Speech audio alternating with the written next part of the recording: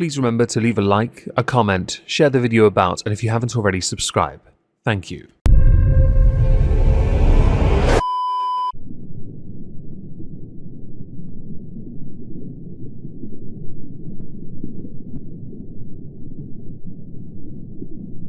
Well, isn't this just fantastic?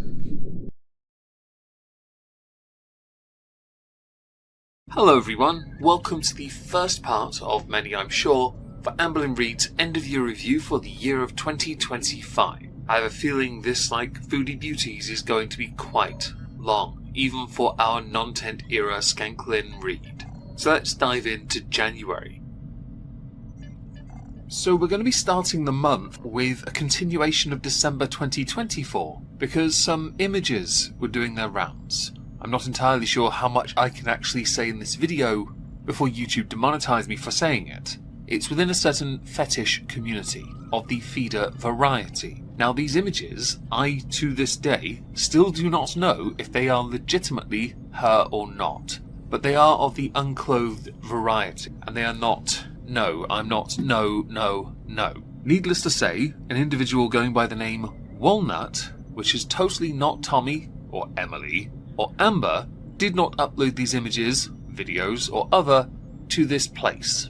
Although it would go so far as to explain why Amber took most of November off, because she really did phone a lot of this in, and I could believe that a lot of what she was doing, now anyway, especially in January and December, was based around the fact that tax, season was fast approaching and she needed to make as much money as possible to pay her taxes. So branching out into an adult department wouldn't be too far of a stretch for the dainty girl. On her community tab, Amber posted the following. I am sure everyone knows about the rumours going around when it comes to Walnut.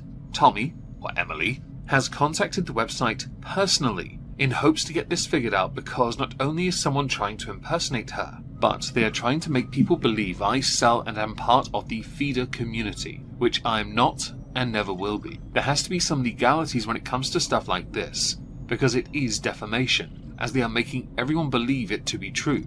Hopefully, that website can provide more information and get that person's page taken down once and for all. She got ratioed, more comments to likes, the majority of people calling her vile and saying that it was Tommy that did it.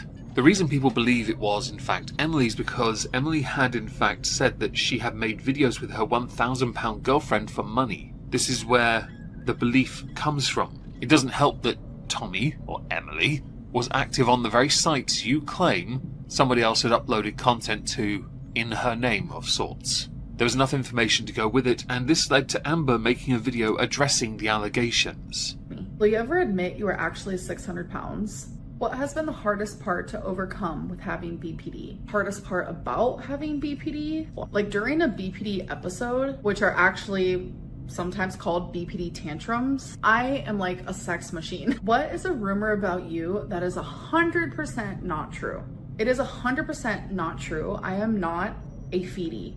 I am not in a feeder relationship. That is not what's happening here. Rather amusingly, as the month progresses, and there were within that video a lot of bait questions, where she phoned it in, filmed 4 videos back to back, answering 100 questions, no doubt all from Instagram and TikTok, because there's no way she answered the community tab where she made this request. As I put questions there, and they mostly centered around where's Rarity. It's surprising how quick she's moved on. We'll get to Rarity later. But also TikTok is a hug box, much like her Instagram. Maybe her Snapchat too, I don't know if she uses that. But because she's busy and phones it in by doing 4 of these videos back to back, she answers questions by not answering questions, and baiting the audience into answering the questions for her in the comments.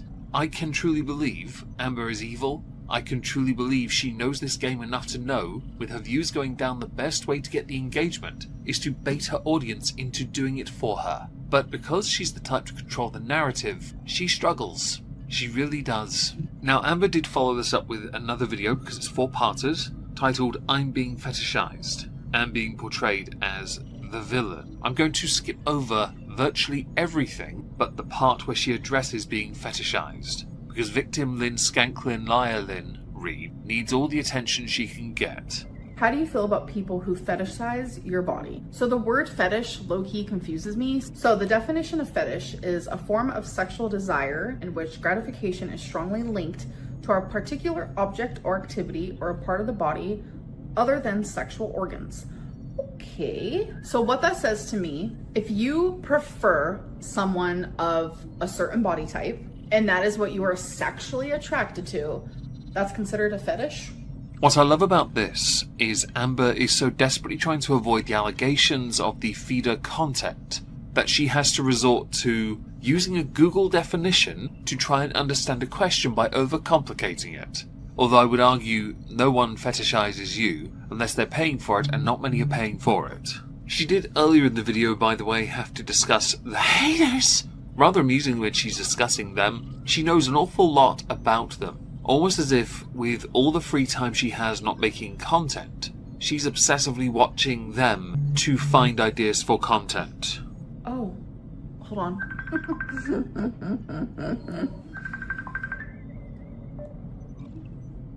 Baby? Stop. She inserts these random moments into videos. I thought I'd include at least one so people didn't think I'd forgotten. On to the haters though. Yeah, I lie all the time. Yay me. Are there any reaction channels that you think purposely try to portray you poorly? Of course.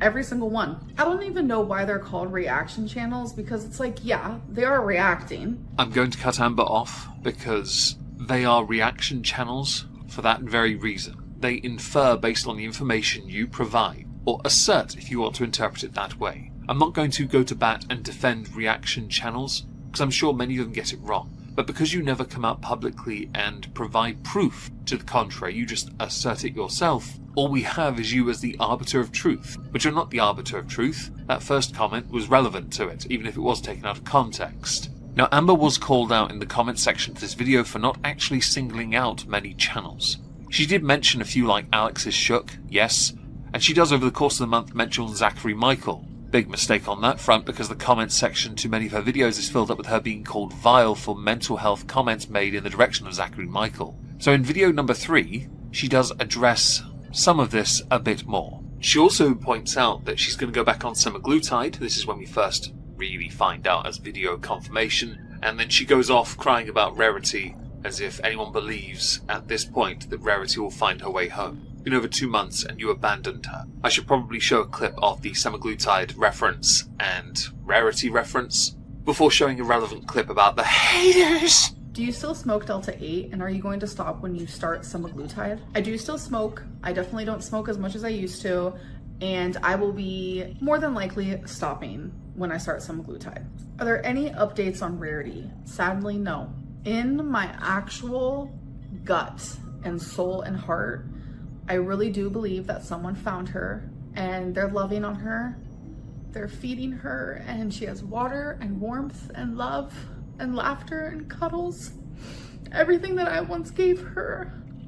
I truly believe that someone else is doing the same. For now, I will have her home one day. When is the last time you watched Karina Kaboom?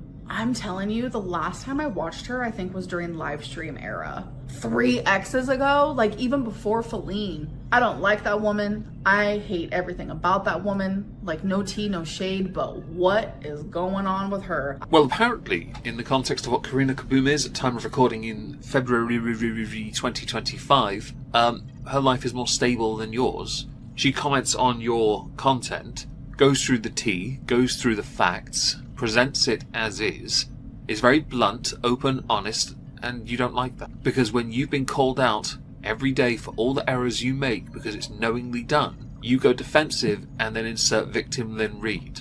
Your biggest go-to is the one that tickles me the most. It's your BPD. You're not diagnosed with it, and that's borderline personality, not bipolar. I got that wrong many times. She talks about having emotional mood swings that happen and tantrums and such, yet we never see any of that. We only ever see the carbon copy, cookie cutter, bleh version of her. It's only when things start to go wrong that the mask slips and we see bitchy Lynn. On to video number 4. Another Q&A, the final part in fact. And the only part we need is the part where she goes off on Zachary Michael, because that's the only part that matters. And I should point out, Zachary Michael did respond to this. I'll show a clip of that as well, where Zachary Michael gets more videos, many more videos, huge amounts more, vast numbers, more, greater, significantly improved upon than what Amber gets. something which she's not overly fond of. And then we'll dive into some Nikocado Avocado throwing shade at Amber too. Do you truly believe Zachary Michael needs you to maintain the amount of money he currently is making on YouTube? I love the way that this question is worded, because I don't think Zach needs me in the sense of like to keep his YouTube channel or to keep some views afloat, nothing like that. Like, he doesn't need me in that sense. Like, he could post anything and get some views. I do stand by that. But with the amount of money that he is currently making, he needs me. He needs my videos, yes. Without a doubt, 100%. I do believe that. Like, it's just a really weird coincidence to me that like when I take weeks off, and I've done it a few times recently, let's hope that doesn't happen anytime soon, but it's just really weird to me that when I take weeks off, all of a sudden, Zachary Michael is going through mental health problems, and he can't post, and he doesn't know what to post, and he doesn't feel motivated. Oh, but the minute Amberlynn Reid posts, there's his reaction. It's just, it doesn't make sense. Actually, yes, it does. He needs me. Like, it's just a really weird coincidence to me that like when I take weeks off, and I've done it a few times recently, let's hope that doesn't happen anytime soon, but it's just really weird to me that when I take weeks off, all of a sudden, Zachary Michael is going through mental health problems, and he can't post. And first of all, you dumb ass bitch, I have been so fucking nice to you about your mental health problems. I'm sorry. This is where I have been so kind to you, and while you were taking time off for your mental health during the time you were in Wisconsin, I was very supportive of you. I have been going through a breakup. That's not just a coincidence. On the 7th of January 2025, Nikocado uploaded the first part of a number of parts titled Addressing the Amberlynn Situation. Now, on the thumbnail, he's a skinny queen. In the video, not so much. So yes, some of this has been held onto for a while. The most replayed part is the part I'm going to play before we continue with Amber's content, and yes, his video absolutely smashed it in views.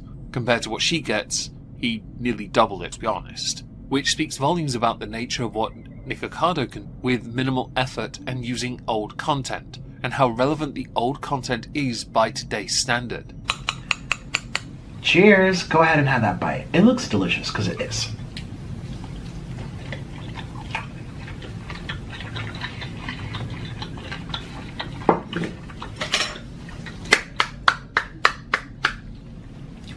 $89 LBs! Take that, Hammy! For the sake of it, Amberlynn did not respond to much of the dragging that took place in this video, which is understandable. Nikocado has what she does not. Nikocado has a vast fan base, which is why Amber punches down by going after people who are smaller channels, because why go for her peers?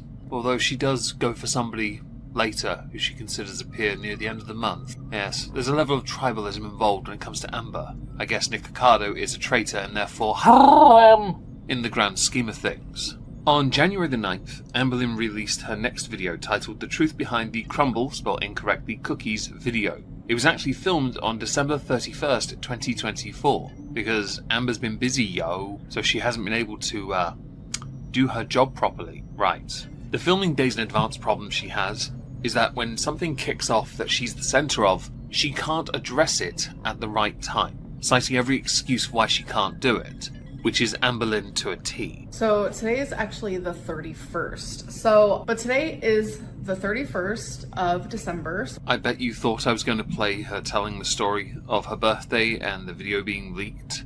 I've seen that video, by the way. I don't recommend it. When she mentioned the date twice, and it's the reason I played it twice, two separate instances within the space of 2 minutes, it led me to believe that this video was not in fact recorded on the 31st, she just wanted to give off the impression she had recorded on the 31st. The thing is, Amber's not quick enough, nor smart enough to pounce on a topic when it's hot. She also doesn't pounce on it when it's cold, but she wants to give off the impression that she's on time with things. Based on when that video leaked, you could believe that this was the 31st of December and she was addressing it. But she didn't post it until January the 7th. So I think it took her 8 days to come up with a suitable response, and she recorded this one on the fly, hence the lack of looking like she's human. Although that could be applied to any day of the week when she makes any video, which is never really, she only phones it in. In the video she likes to highlight yet again her BPD. There are many people with borderline personality disorder who are highly offended by her claims to having it and using it as excuse. Also the fact that she appears to have absolute blind faith in anyone she's trying to shack up with. Don't forget here, only one of two people could have given that video to the public. Okay. One of them was married. and you were okay being a third wheel. Now, because Amber's a bit of a salty bish, she's been appearing in other places, live chats. In those same live chats, she's been throwing shade at her ex, Beck. Karina Kaboom covered this, and so I'm going to play a few clips from Karina's video that are pertinent to this, because Beck does feature a little bit over the course of the month, as do a number of the haters. What do I think of Amber calling me money hungry and trying to capitalize on my live streams? That's what she was doing with me, like, the whole time I was being used for live streams. And that ties into the next question. Did I ever get paid from the live streams I did with her? No, I didn't. Okay, Amberlynn continuing to talk about Beck when she was clearly asked to stop slandering Beck. I won't watch that because a friend of mine watched it and Beck lied a lot, which isn't surprising to me. Amber says about Beck, when we broke up, I felt bad, so I let them have all the money they needed. But Feline didn't like that, which makes sense. Now, Karina's video goes on for quite some time and does highlight Amber's quite clear and obvious obsessive qualities. The problem Amber has is she will call anyone a liar and hate on them, religiously hate on them, when she knows she cannot scare them or control them. The one thing Amber wants to do is control any narrative concerning her life, which is why she says she has Nurgle's blessing and virtually every ailment under the sun. Because she doesn't have any proof of it, she can control the message because she's the only person that could provide the proof. Your medical portal would be perfect, really, wouldn't it now? Amber's next video is apparently the very first video she made in January 2025, titled "This is Detrimental, Can't Believe This Happened," and Tommy came to visit me. Hey guys, welcome to a new video. So today is January 1st of 2025. Wow, new year, new me. And look at this jump scare. I'm sure I'm looking crazy. Like, I'm telling you, mid-makeup Amberlynn is a whole different breed. His tongue feels like sandpaper. I have to weigh myself. All right, you guys, so Tommy is actually coming to visit me today, and I'm so freaking excited, you have no idea. Now, the one prevailing theme in this video that really stood out, firstly, is that Tommy is in Oklahoma, not in Wisconsin, looking for rarity. Like you had said, Amber, that Tommy would be, or Emily. Another thing is that at no point is Emily fully on camera. Yes, but nothing more than that. You hear a voice, that's about it. The extent of the involvement. That raises a few alarm bells. The other one is, Amber had given up alcohol for a while. She gave it up because of health reasons. You know, like when she got sent really nice cake and bread stuff and then she ditched all that as well because of health reasons. Right. Many have pointed out this as a bone of contention that she's bringing out the buzzballs. I'll be honest, she's white trash. I expect nothing better. Okay guys, so I have not drank in months, but it's literally New Year's Day. I want to try this Buzzball horchata. Like, what?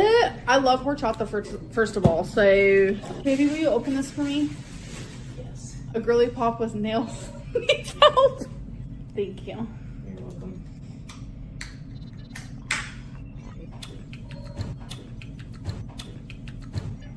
Ooh, that's not bad. It doesn't taste like horchata to me though.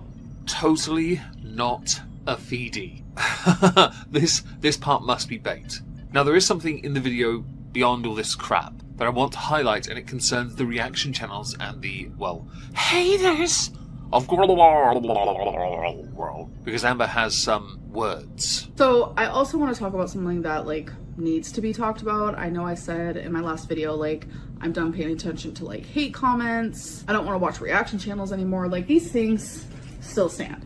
She goes on to talk about the walnut moment situation type deal because of the narrative she can't control concerning her feeder at this point, partner, her being a feedee, and the explicit content uploaded to a feeder fetish place.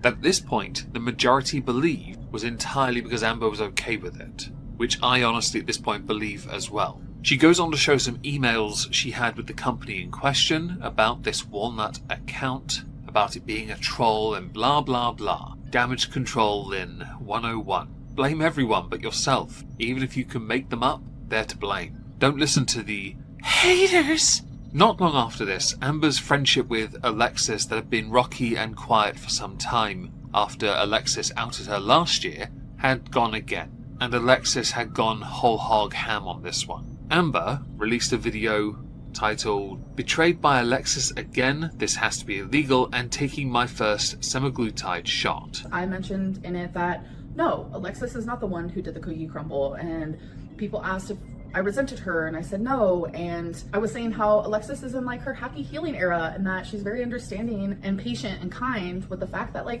things aren't how they used to be. But I said those things and scheduled those videos before Alexis went into Jordy's chat and was saying things that genuinely hurt my feelings, saying that I could have leaked the video, saying that she only met me for the plot, and kind of betraying me again. The amusing part about the walnut situation was that Amber had blamed Erica for it. You know, the person she was seeing that was already married, before Tommy, Emily. When she said it was Erica, she set herself up for a class action lawsuit for defamation, without any definitive proof at this point. That was on the table. Amber instead went to play victim, and in this very video argued that she could seek legal action against Walnut, whoever that was. She also, as you might have heard, has been still perusing her haters' live chats. Anyone that speaks ill of her, she obsessively watches, except for me. So her yet again obsessively watching the haters when she said she wouldn't or will stop doing it is again her being caught out in her own lies, her own BS. Maybe that should be another merch idea she doesn't put on a shirt. Now, around this time, something of interest popped up, and that is Amber's clearly in desperate need of money. She created memberships that were $15 a month, and that's for live streams. Was it 1 a week or 4 a month or some nonsense? You'll get one. But also she upped the fee on her Cameo to $75 for a 1-minute video. I'm not saying she's trying to rip people off, but somebody may well need to downgrade their DoorDash orders a little, because that is an extortionate amount of money just to hear you speak, when anyone else could hear you speak in your usual disingenuous manner for free on YouTube. Now eventually, on January the 15th, my birthday, we got a weigh-in update from Amberlynn Reid. Now in the past, she has taken great strides to go to length and explain to us the value of losing weight and how important it is when she makes those, jumps. Well, we all know she's put on weight because she's been with a feeder at this point. Watch how quickly she moves on upon talking about it. And I remember putting it in my journal. I was 517.6. So that means in half a year I've gained 40 pounds about. That's a lot, but I have gained more than that in a smaller amount of time in the past. So you know what? I'm gonna take what I can get. For someone my size, gaining 40 pounds is super freaking easy to do, especially with lymphedema. Like, I can gain 10 pounds in 2 days. Easy. Weird flex, but okay. I doubt I'd be the first person to point this out, but gaining 40 pounds is not as easy at your size as it is to lose. You see, you are reaching a point where it's harder for you to gain that weight because you have to eat even more. But to lose it, all you have to do is cut the calories down to a more reasonable level. You could lose 40 pounds really easy if you did that and walked 10,000 steps a day, did some rudimentary exercises, and actually took this seriously. But Phone It In Lynn is, well, going to keep doing it. Because simply put, you are a dosser. Now, to take a page out of Chantel's little book, yes, Amber posted a community post not long after by saying, "I want to keep up the positivity in my life, and that is going to reflect on all of my social media platforms. I'm fully aware of some of the things that Alexis is saying, but she's arguing with a wall as I'm going to be taking the time to water the things that matter the most in my life. Internet drama and backstabbing friend isn't a part of that. She lied in the summer, apologized to me about it all, and is continuing to lie now. That is all I will say. I'm not fighting back. I'm not sharing my side. Nothing. It's going to be radio silence on my end. I'm a happier person without her in my life. I'm taking I'm taking something positive out of this. It's another lesson I've gotten to learn and now I get to move on without someone awful in my life." Right, well, that's typical of Amber, really. Why explain yourself when you've been outed and confirmed to have been outed? Everything about what's been said has more concrete, lent into it, as it were. Foundations are stronger because you refuse to defend yourself. Not that you can. At this point, most of it has been confirmed anyway. When I chose to go to Karina Kaboom's channel, it was because I wanted to tell part of my story in a way that was from a safer distance, so that I couldn't be accused of being a grifter or profiting off of it just for answering some questions. I was offered no money from Karina's video, and I didn't expect any profit or fame from it. The reaction was still very mixed and hurtful, and I know I can't please everybody. I still felt like Amber's narcissism was being fueled by the people who would attack anyone remotely connected to her. Now, because of what Amber had said concerning Zachary Michael, she didn't follow up this video, or the previous one I showed of hers,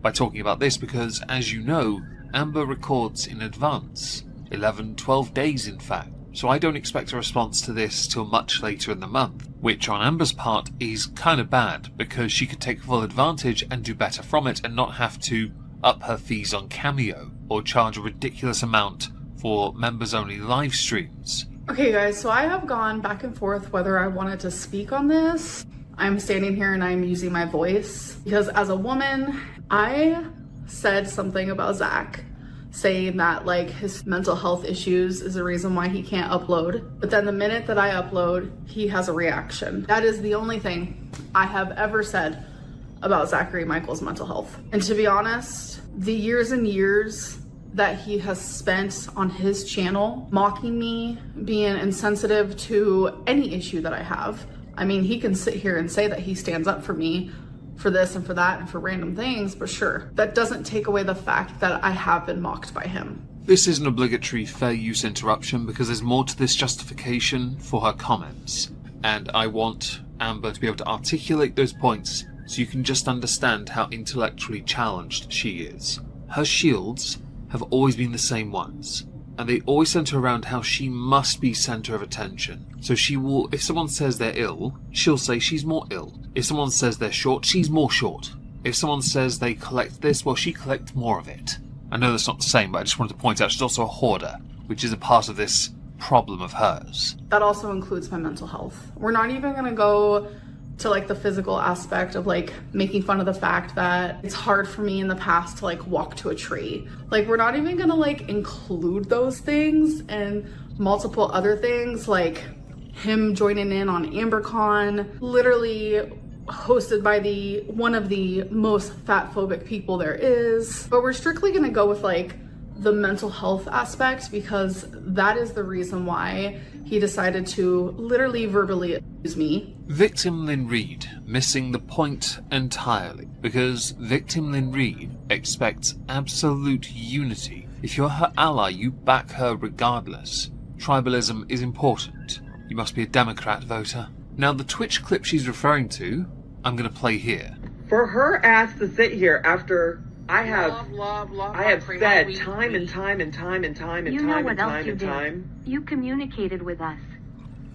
And time and time and time and time and time again, saying like, I totally understand. You need a break. Like, take as long as you need. We will figure out other stuff to do over here. And did. And did. So shut your mouth, Amberlynn, and you can catch these hands. Amber did respond to this by putting out a Instagram story thingy. Huge favour, someone sent me the clip of Zachary Michael threatening to throw hands at me over a week ago, but I cannot find the message anywhere. I personally do not want to go looking for it online because I'm not going to subject myself to watching his content. But if you're the person who sent it to me or have the clip, can you please send it to me? Thank you. Amber wants to use this to get some strikes applied to Zachary Michael on any and all platform that Zachary Michael frequents, because that's a bitch move. It is worth noting that Amber's response to Zachary Michael got about 40,000 views.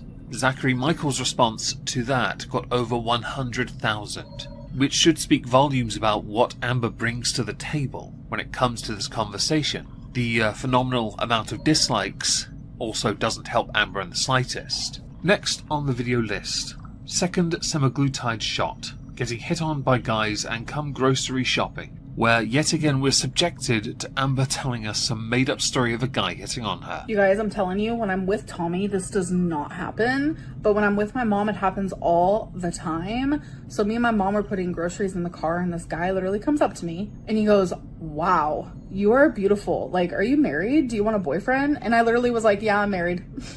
I literally lied. You did lie, yes, when you told that story. Although, to be honest, your entire life is but a dream to you, because to you, the version of life you tell is the truth, but it's not the right one, which would indicate that you are living a fantasy. There's medication for that. Now, Amber did finally vaguely address Beck's video by saying the following on Instagram. No, I will not speak about them. I told them that I wouldn't. Yes, I was in a chat where there was only a couple people and I was watching a reaction channel and they were talking about them and I just responded. I wasn't really thinking because it just felt like an intimate chat where I'm able to just say a few things. But no, I don't. I do not plan on responding. As you can tell, Amber's really putting her effort into this month by mostly just applying filters and phoning in literally every response. She's really, and I'll quote her, hecticana. Now, Amber is, at this point, 8 days in on semaglutide. I'm expecting her to quit by the end of the month or early into February, because she's not doing anything to help semaglutide. The cheat code for the third time, we do like a trilogy over here, and science does dictate you do something 3 times to get an accurate result, will hopefully lead Amber to the conclusion that she really isn't made for weight loss, without seeking professional help first. Hey guys, welcome to a new video. It is January 13th on a Monday. Yeah, nothing interesting happens in this video beyond the fact it was released on the 21st of January, which was a Tuesday. Yes, there's an 8-day gap in her uploading schedule. I'm taking no issue with people uploading ahead of time, but when you're a vlogger, it's a bit harder to maintain any level of current content when your content is backdated like this. Also, if you're phoning it in the way Amber phoned it in, you're not really vlogging, are you? You're recapping. Embarrassingly so. Now, on her Instagram, yet again she posted some more mental health awareness, this time concerning BPD. At this point, many people, myself included, believe she is trying to do this on purpose to make it seem like not only she's knowledgeable and clued up on what she claims to have, but this makes her not only an authority, but also grants her some kind of immunity from criticism. When she funnels what she presents in video form, the version of her that she claims she is away from the camera, which she is definitely a different person but it's not because of BPD, is what she uses as an excuse for being a crappy person. Yet we don't see the claimed crappy person, we see the cookie cutter crappy person. Maybe if you were actually authentic in your content, people wouldn't call into question the legitimacy of your claims to having BPD. I'm going to add one more little caveat of information concerning her stupidity, and it comes courtesy of a tweet from an individual called Persef's Peach. ALR gets caught following a PDF Instagram account. She gets called out. She then claims it was an accidental follow. She then proceeds to delete past videos of her and Destiny being weird and creepy towards a 15-year-old. Well, there's no sus with that now, is there now? Later in the month, Amberlynn got an invite to go on LolCow Live from Keemstar himself. Amber, you have a personal invite from Keemstar directly to you to come to Fat Camp with us. Yeah, and come on the show. You're welcome here anytime, Amberlynn. I will be nice to you. Jordy may not. Now, in Amber's next video, titled "Medical Misinformation is Being Spread, Walnut contacted Geordie and semaglutide isn't working," Amber spent an inordinate amount of time talking about how the Walnut situation transpired, how Geordie had been in contact with Walnut, how Walnut is not, may not be Erica, but might be Erica and Erica's wife. It was a lot of mental gymnastics from Amber to try and make it seem like a conspiracy was afoot, because the cookie crumble stuff at this point of the year is still ongoing. The part that matters, though, is the part nearly 10 minutes in where she talks about semaglutide and her first real weigh-in that we get to talk about. Okay, you guys, so I did remember to weigh myself, but I do want to talk about the vial expiring after you puncture it for the first time in 28 days. Like, normally I wouldn't care so much, but I think it's because it's like medical misinformation. It's ready. Stepping on. 504.8 pounds. 504.8. Looks like I am maintaining. So I am definitely maintaining, which the second week for me, I always lose like a very small amount because the first week, like I lose so much. Basically, Amber had tried to use the argument that the semaglutide wasn't working because it had expired last time. And this time, where in reality, she's not going to therapy, not doing any discernible workout of any kind. She is still overeating massively while claiming she's not. Therefore, to maintain a weight of over 500 pounds, you are consuming thousands of calories. You are doing nothing. And of course semaglutide isn't working, but by all means blame it on the expiry date. There is truth to the claim of it being 4 weeks. Ozempic I think is a few more weeks, in fact, I think it's 2 more weeks. But you can't afford Ozempic. Although I'd be honest with you shouldn't be on any of this. This cheat code will only last for as long as you have money, so I guess until those cameos run dry. Now, it was around this time that the FetLife account that belonged to Tommy was discovered and shared publicly. Mere days later, Tommy released a number of statements on their Instagram account, eventually changing their name, but addressing a few concerns about their relationship status with Amberlynn Reid, where they broke up with Amberlynn Reid because they could no longer handle the continual scrutiny into their life. Apparently that. Right. Now, I did a video on this channel going through Amber's response to the breakup. I'm not going to play it, but I'll link it down below if you're interested. But Amber did respond via a number of live streams on her channel. It's a simple yes or no. Am I single? I don't know. It's good to see you live again. Thank you. What is wrong? Please tell us. I'm confused. And like, that's it. That's all I want to say about it. Now, what led up to those Instagram posts was actually Mr. Snowflake's feeder video. It is believed to have been the straw that broke the camel's back that led to Emily deciding to break things off with Amber because the level of scrutiny was a bit too much for Emily to handle anymore. But also, let's face it, is it really worth it when a weighted blanket is cheaper and you don't have to run the risk of being suffocated, like a cat allegedly? Did we break up? Yes, we did. We did. I mean, the type of like hate that we get online it's bad. It is my firm belief that within the next 2 to 3 years, Amberlynn Reid will fully transition to live streamer like Chantel, and her life will be just as much of a mess as Chantel's. I don't believe she'll move to another country to find love, because if she went to the country Chantel went to, she wouldn't be here anymore. We know damn well Chantel struggles in the heat, now try Amber instead. Now, the breakup stuff encompassed 2 streams, and she basically blamed the haters for all of it. Not taking responsibility because she doesn't know what it means to be in a meaningful relationship. She hasn't got the emotional range for it. So instead, I'm going to move on and show you a clip from one of her members-only live streams where she arguably does more in this than she does in any of her videos, but still at the same time does nothing. And when I was doing a stream covering this, boy, my chat gave her crap for this, because they don't consider what she did to be scrapbooking in the slightest. Now, there is more stuff concerning the Beck situation, and Karina Kaboom did cover a number of screenshots taken from a live chat where Amber went off on Beck. But this video is already too long, this segment. So we're going to finish on the Quirky Love Rosie bit, where Quirky had left a comment on a post, an Instagram post, Emily's. In fact, this post, because an image had done its rounds claiming that Amber had sat on Rarity and Rarity had passed away. At this point, in January, it is considered fake. If that changes at any point during the year, of course, I will provide an update then. Because of this, Rosie left that comment. Rosie did milk this a bit, but on Twitter left a Twitter thread with DM pictures showing Amber going absolutely off on one and ignoring the main focus of the conversation to hyper-focus on what she believes should be a form of solidarity and tribalism, believing that Rosie wants that Tommy in this. Apparently we're still using the name Tommy. I don't quite understand, but alright. Amber did not handle this well, and Rosie used it.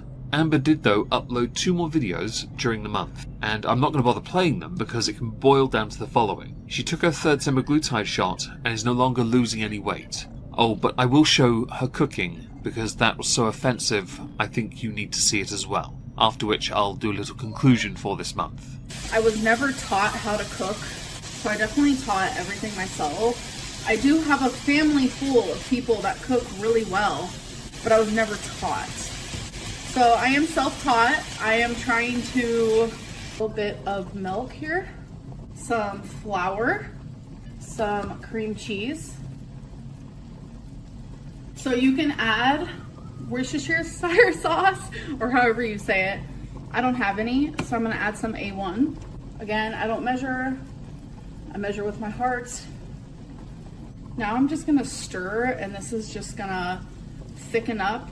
Yes, that food is in fact blasphemy. The month of January has been one of the busiest months Amber's had in years. She has avoided talking about the most interesting topics on purpose because she believes herself removed from it. Yet, the things that generate the most interest in her content is when she pops off. The breakup with Tommy at this point is believed still to be kind of fake, maybe real. No one is certain at this point of the year. The fact she's gone off on people and hidden behind BPD, borderline personality, not bipolar, is a damning statement for what she thinks is acceptable in the online space. She does genuinely believe it is one rule for me but not for thee. Amber has also been more active, I believe, because she has taxes to pay and is running out of money. She has spent a lot of money propping up other people's lives, although Emily does claim that that was not the case. Emily came to visit her, while claiming that Emily was going to be looking for her cat when she left Wisconsin. Rarity is still nowhere to be found. Amber claims her pets are some of the most important people in her life, and yet she has now definitively ditched one, under the guise of, but my mental health, and I hope she's happy and safe, because that's what happens with an indoor cat that's been left outside. Much like your ability to look after those closest to you, you are still failing to look after yourself, although that should have been the damning statement that you were never capable of looking after a pet in the first place. Compared to last year, this is one of your strongest months when it comes to activity. Yet at the same time, you are ironically the least active, because you're hedging your bets on a cheat code getting you to where you think you belong. The only way you get to where you think you belong is by putting in the sodding effort, the one thing you refuse to do. Proof of that can be your health. Greater proof can be the fact you still don't have rarity. So there are 2 ways we can handle how this month begins. We can either start with the video she released first in the month, which was actually produced on January 22nd, not released until February the 2nd, or we skip ahead to the first video she actually released that was made in Feb. See, there's a point here. Because of the backlog of content, Amber falls behind a number of dramas that occur. Those dramas are of her own creation, because when you make enough purchases with your mouth and your actions, the receipt will invariably find its way to you. For Amber, this came in the form of Beck absolutely laying the smackdown on Amber towards the end of the month. But because Amber's content at the end of the month was made in the middle of the month, she doesn't address it initially, but then tries to eventually. It's really odd how the timeline works. So the first thing I'm going to show you is on the screen now. It's a TikTok, obviously. Can't play the music. Amber's back to TikTok thirst skank posting. I know, very exciting times. Now, something she did introduce during the month of February is that she introduced memberships. Now, these memberships undoubtedly were because money. To reward those that supported her for a, let's face it, extorted amount of money, they get members-only live streams. These members-only live streams, many clips were shared to social media, Reddit, farms, anywhere really where Amberlynn has a well-known presence, Twitter especially, because much of her live streams was just her videos with slightly more effort put into them, some of which I'll show you soon. Now, I guess the first video we do have to show you, even though it happened in January, concerns her crash out after the breakup of herself and the Tommy Tom Tom Tom, aka Emily, aka YP, whichever number it is now. We're in the Skankanet numbers. It's quite high. Okay, so I've been home for about an hour. Since the last time you talked to me, or I talked to you, my brain is not working. Since the last time I talked to you guys, which I was in the grocery store, a lot has happened since then, and my brain is just not working, but my mom gave me my shot, my 4th semaglutide shot. Normally I film it, but I wasn't in the mood, so I promised a live stream tonight. I said that I was going to, and a lot of people are looking forward to it, so I have to stick to that. I'm gonna give myself about an hour to just kind of like... That is one of the very few videos she releases during this month, not made of course during the month at all, where there is in fact a most rewatched part. That part was it. The setup to her doing a members only live stream, alluding to the fact she's going to have a crash out. Hello. It's ready. Alright, stepping on. 505.0 pounds. Within this entire video, those are the only 2 points worth mentioning. Yes, she is still on track to half-ton heifer and is well over quarter-ton princess, a number that will not be changing for at least 2 months. You'll understand why soon. Never even heard of it. Never even heard of it. And I'm not saying that Beyonce didn't, like, work hard to get it, because I'm sure she did. Like, I love Beyonce. Like, I've been listening to Beyonce since I was a little girl. Like, started with Destiny's Child. Like, I love Beyonce. Love so much of her music. But who's Cowboy Carter? Never heard of it. Never heard of her. Never heard of him. Never heard of them. Who are they? So, because I think the Beck arc, starting at the beginning of the month and ending at the month, on the month, during the month, within the month, is quite a lengthy subject to cover, I want to touch upon semaglutide. Now, I did make a video on this, because Amber is still taking, early into Feb, the shots. However, she stops. She is one of the very few, possibly the only person, to have failed semaglutide, or the glorified cheat code, 3 times. Now, within the month, she will explain that she's going to be doing a psychiatrist thing, and because of her BPD, borderline not bipolar, and because of the lymphedema, lipedema, and blah, all the excuses, she can't do anything, really, to improve her situation. There's just too much going on for our dainty. What I'm going to do is play a clip from the video I made covering her quitting semaglutide before we continue. Good afternoon, Amberlynn. It's Wednesday, February 5th. I woke up swollen again. Hello. It's ready. Stepping on. 511.2 pounds. 511.2. And that's after eating only 2,100 calories yesterday. We'll talk more about that in a minute. Odds on Amber blaming this on that comment she made just before she stepped on the scales, being swollen. Because the lymphedema, lipedema, Nurgle's blessing, Nurgle's rot. Whatever you want to blame it on, Amber will blame it on that. She'll also then blame it on semaglutide for no longer working, which we'll get to soon, don't you worry. I gained 2 pounds overnight, literally eating 2,100 calories, and it's like... Go to the gym. But Papa saw you. I don't feel like it. The tears. Oh, the tears. Yeah. Go to the gym. That is a moment where my body is choosing to do what it wants to do, because I have lipedema and lymphedema. As you guys know, I feel like I say that like every 2 seconds, but it's the truth. It's something I'm suffering with. You suffer with many things, according to you, without confirming anything. A medical portal would be really handy, wouldn't it? But I bet you, like Boogie, would refuse to show it because yours would be fairly empty. In the context of you citing lymphedema, lipedema, I could believe it because your legs move like South Park character legs. I could also believe that you did not eat just 2,100 calories in an entire day. Sorry, but you're too big, and if you had only eaten that, I promise you, you would have lost weight. You can say lymphedema, lipedema, and there is some validity to that, but with you, it is more likely that 2,100 was one of the meals you remembered because you forgot the other 200. And it's really hard and conflicting because, like, people with lipedema and lymphedema, it is conflicting having issues with, like, my gallbladder and pancreas, but then also having issues with lipedema and lymphedema, because what helps lipedema and lymphedema is a low carb, high fat diet.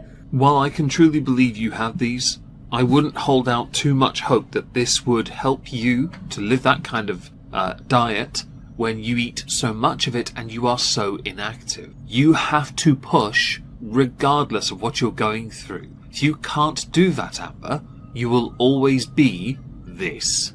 And when this on YouTube runs out, this will start to suffer even more. I can hardly wait for the day when you start mooching off others or live streaming 2 to 3 times a day, asking for money to pay for what will undoubtedly be cigarettes of the chocolate variety.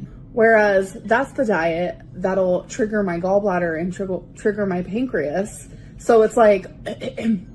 Man, listening to Excusenin Reid cracks me up to no end. It also makes me want to go to the shops and buy some bacon for a sandwich, but that's a completely different problem. I may actually go and do that. No one cares if your pancreas is triggered, although we're surprised you even know where it is. No one cares if your gallbladder is triggered, because we're not entirely convinced yours actually functions anyway. The only thing people are interested in is how many excuses you can make for why things are falling apart, why things are failing, why you're not actually going forward. Don't forget here, up to this point, you are taking a cheat code. That cheat code can't work if you're doing everything you can to fight it. Usually when you introduce antibody into the body, or any foreign object into the human body, it will invariably try and fight it until it works out a way to balance with it, work with it, complement it, right? Considers needles, for example, invasive. Is it strange then that the person fighting it is on the outside of the body as opposed to the inside that's not even been given a chance to work with the cheat code in the first place?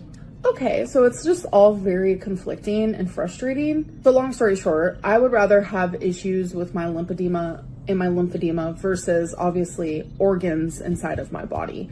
Keep fighting nature's law and you'll find you won't have any legs left anyway. Y'all, I'm genuinely so annoyed. Like, I have no words for it. I swear I'm not crashing out, I'm not spiraling, but this whole vlog is gonna seem that way because it's like every step of the way I'm like, oh, I was gonna weigh myself daily. Oh, now we're not doing that. And it's just like, you know the next thing I'm about to say? Yes, the whole freaking internet knows what you're about to say next. Because your cycle is not just predictive, it is written in law. L-O-R-E. Thus is written, thus is law. Semaglutide has become a part of it now. We know where you're going next. Because you need to save those pennies.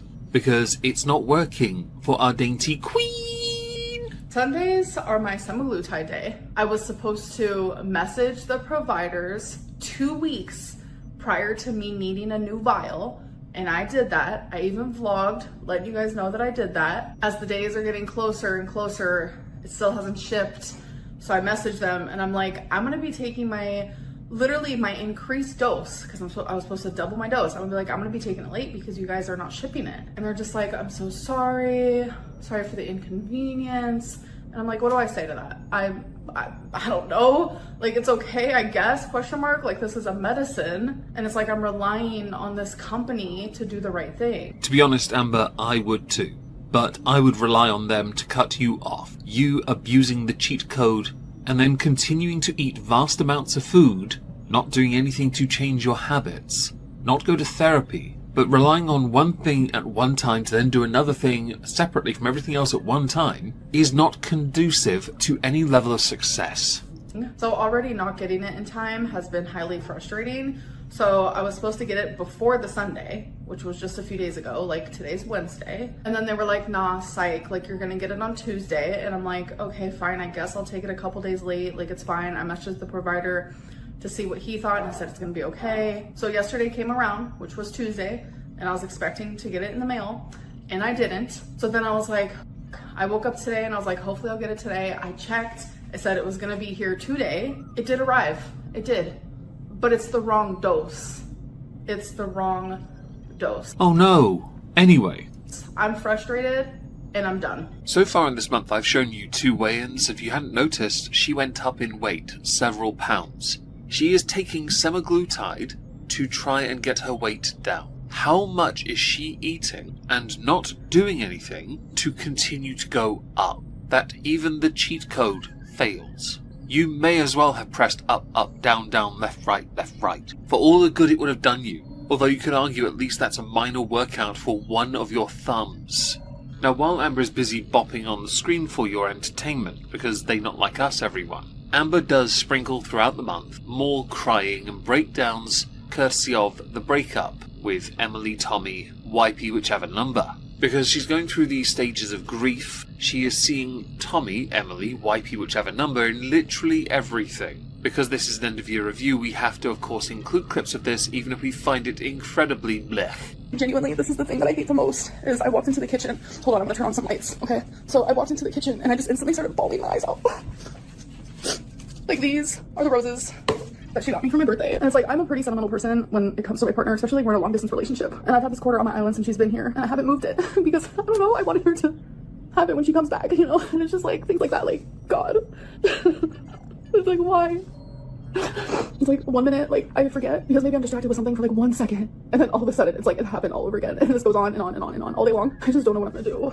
There is a belief, because going into March, Amber starts to show off things like her underwear, post more feeder thumbnail content, that either she and Tommy are still together, or she is already moving on. I would have thought Amber's priority would not be the relationship she so desperately wants, but instead consider getting a hotel, going out to Wisconsin, and finding her sodding cat that she is trusting her now ex, allegedly, to look for. So there's another area of Amber's health we have to address before we move over to the Beck discussion. There are a few other things as well. We'll get to them, don't worry. The first thing we need to discuss is Amberlynn got the coof. Because Amber is terrified of ever catching anything, yet she wears each one like a badge of honour, her reaction was somewhat unshocking. Unsurprising? Cliche? Yeah. All of those. I just got off the phone with my mom. I'm crying like a little bitch. Fully aware I have COVID. It's just like, what the fuck? Like, I know like, I'm gonna be okay, but like, it's scary. I don't know why. Understandably, because this is an opportunity for Amberlynn to not doing anything. To do anything, in fact. She did nothing. She made another video 2 days later, and made it all about the coup. No, I have no intention of playing any clips from it. So instead, we're now going to talk about Beck. Now, I did a video covering Beck and Amber, because during one of my research streams over on Moistonian Live, I discovered Amber's somewhat disingenuous attempt to apologise to Beck. And because of how bad they were, Beck was not done. They were terrible apologies from Amber. If you're going to be on camera to express remorse, the one thing you don't want to get caught doing is only saying sorry when you are off camera. When my mother passed away, me and my siblings received a portion of a settlement from my dad's job that ended up being around $5,000 to $6,000 for each of us. I was not allowed to keep it. She told me that the money had to go into paying the bills and my half of the rent. My mom had plans for when she would have received that money before she passed away. Getting it was bittersweet, and I would have liked to use it in some way to honor her. She wouldn't have wanted Amber to have it, and it really hurt. Just before Beck finishes, because I do think there's another bit I need to add just so you have the whole context, but I have to interject because of fair use. When someone passes away and you're given a form of inheritance, you should be allowed to use that to honour them in some way or for yourself, right? I understand how times are tough, but back when this happened, Amber was making 10 to 15 grand a month. She's always been the type to prefer to have a partner that is subservient to her, which is why she and Wipey didn't work. It's why she and Emily, Tommy, new Wipey, former Wipey, didn't work out.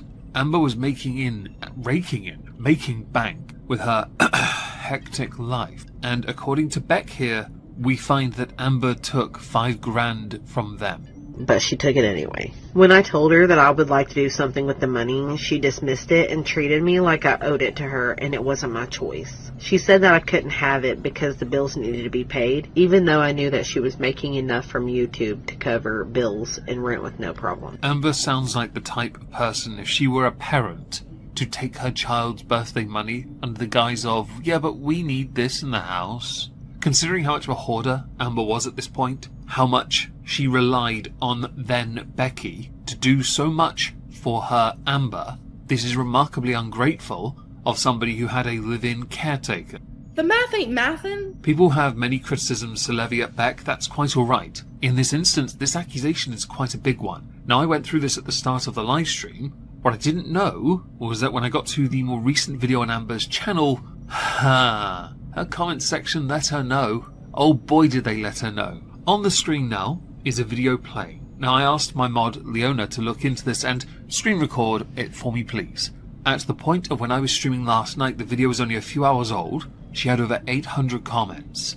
Her videos average about 1,000 comments anyway. This is quite a lot of engagement. I'm very jealous. Leave a comment down below please. I need it.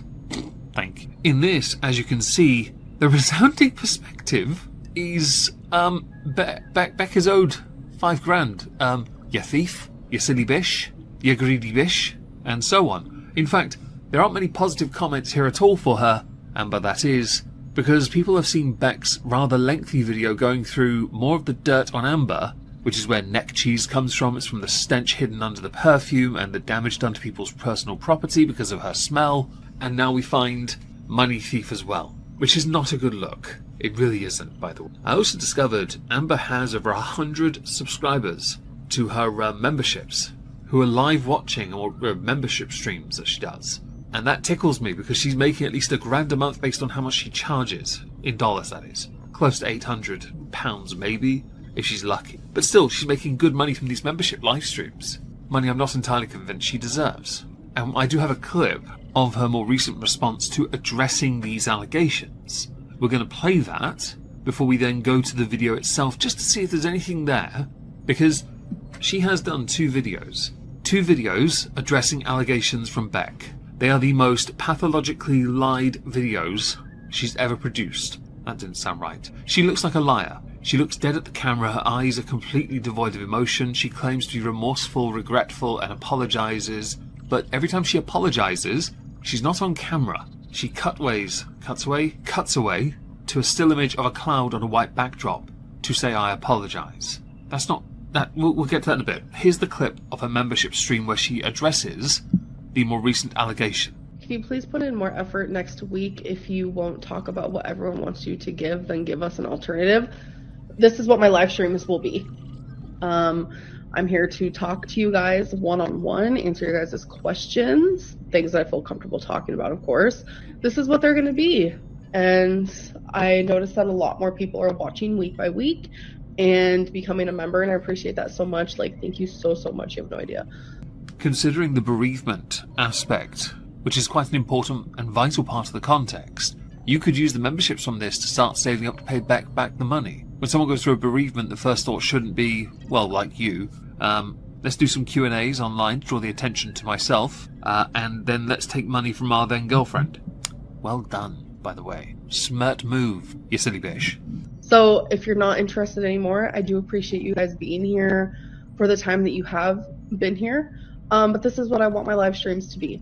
In the future, if something changes or I make another tier or another type of live stream, then you guys will know about that. But for now, this is what it's going to be. Basically, Amber was asked to talk about the situation with Beck. Amber is refusing to, believing the two videos that Amber has done are enough. I'm going to have to show you a clip at some point in this video from those.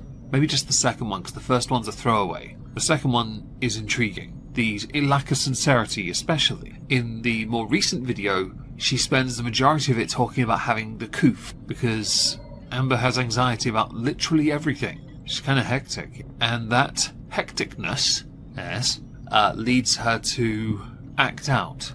And that makes it raw and true and real, everyone. Nothing reeks of that more than holding a camera while you cry into it. I think with more therapy, I'm gonna learn that, like, maybe I am valid.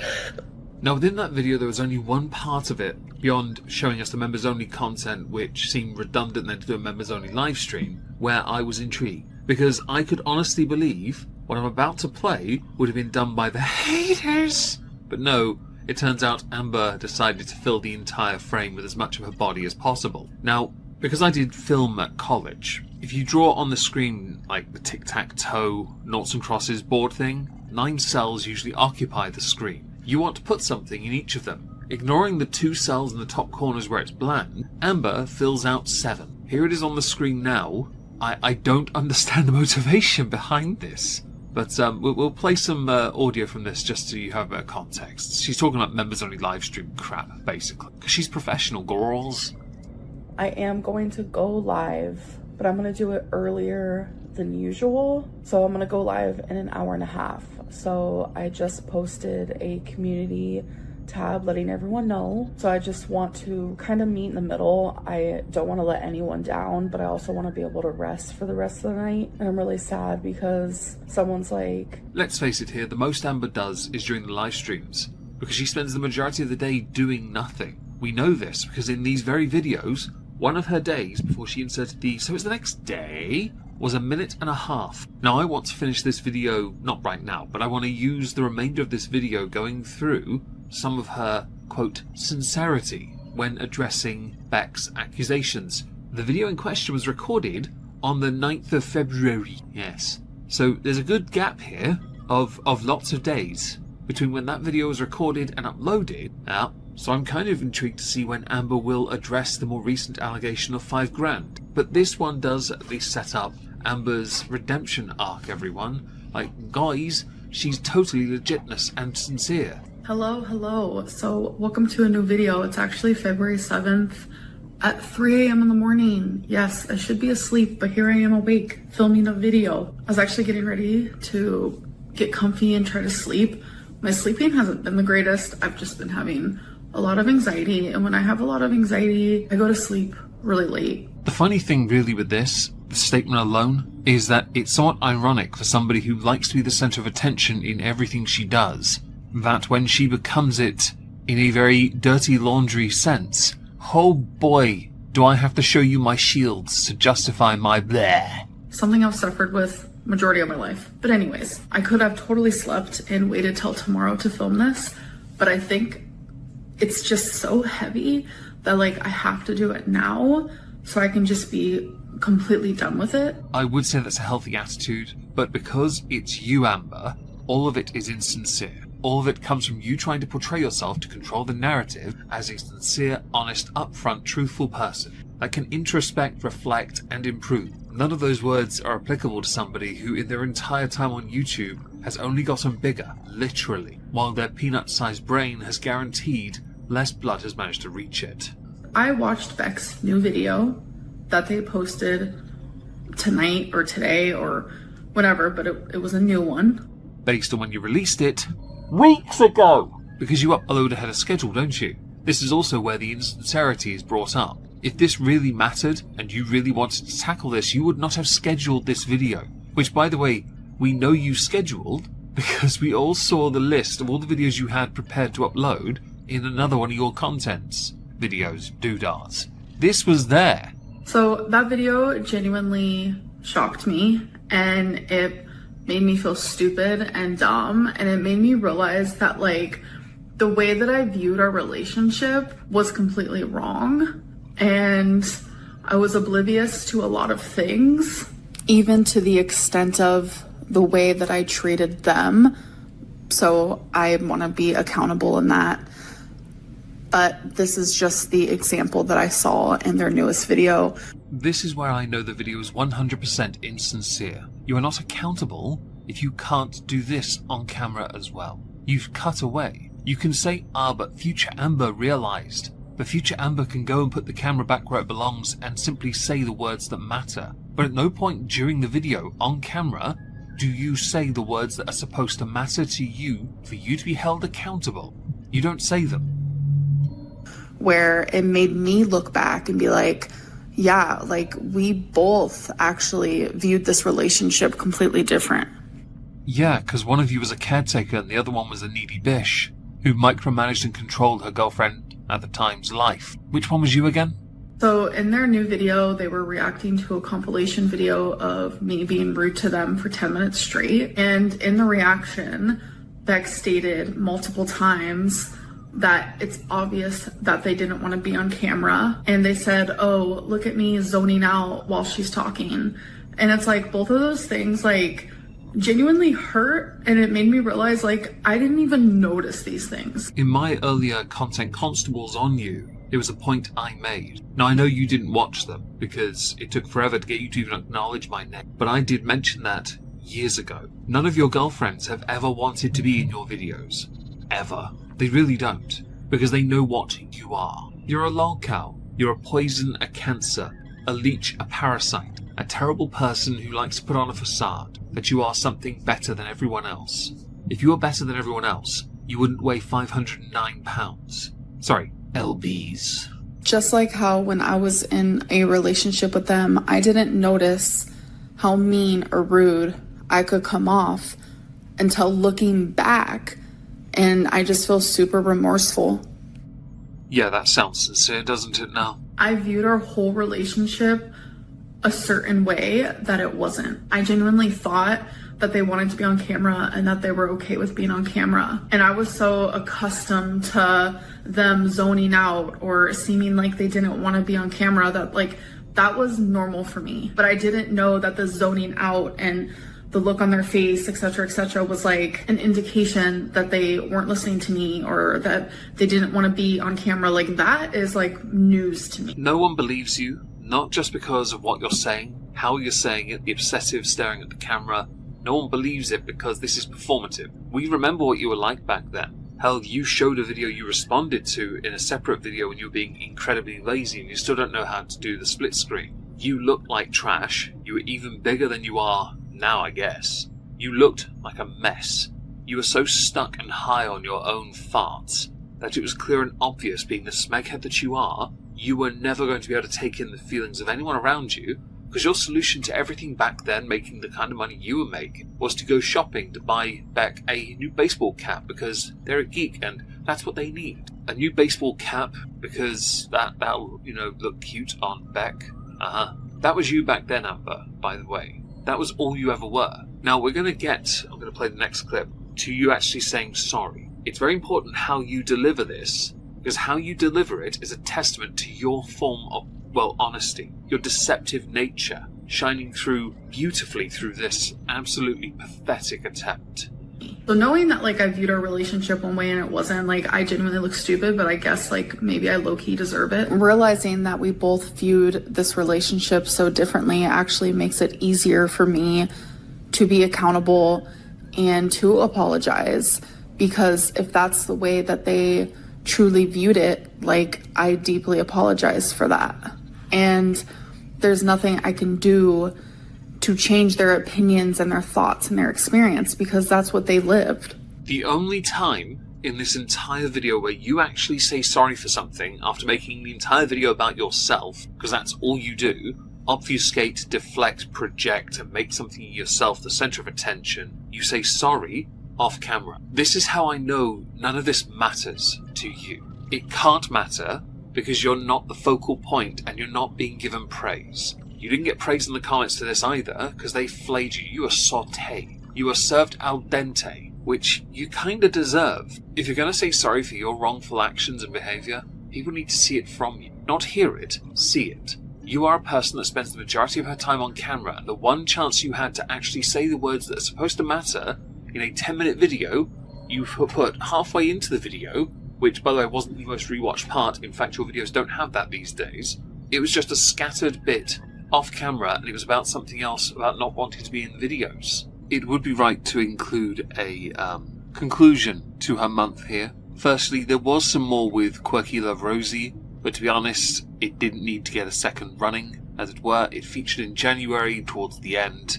I do not agree with sharing DMs, but at the same time, wow, she has some tunnel vision on her, doesn't she now? Amber, that is.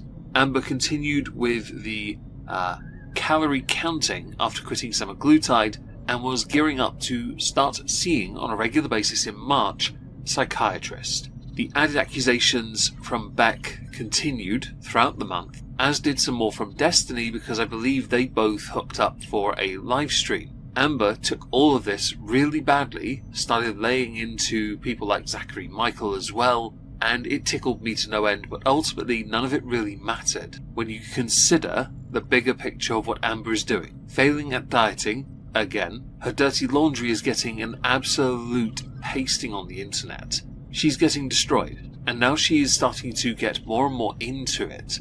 The ability to control the narrative is gone. She does try more in March, we'll get to soon, don't you worry, but let's face it here, Amber is becoming more like Chantal, and I don't think she's ready for it.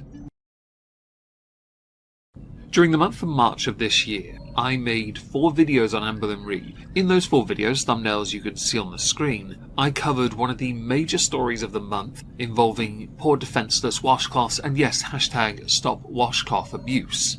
We call them flannels over here, yeah. We also talk about the fact that as the month progresses, Amber gets more and more reliant on her members-only live streams. Now, she does have a few members. Congratulations. She uses them as an excuse to try and entice people to watch those where she will be seen vaguely doing more than what she ordinarily does during a month. I have to show you clips from those 4 videos, because when it gets to the main story of the month, again, the washcloths, I don't want to leave context out. So this might be a long segment. It is not intended to be, but it is important for context. Before we start playing those, of course, we need to look at a few bits and bobs that will have to be scattered in throughout this month of Amberlynn Reid's members-only live content.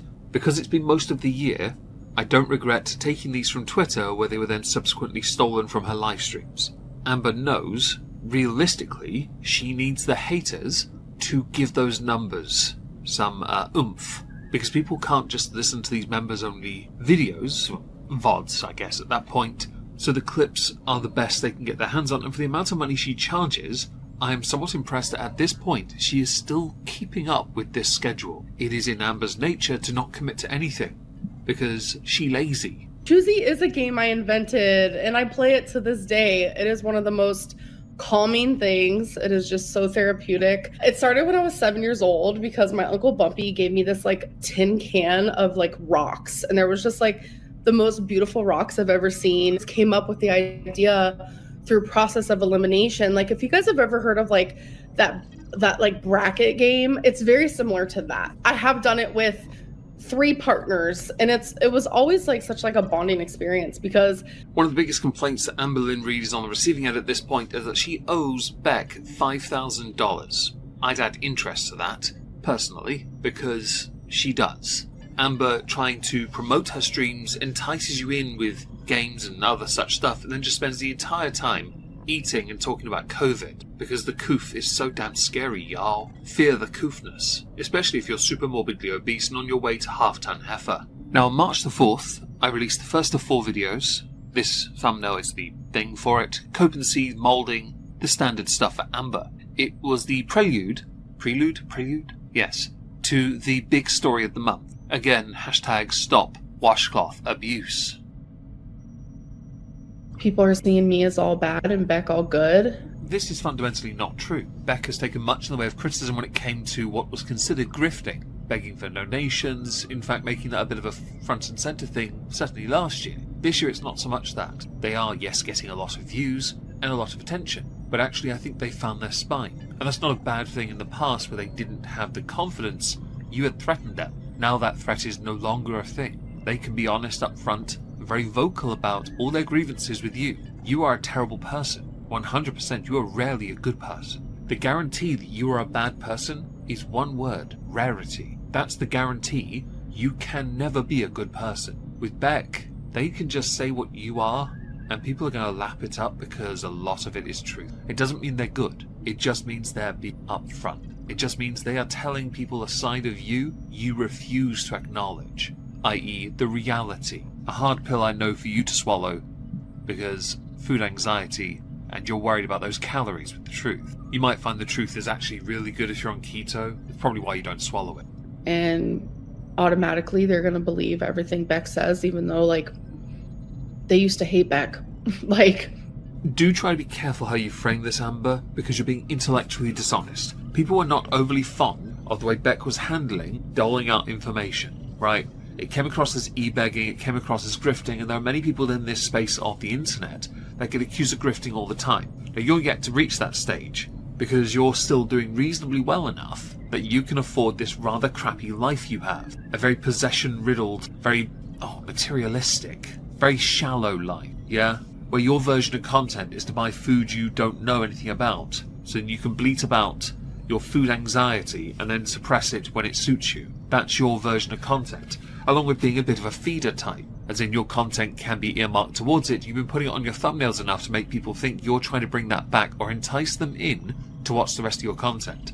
None of your recent videos, I'd say for the past 2-3 months, have a most replayed part. meaning your videos lack any definitive rewatchability. I've gone on a tangent, haven't I? The original point, though, there are as many things Beck can do wrong, and at the moment, people aren't really interested in the wrong. They want to hear what Beck has to say because everyone should be heard, including you. It's just the same when you want to be heard, you have to cherry pick and quote mine people to do it. I was actually going to film a reaction video to one of my most popular reacted videos. It was when I was reacting to Zachary Michael reacting to me walking. Just before Amber continues, I know exactly which reaction this is, and the funnier part is Amber actually did cherry pick and quote mine Zachary Michael, took quotes and left out context leading up to, which was vitally important, to frame Zachary Michael as being hateful, when in fact with the full context that was not the case. It was one of the biggest bones of contention many had with that video, because it was beyond levels of intellectually dishonest. It was a straight up attack on someone's character by trying to assassinate their existence. You tried to poison the well. Yes, I'm using a fair few terms here. I haven't inserted ATOM yet. Don't worry, we'll get there. It's 2015 again, everyone. In an attempt to try and frame Zachary Michael as something that Zachary Michael is not. I'm not standing or simping for Zachary Michael here. I'm really not. But I know exactly what you did in that video because I remember watching it thinking, hold up, I've seen the original video. There are bits missing here. To a tree, and I started the reaction, and I realized how much of Beck was in the reaction, and I was like, oh, I don't know if this is like okay for me to do. And then as I was doing it, I realized Zach was a dick. No, they were not. Back when that was a thing, that video in question, Zachary Michael was being arguably, compared to many others, one of the fairest. Compared to others, especially so.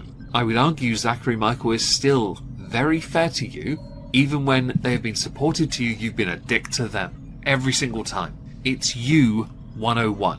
When someone's supportive, nice, kind to you, but they're on the wrong side of history to you, you will regardless be a dick to them. Because you can't maintain these relationships. There's a level of inconsistency here. It's why when many accused you of taking Zachary Michael out of context, there was a point. Like, it left me shocked. Like, my jaw was on the floor. Like, for a minute there, I forgot, like, Zach was abusive to Beck. Are you kidding? Like, I would, like, compliment Beck, and Zach would be like, no. Like, just rude. Just... I should point out, because, again, this should be a fairly obvious point. You can still support someone and criticize them. You can still support someone and hold them accountable. Now, as the month progressed, ignoring her videos for the most part, Amber tried to justify her behaviors. She tried desperately to find a way when it came to the back and forth with Beck to make threats or attempt to make it seem like she was asserting control. Being who Amber is, she has spent the majority of her time on YouTube in control of her situations. Because the number of ex-girlfriends has increased quite a lot, more and more are finding their voices. This would include Emily as well, but that's for April. We'll save that for April. For what I'm saying to make sense, I'm going to play another clip from Members Only livestream, because this is where I argue is the juiciest material. Her YouTube content is beyond stale, and we'll show some of that later anyway. Yeah, I do have to do what is best for me, and the sad thing is, I've been doing what has been best for Beck this whole time. None of this deterred Beck in the slightest. Proof of that will be the main story for the month of March, and it was one comment made by Beck that I would argue blew up the community, because boy oh boy, we didn't know the level of dependent Amber was on Beck. We didn't know how disgusting our dainty queen actually is. I mean, we knew some bits here and there. I had said many years ago that there's no way she had a bath normally or a shower. She undoubtedly went to a car wash. That was Content Constable number 3 on. So I'm now going to have to insert the second video I made in the month of March on Amber, where she, we find out that she was getting wiped. So when I'm the type of person that I will not have sex with someone unless we're in a relationship. Considering how quick you fall in love and move in with them, that's not a surprise. Although this is a very odd conversation to be having. Then again, on a recent thumbnail of yours, you're showing a pair of drawers, which has led many to believe, much like previous being you eating, indicating more feeder content, this one is either aimed at Tommy or new Tommy, which I could believe. I really can believe. I will not have sex with you unless I love you, or I feel that feeling of falling in love with you. So yes, it'll be after one date if you give her a jar of garlic olives that pops. You won't even have to worry about anything else as long as that jar pops. Am I right, folks?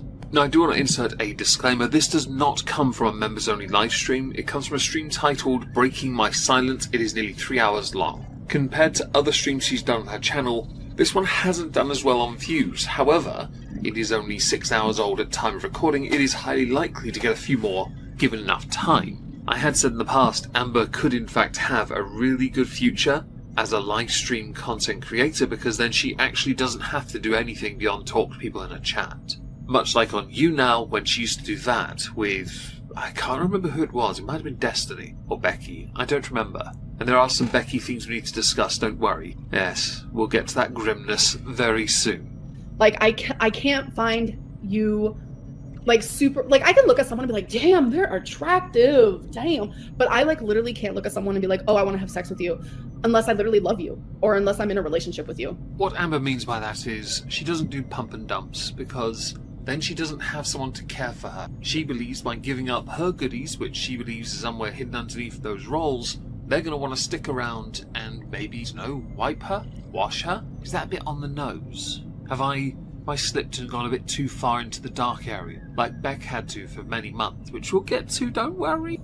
I can do phone sex here and there, you know, stupid things like that. But, like, physical intimacy, not going to happen. I want to insert the cookie crumble video here because it feels appropriate to mention the existence of this content. Content that if you remove the skanky part of it, you know, the part without your top on, you probably could get that monetized on YouTube. I wouldn't be surprised if someone had already done this, because that's the internet for you. Do you owe Beck $6,000? No. You do. I've said as much this week and last week many times in fact, but I will allow, because it's only right, even with your rather stunted approach to explanations, to provide a suitable way of verbalizing your justification. Yes, that works. Why not make that more complicated than it was? So I guess we can talk about the inheritance. I did talk about this in my members only, but obviously not everyone saw that. So in my members only, I talked about how Beck is saying that I took the inheritance. Me and Beck had a joint account. Okay, so this is where a screenshot comes in, so I'm glad we're talking about this. Having a joint account is not what they said, or you saying it does not deflect or suitably explain from what they said, where they wanted to use it to pay a respect or homage to their mother, and you straight up said no. The screenshot to a joint account will not help you in this explanation, Amber. I'm not entirely sure why you think that will. And the free promotion of the members-only stuff, nothing wrong with that. I'm impressed, though, that this one isn't in the members-only category. I'm impressed because I genuinely think you would have done that to get as much money out of this as possible. Then again, it only takes one person to clip it and put it on Twitter. Let me get to it.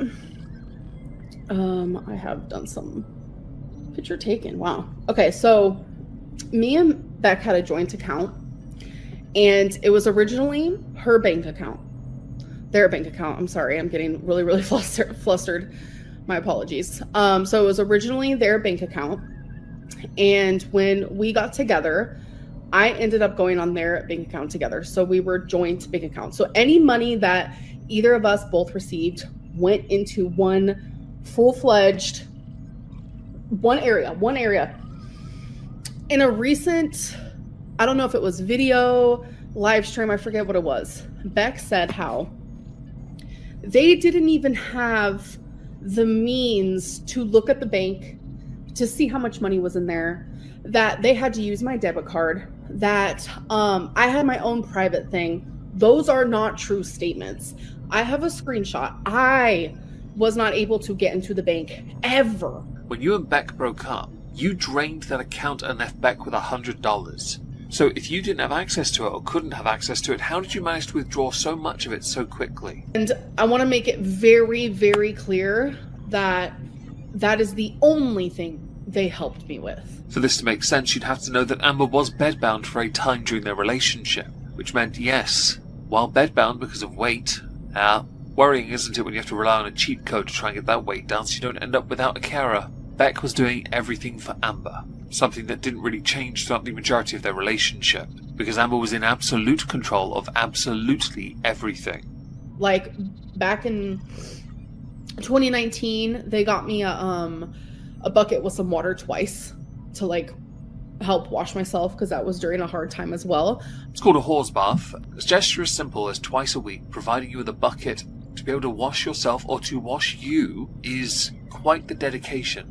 It really is. But then you always had a type. This is not a shot at Beck, but you always went after people who appeared to be somewhat vulnerable, introverted, very reserved, very quiet. See here, I'm not calling Beck simple, because actually the simple person is Amber. If she can manipulate somebody, she will do it. But never ever once did I have them bathe me, shower me. That never happened. They never had to bathe you or shower you if they simply wiped you down. You can be pedantic and try and move the goalposts, but at the point when you were bedbound, you were never fitting in a bath or a shower anyway. And I remember those videos of you filming in the bathroom. My first thought was, you've done this to bait people out. Because working out the dimensions, there was no version of it where you could get your leg over the bathtub to stand in the shower in the first place.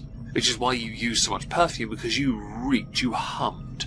And if it did, I would tell you, because I just told you the most embarrassing thing. Like, if someone had, like, a gun to my head and said, "What is your biggest secret ever?" It would have been that. I had a partner who wiped me for 9 months. Amber Skidmark Lynn Reid. Sorry, Amber Skidmark Skank Reid. Lynn Reid. Yes. You got wiped for 9 months by somebody who you were trying to take a dunk on or deflect from criticism that they are sending your way, all of which legitimate and valid. You are being undone by your own mouth. This drama, though, didn't stop. And I accidentally included in the previous audio clip me saying that Beck would explain why. It was in the third video. Right at the start, in fact. It's filth, and we will unpack that here. Beck, out to you for your bathroom habits. I don't think I'll ever willingly want to use a washcloth ever again. Here's why. Before I started wiping her, she would use washcloths to wipe. I know Amber was flush with coin at this point, getting 100,000 views minimum per video, but let's face it here, that is one wasteful expense. And just before they explained how Amber was doing this, back in the day before loo roll existed, you'd have a bucket of water, a stick, and a cloth would be attached to the end of it. You'd use it to wipe, and then you put it into the bucket with the water. That water would sit with your fecal matter and other nonsense in it, and it would be considered clean enough to use again. That was what was done. If you want to see a clip of someone doing that, Spartacus, Blood and Sand, and the prequel series. Batiatus does it. Please don't tell me you put them in the washing machine afterwards. She would set them on the corner of the sink, and then she would turn herself around to wipe herself on it. And then she would throw them away. Now, if memory serves, they did have a separate bathroom to the one shared by Eric and Eric's partner. I do remember that because the bathroom became a meme because no one could believe Amber fit in any of it or on any of it. But I guess this is about where Eric gets factored into this story because of how they respond to this when they start to suspect. And yes, it gets grim. I don't think it gets any better. The low bar is well and truly at rock bottom.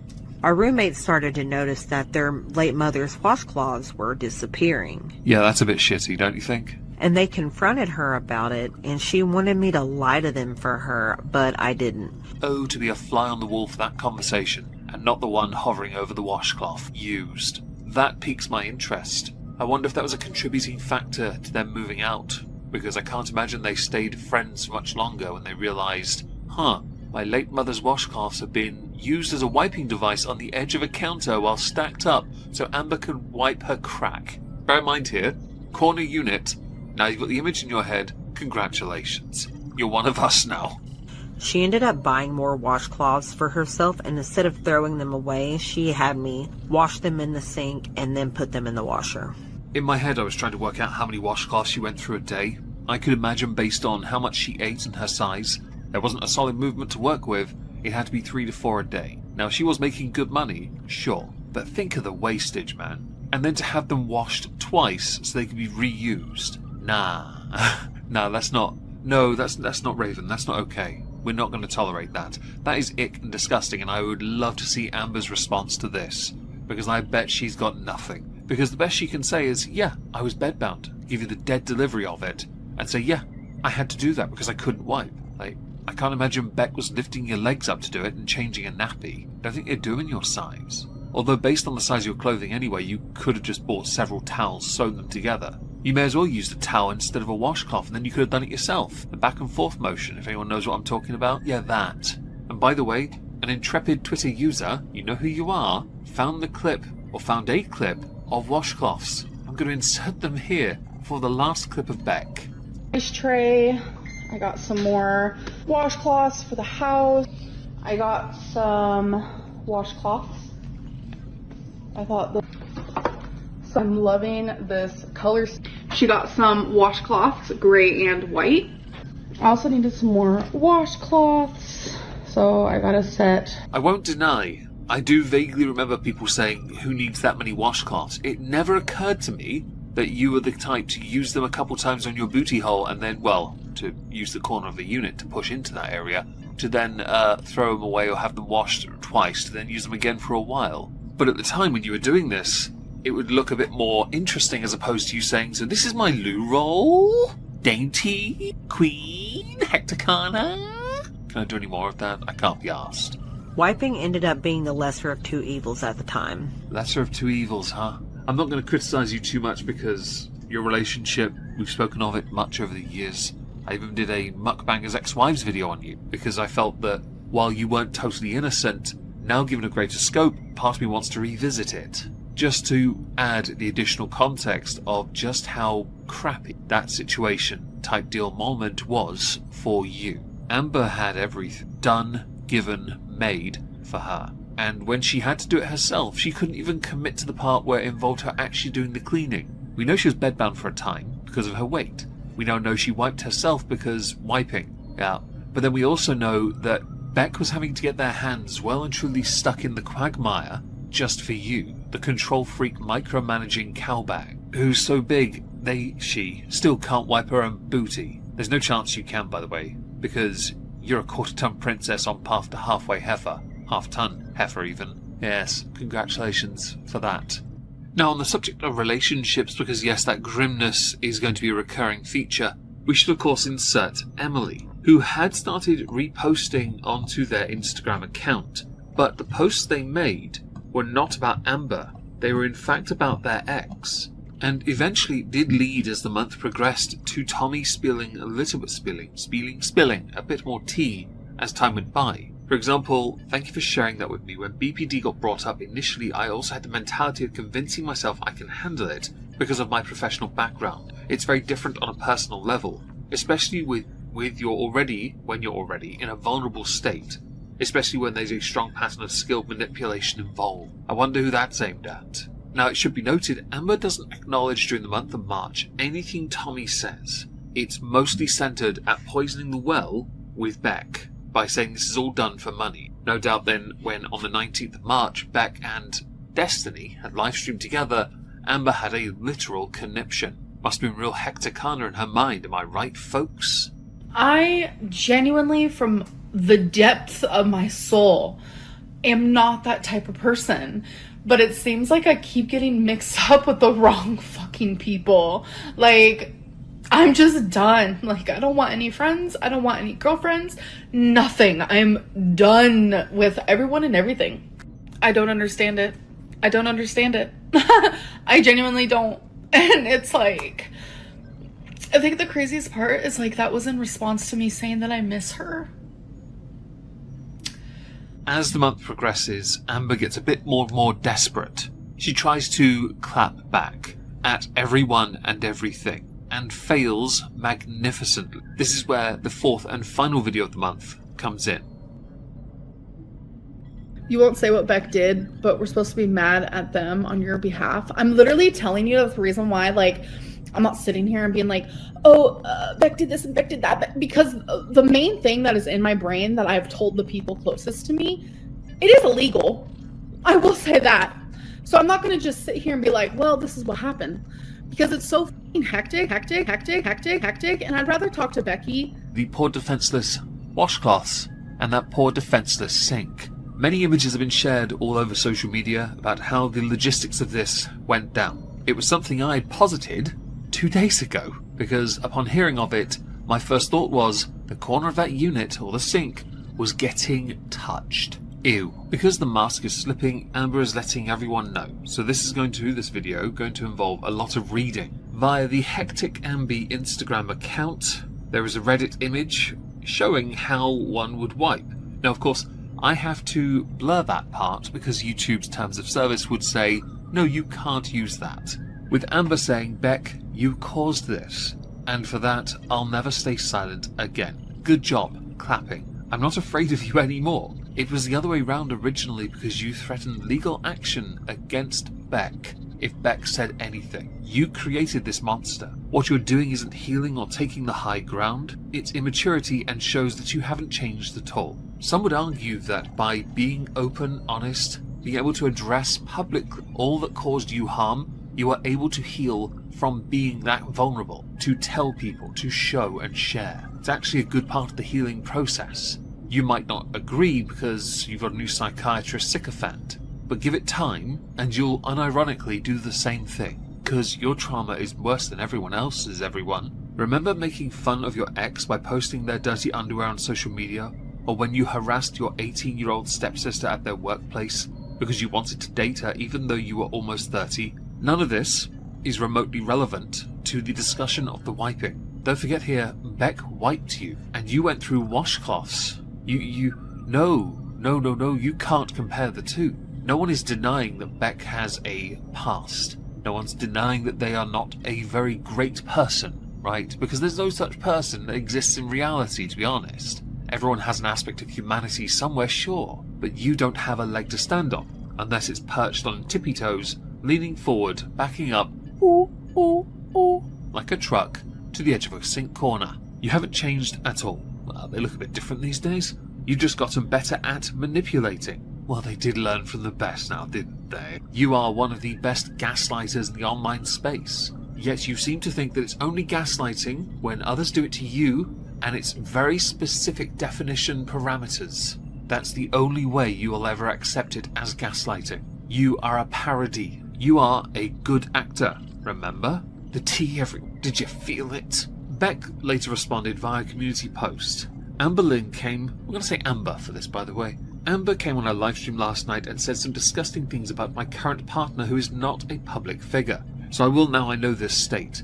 Do not bring in other people using guilt by association. Do not use them to make greater points. The issue is between the two of you, and that applies to anyone in any walk of life. Please don't do that. And who she has never met and does not know. Nothing she has said, nothing said had anything to do with things I've called her out for in my videos. She thinks she can drive a wedge between myself and my loved ones, even my own family, but it won't work. That doesn't surprise me, considering what happened when a relative of Beck's passed away and what Amber did next. This will include when those same relatives were ill. Amber made everything about herself. She was never there to support them because she couldn't. She was bedbound. So she did Q&As on Instagram, Snapchat, and all the other usual hotspots that Amber likes to go to. I won't make a video about this because it was nothing but a woman spiraling and blindly throwing punches in every direction. Amber, whoever told you these things is no friend of mine, clearly, even if they used to be. The only person's opinion of my partner that matters is mine, and she has never controlled, forced, or even asked me to do anything that I have or have not done to my relationship, my life, for my relationship, my life, and my personal healing and growth. Well, we know with absolute certainty based on that, those terms can never be used for Amberlynn, or Amber, for this video anyway. Amber, she's never been the type to be able to help you because she can never help herself. And that's a fundamental problem with Amber. She does not have the capacity, whether it be physical or mental, to commit to anything with any level of conviction or strength. This would include supporting others, unless they blindly support her. Real support for real people comes with good and bad. That is all perspective based. If all you ever do is agree with each other, you'll often find stagnation. But maybe that's what Amber wants. Maybe Amber just wants stagnation. Which is a bit tragic, really, isn't it? She supports me coming out about my experience because she is a supportive partner. I don't have to tell you that it's wrong to publicly make statements about someone who is not a public figure and has nothing to do with what I've come out and said about you. I hope you take some time off to reflect on your recent behaviour. I did say in the last video, which has done really well on this channel, thank you to everyone that's watched it, I did say that when it came to this subject matter, Amber needed to learn when to stop, because really she has no comeback. She can't have one. She can't have a comeback for something where it is fundamentally true, and it's kind of confirmed in a moment. Yeah, Amber addressing, not addressing, tells you a lot about what she actually did or did not do. Hard to deny something when the evidence now is compounded by all the clips of you bragging about all the washcloths you buy. Going through that many is ridiculous, by the way, for your face. For your anus, well, I hope you take enough step backs to see that I never had to say any of what I said in my videos. If you want me to stop speaking on you, if you want your audience to form a better opinion of you, there is an easy solution. Taking accountability without simultaneously talking negatively about the people you are apologising to is not hard, unless you're Amber and you have to only ever say sorry when the camera's not on. Covered that in a video I think last week or the week before. She didn't actually directly apologise to Beck. No, she said, I should apologise, and then when she said I'm sorry, it cut to a still image of a cloud. Sincerity Lynn 101 is fictitious, like delicious Brussels sprouts and equally delicious dried chicken. Instead, you once again threaten me in an attempt to get me to stop talking. What you did last night and in your public livestream was vile, and the things I said in my video were only a response to that. The more you try to pick fights and hurt me, instead of actually listening, actually apologising, actually working to correct things, the deeper you dig yourself into this hole, you're spiralling yourself right into. In the online space, there are many who are salivating at the idea of that. They are salivating at the idea of that because they really want to see just how far Amber is willing to go to try and change the narrative. Do bear in mind here, there are many different aspects of their relationship, the failed relationship, over the years, the things we now know, Amber refuses to talk about. Instead, she has tried to deflect onto other aspects of it entirely. By doing that, she is forcing the conversation or trying to force the conversation elsewhere, but the internet is a weapon. Much of it is tism. They hyper-focus on one really important point. Beck wiped you. Like, seriously, you backed your ass up into a sink corner and used washcloths that had to be washed twice so you could reuse them. And that only happened after you used someone's deceased mother's. Fam, you filth.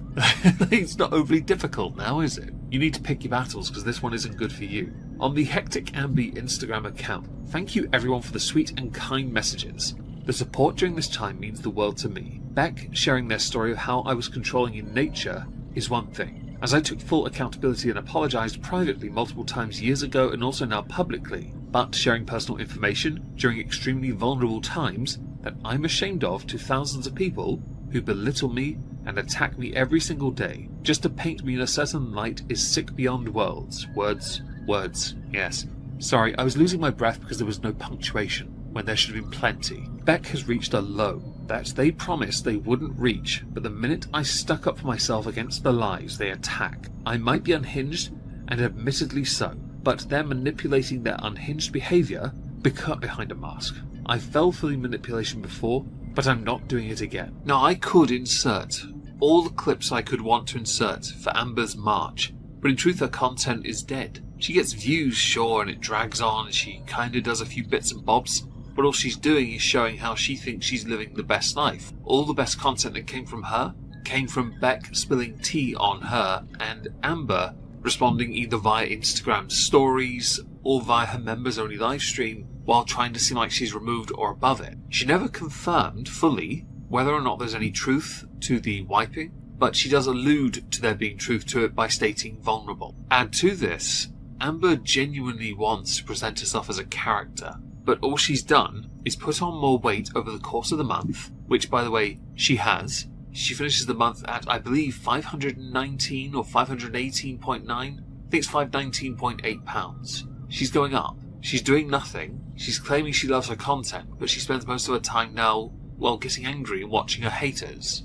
and that is the story of her life. She always claims she has so much going on, but really she has nothing. This is proof of it. I don't need to use her videos because, well, I covered most of it already, but also the best bit didn't even come from her. Her reaction to it was interesting, it was absolutely scrumdiddlyumptious, but actually the best bits came from Beck, putting out there what we knew about Amber and embellishing on it to the point Amber just had nothing she could do to control the message anymore. I wonder if April's going to be any better for her. So during the month of April, I made 4 videos on Amber, covering the, I would argue, more important aspects of what she did during the month, which has made my job a lot easier. I will admit, this does allow me to phone things in slightly when I don't have as much time. Yes, I'm going to play clips from those because, let's face it, I don't really know what else to say. I would just be regurgitating from points I've already made, right? Just before we dive into those videos though, it is worth looking at her social blade. Consistently, Amber has always gained around 1,000 subs every month. Now the interesting thing about that is she doesn't really gain much in the viewership. Her views have sat consistently around the 1 million mark a month. So it's not a surprise even with her phoning it in, she still gets views. But unlike Foodie Beauty, the only reason Amber still gets views is because Amber has all the old videos, and that's where the feeders go. There'll undoubtedly be people who come from the drama, more recent stuff with Beck of course, and of course anything that pertains to one of her haters. But for the most part, Amber's old content is the only thing propping her up. I still love the fact that her most viewed video has less views than my most viewed video, which is a video on her. An apt way of, quite tragically, describing the economy around Amber, and that applies obviously to Chantal as well. Which is a bit tragic, yes, but this is the price you pay when all Amber does is sit in her flat, recounting what she claims to have done, moaning about her weight loss journey failing while doing nothing to improve her life, because she won't do it. Amber does claim multiple times during the month of April that Amber knows what's best for Amber. After all the years on YouTube, that couldn't be more incorrect. She's just too much of an egomaniac to simply let go, and a narcissist. So, megalomania and ego. Great combination, I might add. When you can't shelve your pride long enough to accept you're wrong, it's amazing. And when she does admit she's wrong, the face is completely dead and devoid of any actual truth. It's deadpan. So we're going to go through some of her videos, after highlighting that she's basically managed to sustain 1.1 million views in a month that only come from older content. Because, and I'm going to actually quickly show this is her channel, these are the videos she released during the month. As you can see, this doesn't really, no, if you add these up, that doesn't give her 1 million views. Nor do her members only live streams, which we could go through a few clips of those later. No, the resounding majority is coming from the old content. So if Amber went back to doing that, rather than simply claiming to be on a weight loss journey and failing in every step of the way, just rush to be bedbound and, well, have a shovel ready so that your caretaker, you have one, don't try and deny it, or a new wipey, it's hard to tell these days. I know you normally tell us, you're very good at that, can then help you race yourself to the bottom. Do you have a CPAP yet? Anyway, let's dive into the first video that I released in the month of April. Hey guys, welcome to a new weekly vlog. So I did not vlog anything. Yesterday was Monday. My weekly vlogs go from Monday to Sunday because it's the whole week. I needed a moment. I'm not gonna lie. I just needed a day to like reset mentally. Since the vast majority of Amber's content concerns her doing absolutely sod all literally every single day, and then vaguely appearing to be doing something once a week, yeah, like going to bingo perhaps, her having a day off seems redundant. You don't actually do anything for the majority of your time that isn't eating and hitting on people, because you're a skank. But we're here, Tuesday, hello. So I'm actually about to film my weigh-in for the day, and I'm actually going to be playing an April Fool's joke on you guys in my weigh-in. I know that's dumb, but you know, I'm kind of a dumb girly pop sometimes. And from my remembrance, I don't think I've ever done like an April Fool's joke on you guys. So I was like, you know what, I'm just going to do it for my weigh-in video since it's going to go up tomorrow. I'm going to be that person that says if you ever have to set up an April Fool's thing by telling everyone in advance April Fool's, chances are either you're lying or you don't understand how April Fool's works. So if you guys want to watch the April Fool's joke, or you want to see like what my new diet is, because yes, we are doing a structured diet because the no diet was not working for me at all. Look guys, I'm Amber. I learnt my lesson because I tried something, it didn't work. Go figure. What really worked, or would work, could work, should work, would require me getting people to help me. But I'm too proud to do that, because I'm Amber and I know what's best for my body, as I slowly turn even more into a lump of lard. One day your BMI will literally just be the number that makes up lard, which is more commonly known as C57H104O6. You're welcome. So if you want to see my weigh-in and all that jazz, definitely watch my weigh-in video. But tonight I also have my live stream, my members live stream, and I'm looking forward to it. I think I'm going to do more tarot, well, not tarot, but oracles with you guys, because I know you guys enjoy that as well. I'm feeling a wee bit optimistic about today's live stream, so I'm excited to come talk to you guys. And if you guys have not joined my members live stream, you definitely should, because I would love for you guys to be part of the stream queen. Do not recommend. Instead, become a member on this channel, because I don't do members only live streams. We have a Discord though. You can join me there for VCs. You're welcome. Alright you guys, so I just got off my live stream and I made myself a little meal. I made some corn, potato, and steak, and this was 570 calories, and I weighed everything. Starting in with my new habits of measuring my food and weighing it, which weighing is more reliable, so I'll probably stick to that. Weighing your meal is not the worst idea in the world when it comes to making sure your portions are correct. Totally reasonable, I understand that. The thing here is, Amber, and this is always going to be the part that niggles, is that you may well enjoy eating stuff you make, but because of your size, there's no way it is the only thing you're eating. You hide the reality, and you've done it for over a decade now, claiming that this is really who you are. But really, if this is who you are, you'd weigh maybe 250 pounds, as opposed to 500 plus. You are on path to be half-ton heifer within the next decade, and every single time you gain more weight, because you refuse to accept the reality of your decisions, we are going to call you out for that, and you will continue to deny it and revise history to suit your own narrative, which, as you're getting older, and it looks quite obvious you're getting older, yeah, you don't wear age well. It will become more apparent when you are eventually, invariably, inevitably bedbound. At that point, I can imagine you being wiped, either by someone you pay to be there or your own mother. Hello. Okay, so it is the next day. I just filmed my Let's Talk video, and I'm finally about to have my first meal of the day. Be proud of me. I'm actually eating leftovers. So I made sure to make enough potatoes, and this is a lean steak, so good. I made sure to make enough. Why am I using my fingers? I'm not willing to accept that as a lean steak if it resembles kibble, because you can't apparently use a knife and fork on a proper plate. Yes, I'm going to judge you harshly if you have to dice everything you eat and treat it like it's bites. And let's not forget here, you don't have your steak cooked correctly because of your claimed insecurities from the same person who got semaglutide that was not FDA approved and will still eat anything put in front of her even if she's never tried it before. By the way, I'm counting calories. I'm having to measure all my food. All of this came out to 470 calories. Hell yeah. Potatoes are so low calorie, it's crazy. I'm going to be that person. It doesn't matter if it's low calorie or not. It's what's within the food that matters. The substance of it. I personally love carbs, and you should never just cut carbs entirely if you go on any form of weight loss journey, because you do need them. Don't be stupid, okay? You want to have a deficit. Easiest way to create a deficit is to go to the sodding gym. But that's just me. But yeah, I just have not been in the vlogging mood. I don't really know what it's about. I'm still gonna keep to my schedule though, of course, but I just don't know what the rest of this week is gonna look like. In truth, no one cares what the rest of the week is going to look like. Don't forget here, people are more interested in your members-only live streams because that's where they get more of the juicy information. That's why clips of it do their rounds on Twitter. This content doesn't do as well, you know it, because you're trying to present who you want the world to see you as. The problem with that is, everyone knows you used to back that ass up to a bathroom sink to wipe your ass. And you used to be wiped by your ex-girlfriend. As the month of April progresses, Amber continues to present what she believes is the right version of herself, delving into things like Noom because she thinks that'll save her, a new fad like Weight Watchers, or her using MyFitnessPal, which would be an ironic use, I guess. She believes that her best way of losing weight is by not doing anything and simply counting the calories, and then presenting the claimed calorie intake as the claimed reality. We all know that's not the case because to maintain the weight she has to go higher, but later in the month she's going to try and debunk that, which is quaint, because some of her portions get bigger. The second video I made during the month was a weigh-in. It's the only part I cared about, but it took a while to get there.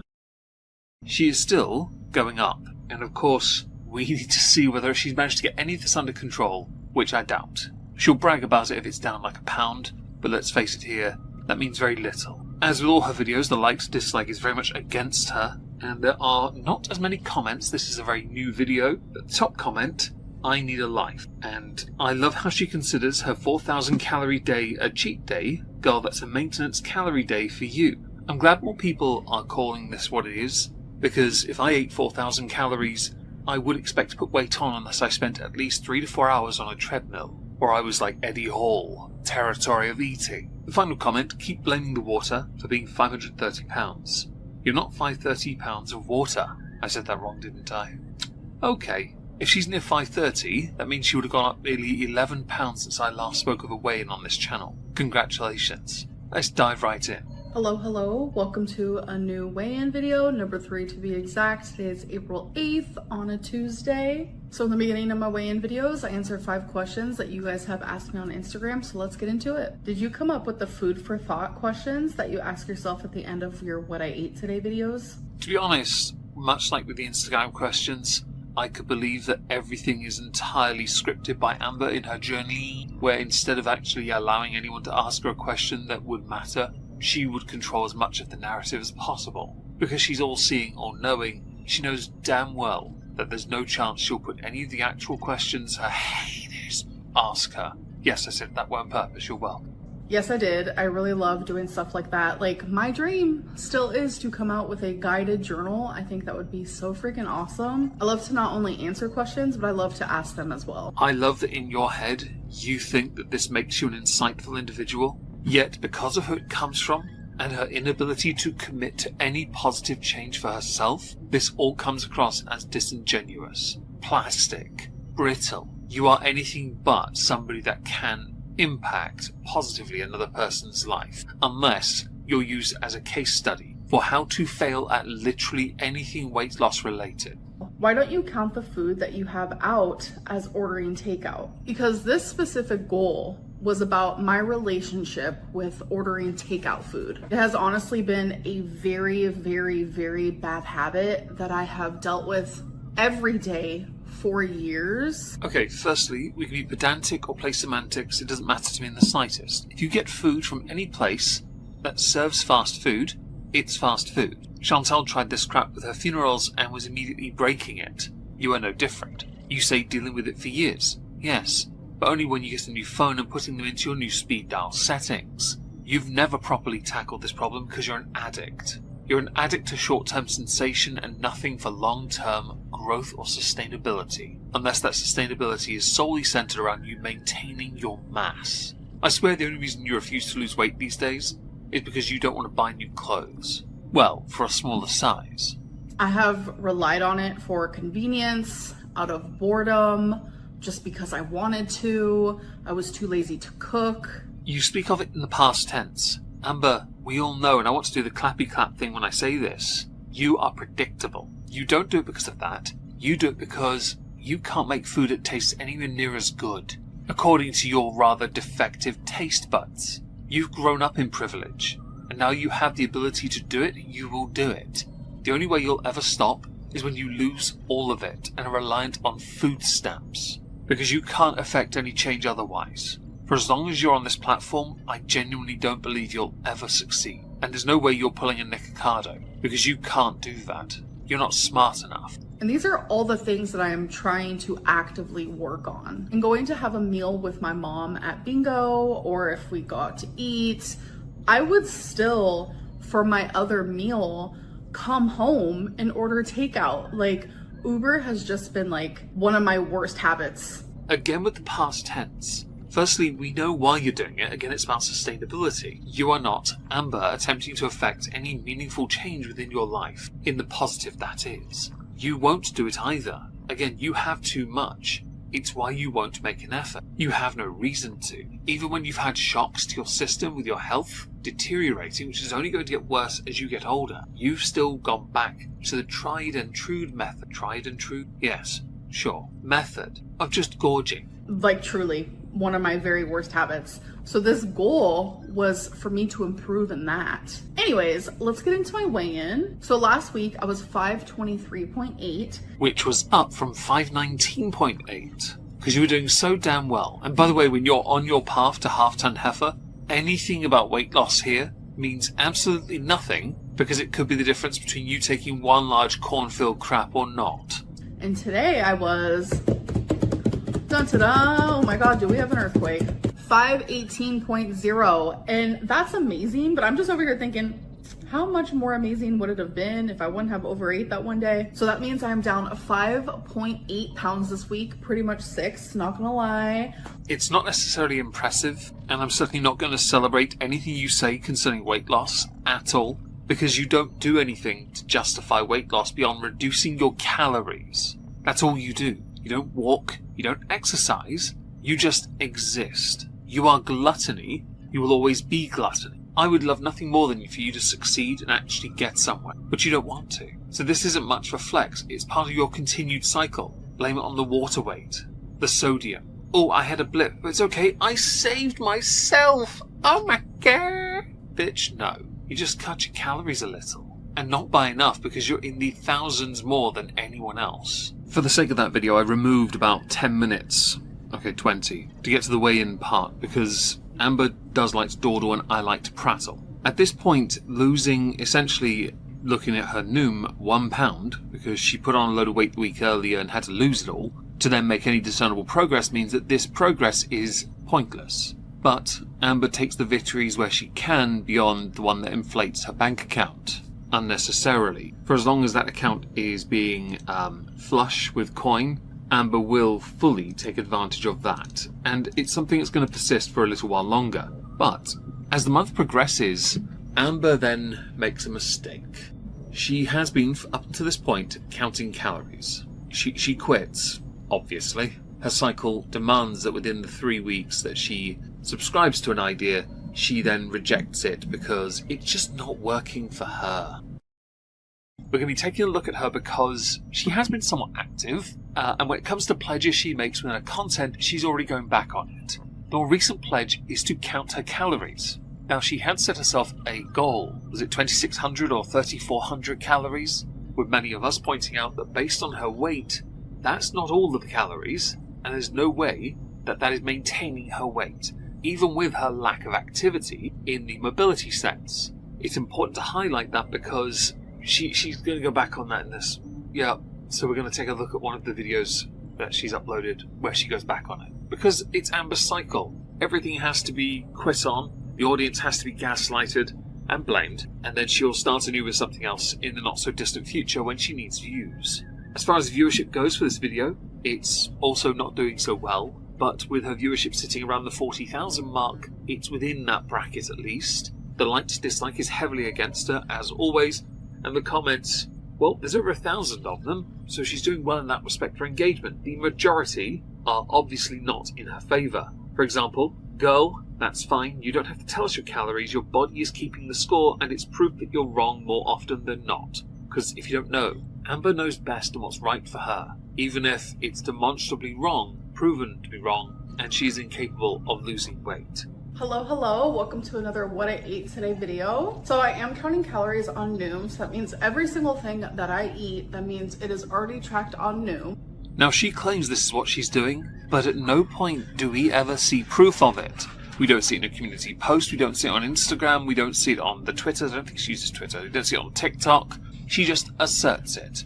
And much like anything that involves Amber providing evidence, it's non-existent. I don't believe she's using Noom at all. I think she's using the name of Noom because it's one that's known. People have seen ads on YouTube for it anyway.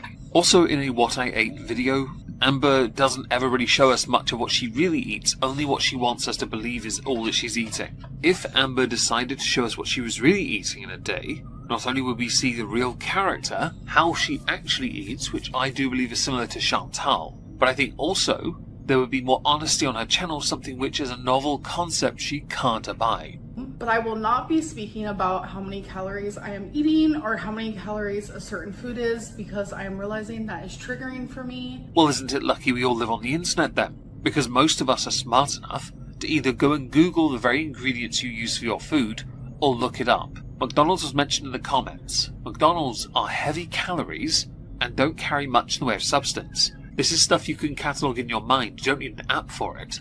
but apparently you only have a couple functioning brain cells and they're too busy fighting over third place.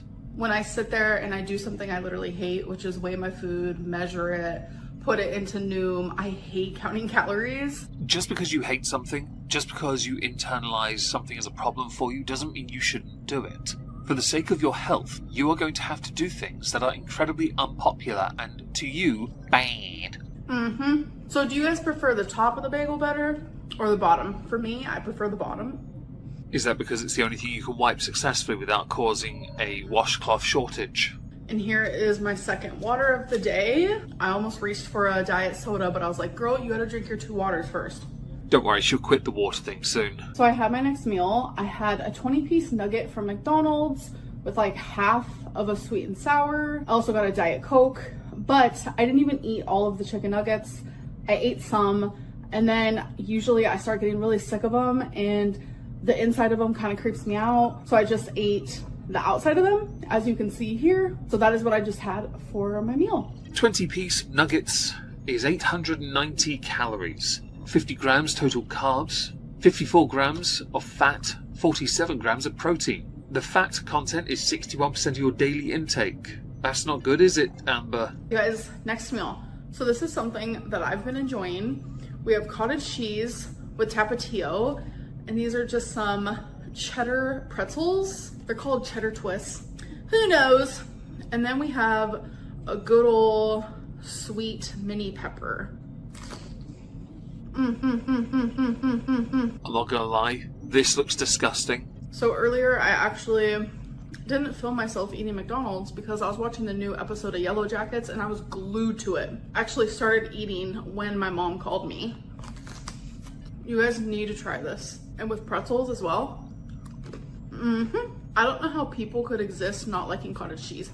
Quite easily. I gotta admit, today was kind of a weird day of eating for me, just in my opinion. My brain's over here like, okay, could have done better, could have done worse. It was just kind of a blah day for me. So it is time for food for thought. So this is just a time for me to reflect on the day and what I ate. So I'm going to be answering 3 questions. You do realise you've already kind of reflected on your day already by saying it's a weird one? Compared to other ones, at least you stayed in one day for this. Although I can simultaneously believe, because of how much of a career liar you are, that this is filmed over a number of days. If you had to improve on one thing about today's food intake, what would it be? The quality, the quantity, the nutritional value, the cheating, the excuses that come with each meal, and, let's say, the complete lack of cooking of any of it beyond sticking one of them into the microwave. For someone of your size, you really should consider eating food properly. If you were my size, you could probably get away with some of that. But even I wouldn't eat the crap you eat. These meals, by the way, no. You ain't no raw dainty queen. No, you are a very odd individual who likes food a very particular way, cites anxiety, yet eats all these random things anyway. You're a hypocrite and a contradiction. Probably getting McDonald's. Like, I understand that I'm allowing myself to order delivery to my home 3 times a week. And I do normally choose healthier options like sushi, Hawaiian food. Since I started this goal, it's not very common for me to order McDonald's, but I was craving a chicken nugget. But then halfway through, they kind of gave me the creeps and I low-key regretted it. Okay, everything about this is a massive lie, of course it is. You can order sushi and claim it's healthy, but then you can put all the sauce in the world on it and it's not healthy anymore. So basically what we learned from this video was Amber doesn't know how to control herself. She'll claim she's cataloguing everything, but she really isn't. She can't be. She never shows us any proof of it. We just have to trust her, guys. And apparently anything that involves her putting any effort into doing something is not effort worth committing to actually bother to achieve something worth achieving, like, I don't know, adding years to your life that are being eroded at quite quickly by being super morbidly obese.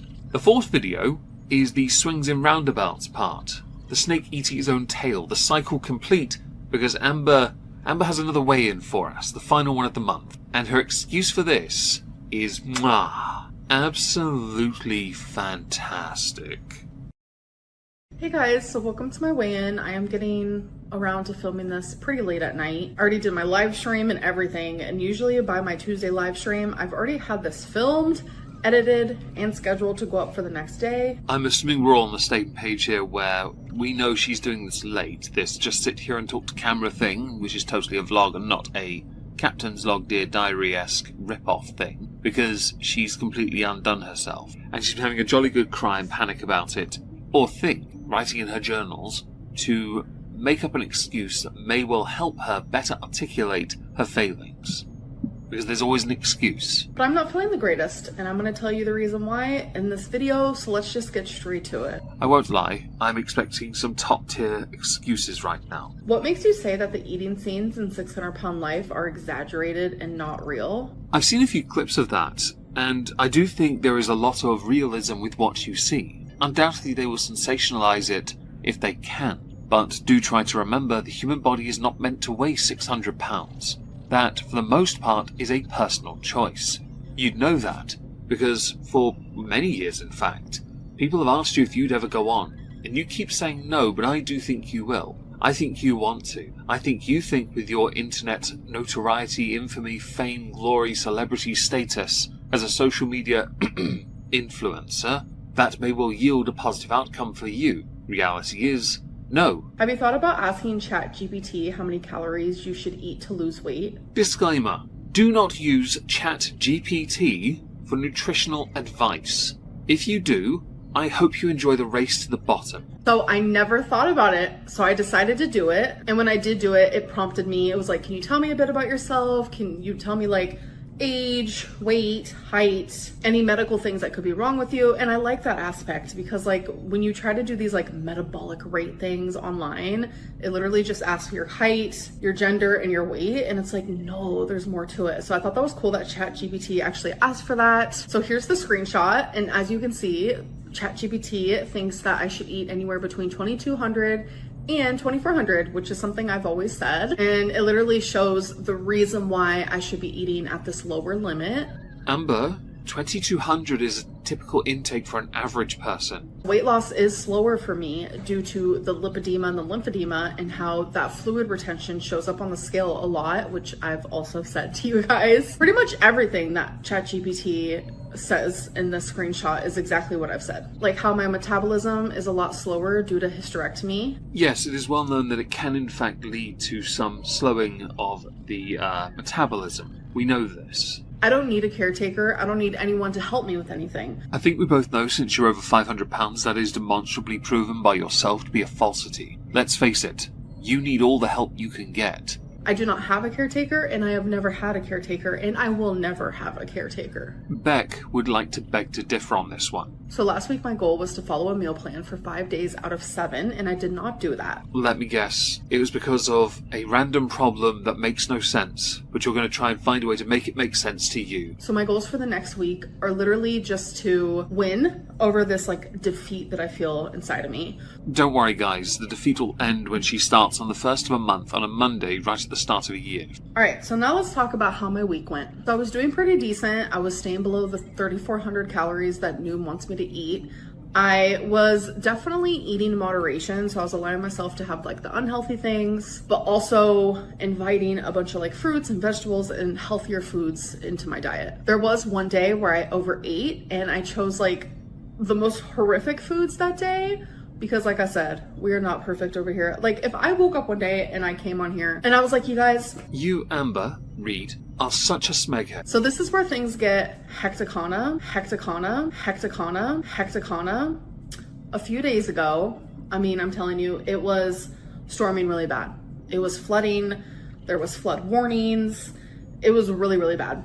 And I was out with my mom and I didn't realize when I got home that the flood was going to be near me. So to get into my apartment, which was literally the only way to get into my apartment.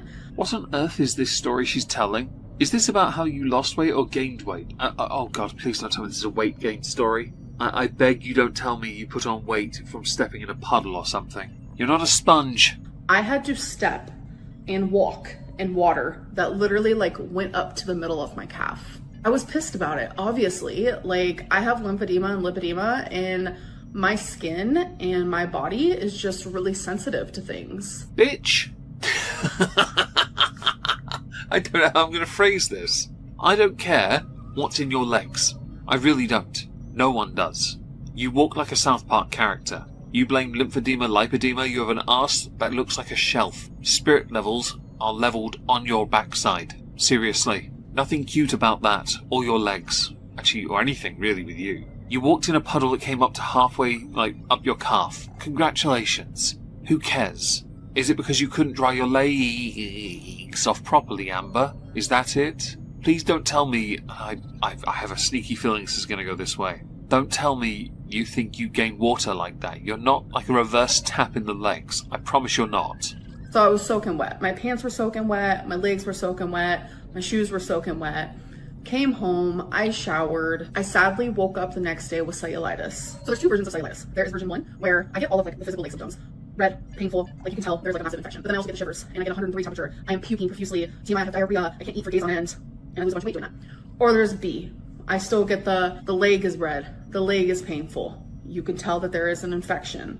And I really just feel general malaise. Like, I don't have any of those other puking, fever symptoms. That's where I'm at here. Amber, do you think stepping in water gave you cellulitis?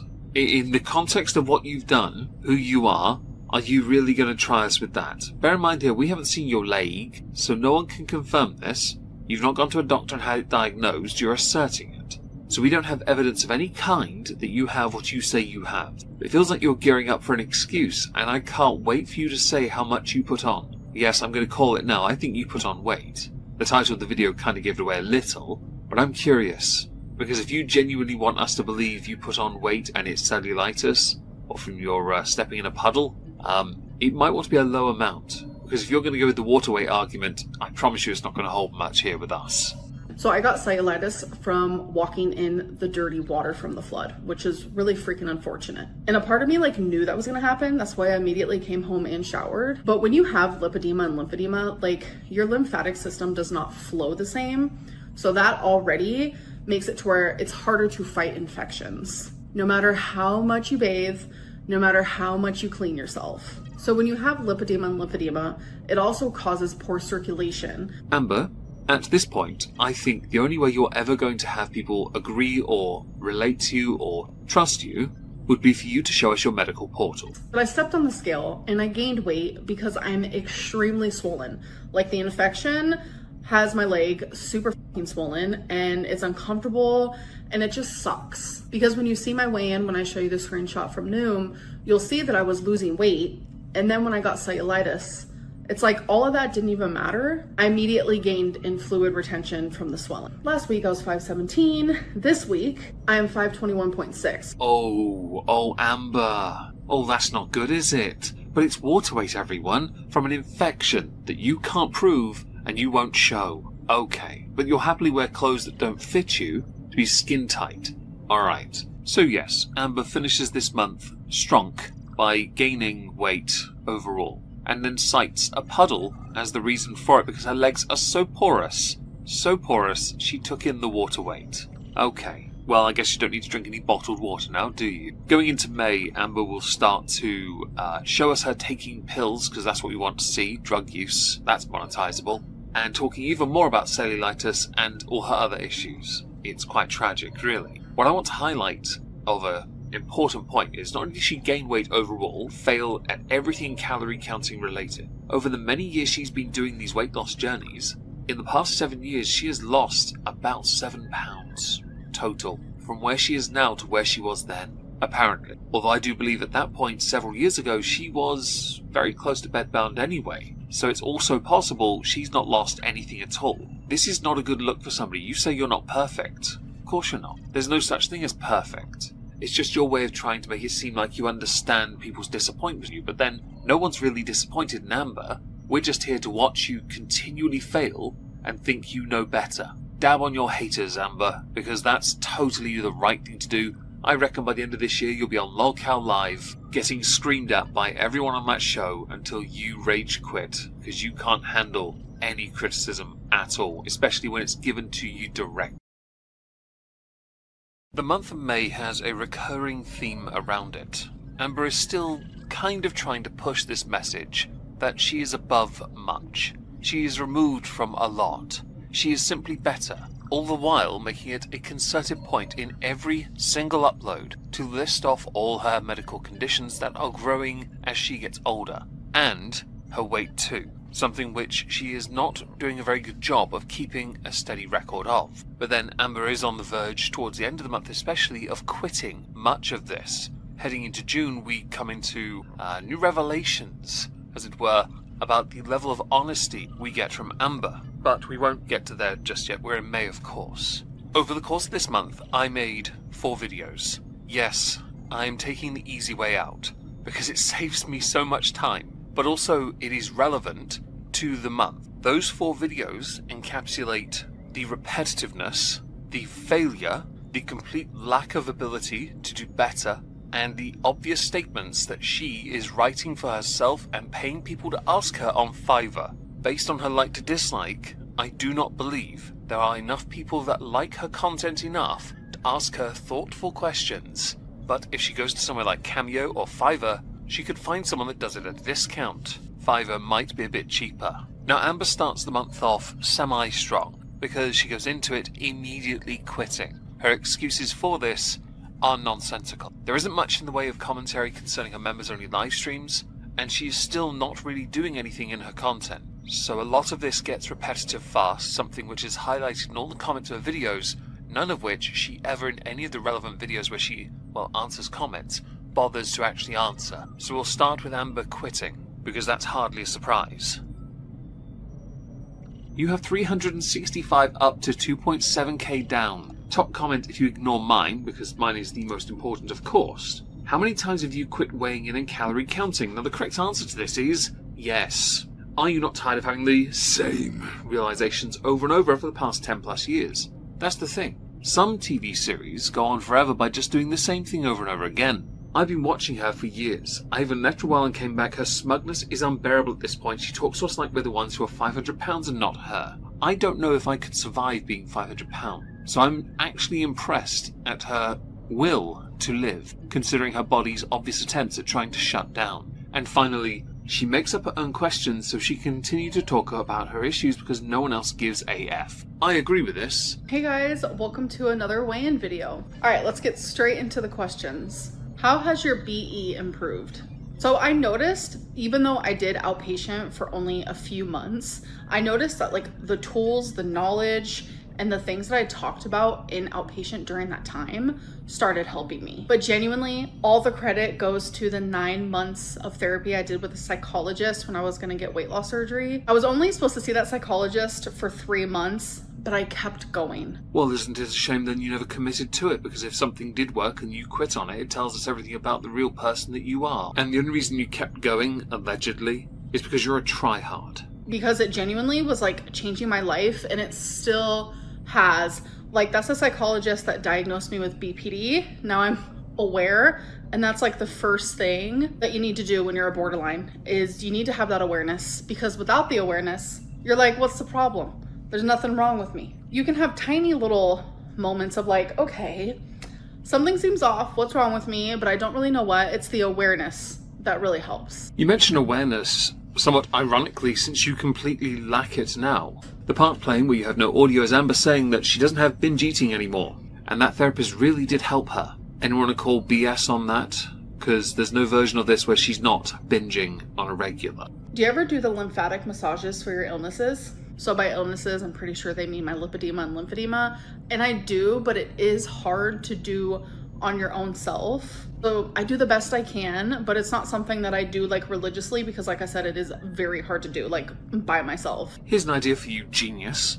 Since you're willing to consider stupid ideas like Ozempic or semaglutide again, which means you have disposable income, why don't you go see a massage therapist? Go see specialists who can help you. Why not spend money on things that actually benefit you instead of making excuses why you can't do something? I go to the gym with raging headaches. Do I stop? No.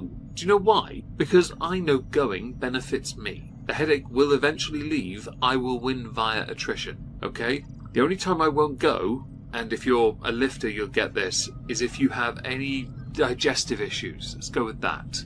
I want to stay monetized on YouTube, so I'm not going to embellish on that.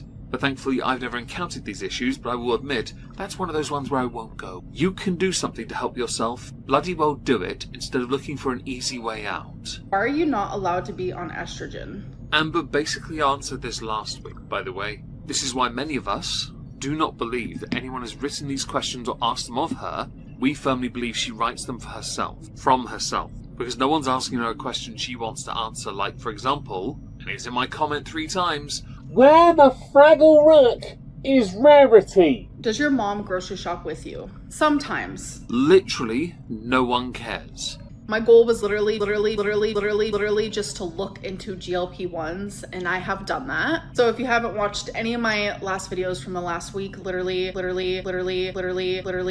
I signed up, I did the questionnaire, I was fixing to get approved for a GLP-1, which has been very easy for me in the past.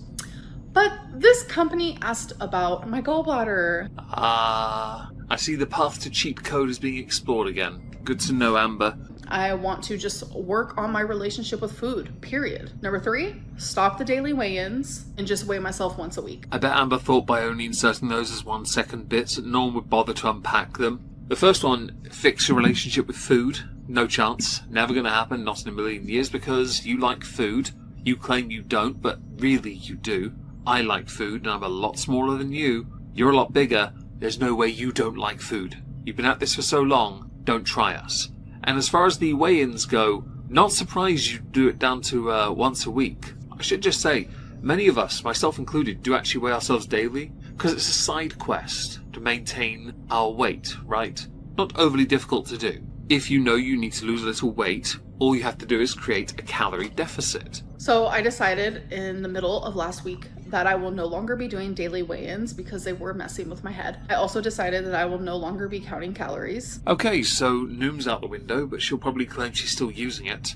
By the way, counting calories, easiest thing in the world, you don't actually have to write it down. I count calories. That's how I know I can eat X number a day more than what you normally could without having too many issues because of my offset, for the courtesy of going for long walks and of course going to the gym. Now Amber goes through phases of quitting, going back to, quitting, going back to, quitting, going back to. But right now, the main theme is that she wants this GLP-1 because a 4th time's a charm, everyone, and we got to love them cheat codes. The second video I released in May concerned her, well, telling a few porky pies when it came to her calories. And I took the liberty, many people have started doing this in fact, of counting them for her, just to show how easy it was. And just an FYI, it really was a quick and easy thing to do. All I had to do was look at it, jot it on a post-it, and then add it all up afterwards.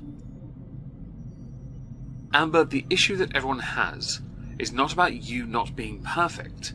It's about you acting like you are persistently, consistently, and actively working on your health with an attitude when in all reality you aren't. And then you lash out and gaslight the people who call you out. So this does say, this is episode number 7. I'm sure you guys are like, where's episode number 6? YouTube took it down. I tried to appeal it.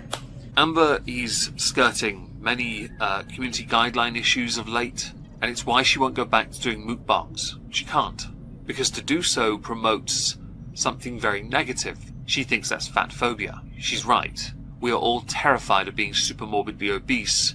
We're also all terrified of having a weight loss journey channel where we have not managed to lose 1 pound since going, into this whole industry. Yes. They gave me the reason why no, which is okay. Well, we both know that's not true, because even though you still have residual views coming in from old videos, your bottom line is being chipped into. I can't imagine you've got many more years left at this non-tent level before you have to actively start begging for people to support you. So episode 6 did happen, so just because it was deleted doesn't mean it didn't happen. But if you are looking for that, that's why it's not there anymore. Mercifully, the internet is forever, and in episode 6 she does the exact same thing she does in episode number 7. A whole lot of sweet nothing! Who said that? But for my first meal, I'm about to show you a fixation that I have been going through. And it's a healthy fixation, because it's that good, and I highly recommend. I really wish she'd do more, or put more effort into the whole, observing what goes into her mouth, moment, situation type deal. Because if she did, she might actually be able to control things. She considers it a trigger. I consider it a necessity. But my fixation, kale salad from Chick-fil-A. So it comes with these little roasted almonds. It's literally kale, cabbage, and like this light dressing. I have no idea even what the dressing is. For somebody like you that claims to have food anxiety, I'm surprised you didn't know about the apple cider and Dijon mustard vinaigrette. It's not overly complicated to find out what it is, so you know what's going into your mouth. But then, this is a reality. It, on the face of it, is a healthy meal, but you don't even know what's in it. But I have been obsessed with this, and it just makes me feel super good after I eat it. Damn, that's good. And then I got a large Diet Coke. Actually, no, I didn't. That is a large Dr. Pepper. I usually get Diet Coke, but I've been loving Diet Dr. Pepper. And then with my kale salad, because this is just like a little, I can't get full off of that. I got a chicken wrap. It's literally just a wrap with lettuce, cheese, and chicken. So what I thought I'd do for this video is demonstrate how intellectually dishonest Amber is. During that you heard her say Dr. Pepper and then Diet Dr. Pepper. So we're not entirely sure which Dr. Pepper she got. But for this video I'm going to put the calories for all her meals on the screen. I'm going to base it on the Dr. Pepper being a full fat Dr. Pepper and not a diet one. The kale salad's 170, Dr. Pepper a large is 270, and that wrap is a minimum of 340. We're not going to do the macro side because, well, she's already failed on that. And she will have, by the end of this video, already failed it. The sugars and the salts would have been through the roof. So will the total number of percentage fats. The sandwich alone is in the 30s. Alright, you guys, so I went to Bingo and I got a chicken salad where they literally just cut up a chicken tender. And there's also hard-boiled egg. I asked for no tomato. That's okay. They forgot to take it off. One food for me. Raw tomato makes me gag. I don't know what it is. And then I had some ranch. There's a hard-boiled egg, some cheese, some lettuce, Diet Dr. Pepper. It was super, super delicious. You guys, I made a really good choice. Couple things. Firstly, that is not a salad if it has a fried chicken tender on it. Based on the size of it now, we've seen it up against your body. It's a large, and that's not one chicken tender. One chicken tender is 140 calories. If you add that to your ranch dressing serving of 145 plus 140 calories, you have 1,065 calories total so far because the salad would be virtually nothing. By the way, who needs ranch to make a salad more palatable? What does that tell you about your palate? I do not believe that so far you've only eaten 1,065 calories. And then for dinner, I got salmon, Brussels sprouts, and rice. These Brussels sprouts were so freaking good. They were a sriracha honey Brussels sprout. Delish. I used to hate Brussels sprouts. I don't know what happened, but I'm obsessed now. Like, your girl's unstoppable with these damn Brussels sprouts. I'm putting that on my grocery list for tomorrow. So, this one's a bit tricky to work out, but it's a large salmon fillet, which would be 468 calories. The bed of rice, close to 300. I'm going to go 281 for a large portion because it's amber, and Brussels sprouts, another 43 for 100 grams. The reason you eat them is because you're obsessed with Brussels sprouts. It's because they help you do number two. The easier it gets out of your system, well, the better chance you won't have to, well, harm any more poor defenseless washcloths. So far, you've eaten 1,935 calories, based on what we've been able to work out so far, and still under the assumption that the first Dr. Pepper you had was a Dr. Pepper, not a Diet Dr. Pepper. Your slip makes it impossible for us to be certain. Alright, you guys, we have a taste test. Oh. Yeah, no. I'm just gonna do a green one there. Alright.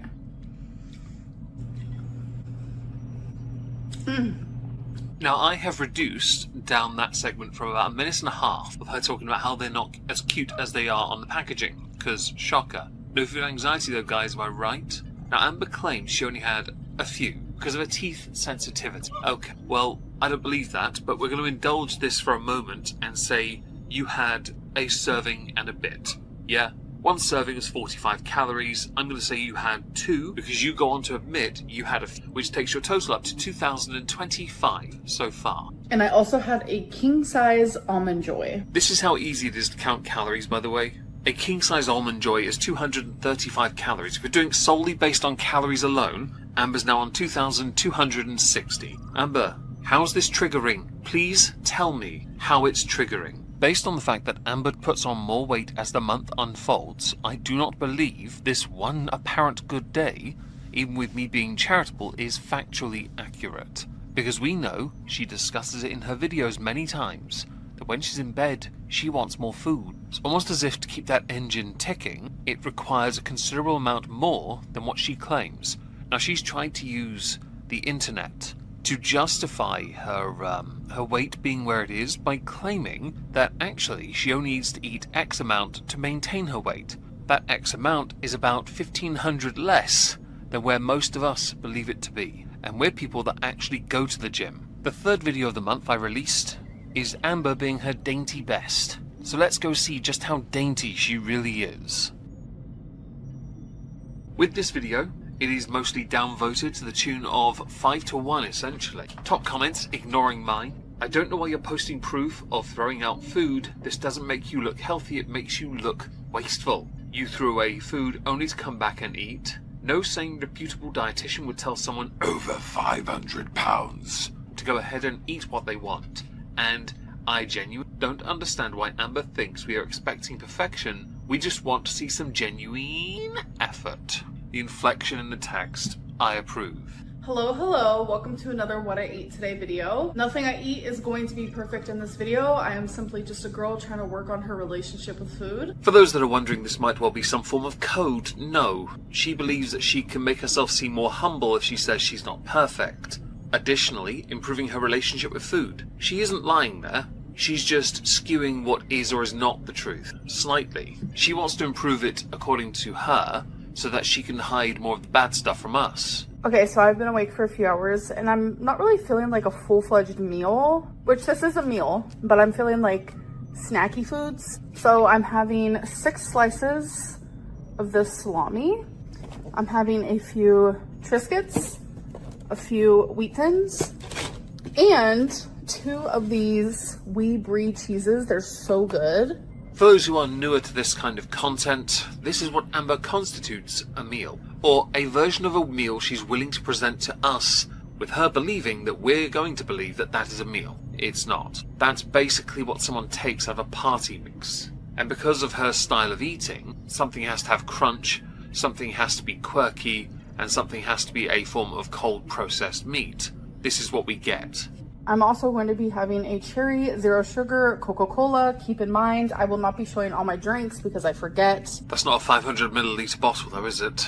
You really haven't got that portion control down on the drinks. I thought we were still going through the phase of showing us the bottle of water. All I drink is water and 0-calorie drinks. Just because something is 0 calories doesn't mean there's not something of substance in there you should be paying attention to. Like sweeteners, you absolute thunderfuck.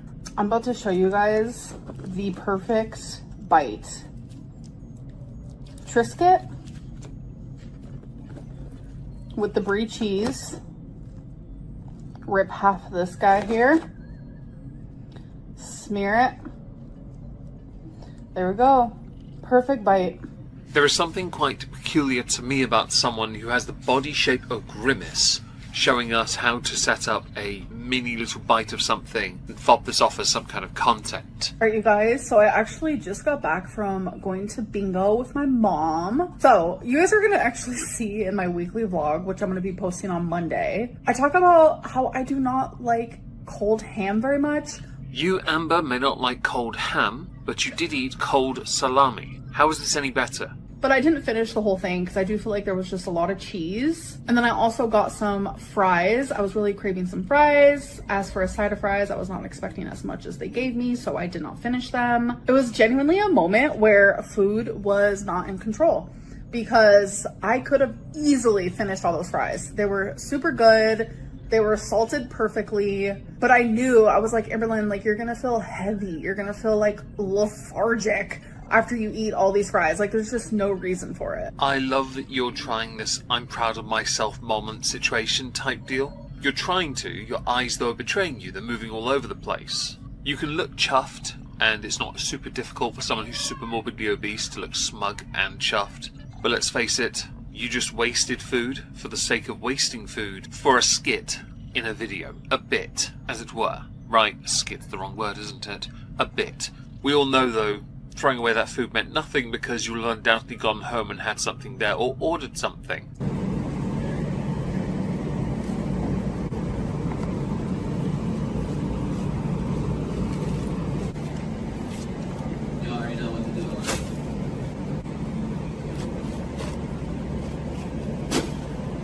So I decided to get this restaurant called BJ's. So I just got this grilled chicken sandwich. So it looks like this. There's onion, lettuce, aioli, and avocado. And then you also get a side.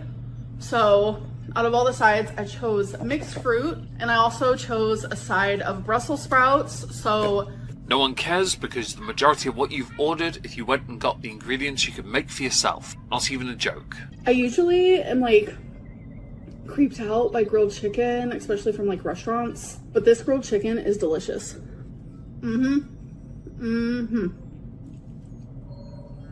Like you can literally tell it's just like cut from a rotisserie chicken.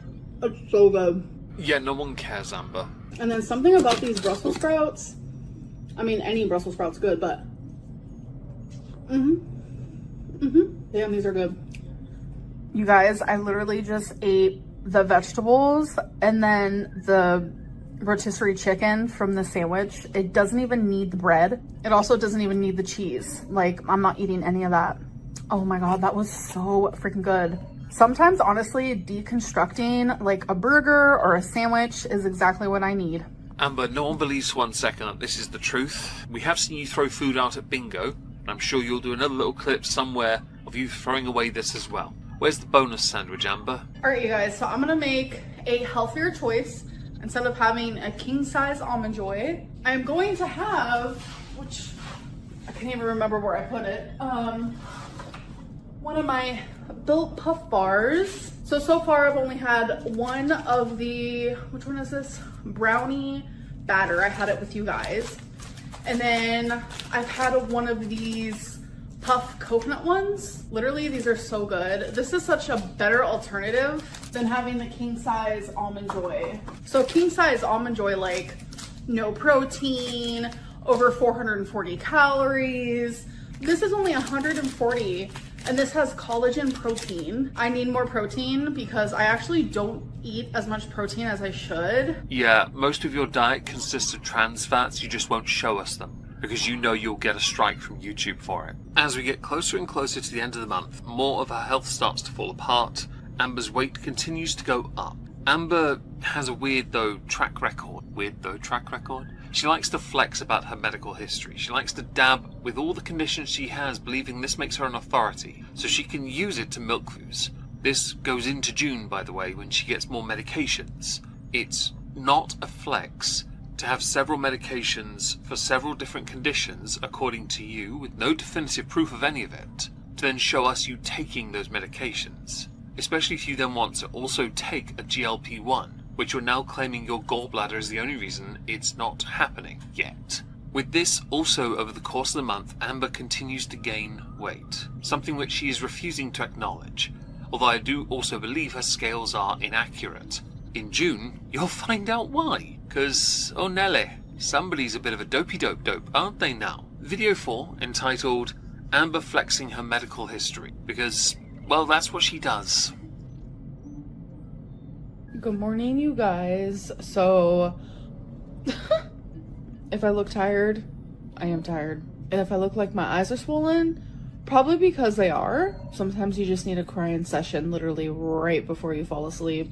No one cares, Amber. There are things in this life more important, like where's Rarity? There are other things more important in this life, like why are you still here? Seriously? So I actually have my doctor's appointment today because if you guys watch my weekly vlog, my doctor's office was sending me text messages of when like a new appointment was popping up because my appointment wasn't for a month. But I kept clicking accept, well, responding with the word accept, not quick enough. I finally did it, you guys. I finally did it. Recently on this channel I did a live stream covering some of this, and my apathy became a bit too obvious. It's crazy because this doctor's appointment went from, oh, I'm excited because I want to be on Zipbound and I want to talk to my doctor about it, to, oh, I'm anxious and nervous because I have an elevated D-dimer. I'm still having this really weird pain. If you guys haven't seen my video, I've been having just like this sharp left pain. So I had to look this up because I remember when I streamed on Saturday, I didn't know what a D-dimer was. It is a protein fragment released into the blood when a blood clot is broken down. D-dimer tests can be used to help diagnose or rule out conditions like deep vein thrombosis or pulmonary embolisms. Unless you intend to prove this, Amber, I don't believe a word you're saying. I got my results back literally like a week ago, and I still have that weird... Because you share these stories with us, but provide no actual evidence of it, I don't believe a word you say about what you're telling us. Because your weird pains could either be a stroke, at this point I expect one, it could simply be muscles being pulled because the gravity is doing a number on them. But because you're not providing evidence to what you're claiming the diagnosis is, we're all just sat here like, what is the point of this video? Like, what is the actual point? Your content went from you just eating excessively to being bedbound, wiping your ass with a washcloth, to literal non-tent. And it's been that way since you moved in with Wipey. Plus, I really want to test again for diabetes, so I did a whole fasting. I haven't ate for over 12 hours. There's just a lot of boxes that I want to tick off and talk to him about. It no longer is a fun little, ooh, Zepbound, ooh, weight loss injection. Now it's like something deeper and scarier, and I'm just not really excited for it. I'm really nervous. Well, here's a solution for you. Much like your content, you are phoning life in right now. Hi guys, so currently at the vet again. It's actually 2 days later. I have not filmed anything since after my doctor's appointment, but I talked about kind of a little bit of what happened at my doctor's appointment in my weigh-in video, and for those who do not watch, I'm going to edit down a very, very condensed version of that for you guys here. You're welcome. Oh wait, there's more, because the Suffering in Silence quote's here as well.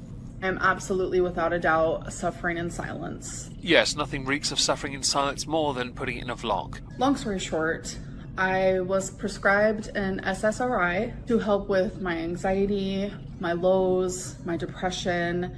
Turns out I have hypothyroidism. That's so hard to say for me, I don't know why. So people who have that is a leading cause of weight gain. Yes, and I'm sure you'll attribute it to the fact you gained 3 pounds in this weigh-in video. Don't think I didn't notice. Remember, I covered this on a live stream. I'm now understanding why people think it's a re-upload, because any excuse for you to phone it in, add a little extra content to one video to pad it out for those extra ads, especially after the last video you released before this one was 4 minutes long. No one's going to forgive you for that crap, by the way. You come up with every excuse to a medical diagnosis being the reason why you don't do something, and then you just present yourself sat down in some place, or stood in front of your bookcase with books that are never touched, as a way of making it seem like you're more mobile, or like you've got so much going on, guys. She's a hectacana girl. Really? You're a sedentary girl. Like, I've constantly been like, it's hard for me to lose weight because of my lymphedema, my going through menopause at such an early age, the hysterectomy, like, the list can just go on. I promise you, on behalf of the internet, no one cares. Because this is relevant, it is worth pointing out, Amber makes no discernible positive changes for herself over the course of the month. All she does is milk her declining health. That's all she does. Her views reflect that. More and more people are turning off. They'd much rather watch Chantel's life fall apart, and her life is also doing, well, not so well. You, Amber, phoning it in the way you have been, are paying a price. You may have residuals, but you have nothing current. And you will eventually get to that point where there is no chance of a return, a recovery, improvement. If all you ever do is seek to blame, all you will do is fail. As more and more time progresses, Amber continues to go up in weight. Her health continues to decline. This running theme has led to her non-tent era continuing to alienate more and more of her audience, which is leading her to paying for people to ask her quaint questions in her Ask Me Thing and Talk About Thing videos, yes. It's also leading her to giving up on series that she regurgitates at least once a year in a vain attempt to try and seem innovative and interesting. There is nothing quite so interesting as somebody being in their apartment virtually all day every day, talking about their diminishing health, declining health, their failed attempts to get their health in order when they're doing nothing to actually get their health in order, all the while seeming like they're above everyone that criticizes or observes them and points out the blatant hypocrisy in her, because she thinks they're just haters, and nothing more. During the month of June I made 3 videos talking about Amberlynn Reid. or Amber, of course it's just Amber really, isn't it, legally, these videos adequately cover the more interesting parts of what she's doing, whilst also railing her for being inactive, for a whole slew of excuses, not least apparent health problems, none of which she'll prove, but as a reason for her to take time off that, unlike Chantal, she can at least get away with, since unlike Chantal, Amber has rewatchable content in the form of her mukbangs of old. So we're going to dive into those videos, and I'm going to add some extra commentary between each, just to convey an additional point that needs to be raised with each video. She recently posted a video titled Thyroid Updates Caught in Public and Huge Torrid Panties Haul. Somebody is posting for thirst. I should point out, while she makes the effort to post a little extra in this title, comments of which we'll get to in a moment, you uploaded a thumbnail that was 640 by 480. You really are low effort, which tells me you really aren't the best. How do you function? You're a content creator and you upload 480p thumbnails? Okay. Amber right now is not center of attention, which means she's going to try and stand out in some way, because she, to her, is the queen of world. Okay. To the comments ignoring my comment that no one will ever see. $400 on Legos, but can't afford semaglutide to save your life is insane actually. Shows where your priorities clearly are. Or lie. Just casually dropping $500 on Lego instead of that life-saving medicine, huh? Please do not show your parachutes that you wear as your underwear. Quote, budgeting, end quote, in Legos instead of budgeting in life-saving medicine is hecticana. And she really thinks she inspired Torrid. When it comes to Amber wanting to save her life, that is completely a lie. She doesn't care. She is empty, vapid, shallow, and doesn't do anything but likes to show you what she has. It's the best she has to offer. It's kind of tragic that this is the stage of Amber's life where she is many years younger than me, but doesn't have her life in order, considering the amount of money she's made over the years, and how desperate she is to use a cheat code again. Let's not forget here, she has failed semaglutide twice, and Ozempic, a weight loss cheat code that has helped the vast majority. She has failed, only to then, when it didn't work, dunk on semaglutide twice because it's not FDA approved, yet she threw money at it, and is now looking at GLP-1s, but is citing that her gallbladder situation moment type deal is the problem. Then what she eats is actually exacerbating the issue with her gallbladder. I'm somewhat surprised though at this stage she has not had it simply removed. So with that out of the way, a mini TED talk to begin the video, let us now dive in and see what Little Miss Desperate, or not so little Miss Desperate, wants to talk to us about today in her daily, weekly, whatever recap. Hello, welcome to another vlog. So I'm starting this vlog with something super exciting. I got a new Lego. So let me explain. I have a monthly Lego budget because I'm telling you, I could spend hundreds and thousands of dollars on Lego if I do not budget. Amber, the majority of your budget is taken up by food order. We know this. So we know you really can't, because your views are diminishing as time is going by. We know you're not making as much money as you used to. I know you like your Legos and you're a bit of a hoarder. We've seen your hoarding past and how quick you are to throw things away. You're very not sentimental in the slightest. The few things you do keep hold of, the very few things you do keep hold of, you have in the background to your, and that's it. This quaint concept of a budget is entirely contingent on you having enough money to pay your rent, bills, and buying all the food you go through. And it's a lot, and let's face it, and obviously in this video we get Torrid as well, so we have to take into account your addiction to spending for things you'll wear once, and only one. Oh, and the washcloths, of course. So I allow myself a certain amount of money because Lego is something that I'm always doing. I'm always building something. I have not showed you guys any Lego updates because I've decided I'm only going to show completed Legos, because showing you guys stuff that is like incomplete, it's not that fun to me. But I am genuinely always building something, always working on something. It is my passion. Would it not then be, for a vlogger, a great idea then to show us not the end product, but the journey to get to the end product? There are TikTok users who live stream themselves building Legos. You could do that. You could do that and carve out a whole area for yourself away from the world failure that you are. Are you this inept that you can't show yourself doing something for a change? Unless it's a quaint little clip that either flukes you into superstardom with a viral video on TikTok briefly. Yes, everyone remembers that, and all the milking of that you put in. Jeez. or you going to bingo holding a snack. Fam, you building Lego could actually be something useful. And yes, I'm giving you something you could use, because I've seen those Lego builders. I find it quite fascinating, to be honest. I build Warhammer. If I ever got to that stage where I just wanted to do that for a living, I could do live streams building and painting Warhammer. I really could. I don't want to, but if this all dried up, I'd certainly explore it, because I like what I do, and I like having hobbies. If this is yours, you should consider putting you building it into your content, because it actually would look like content for a change. So there are quite a few Legos that are literally on my wish list. And this one has been on the back order for literally forever, because I think everyone loves it.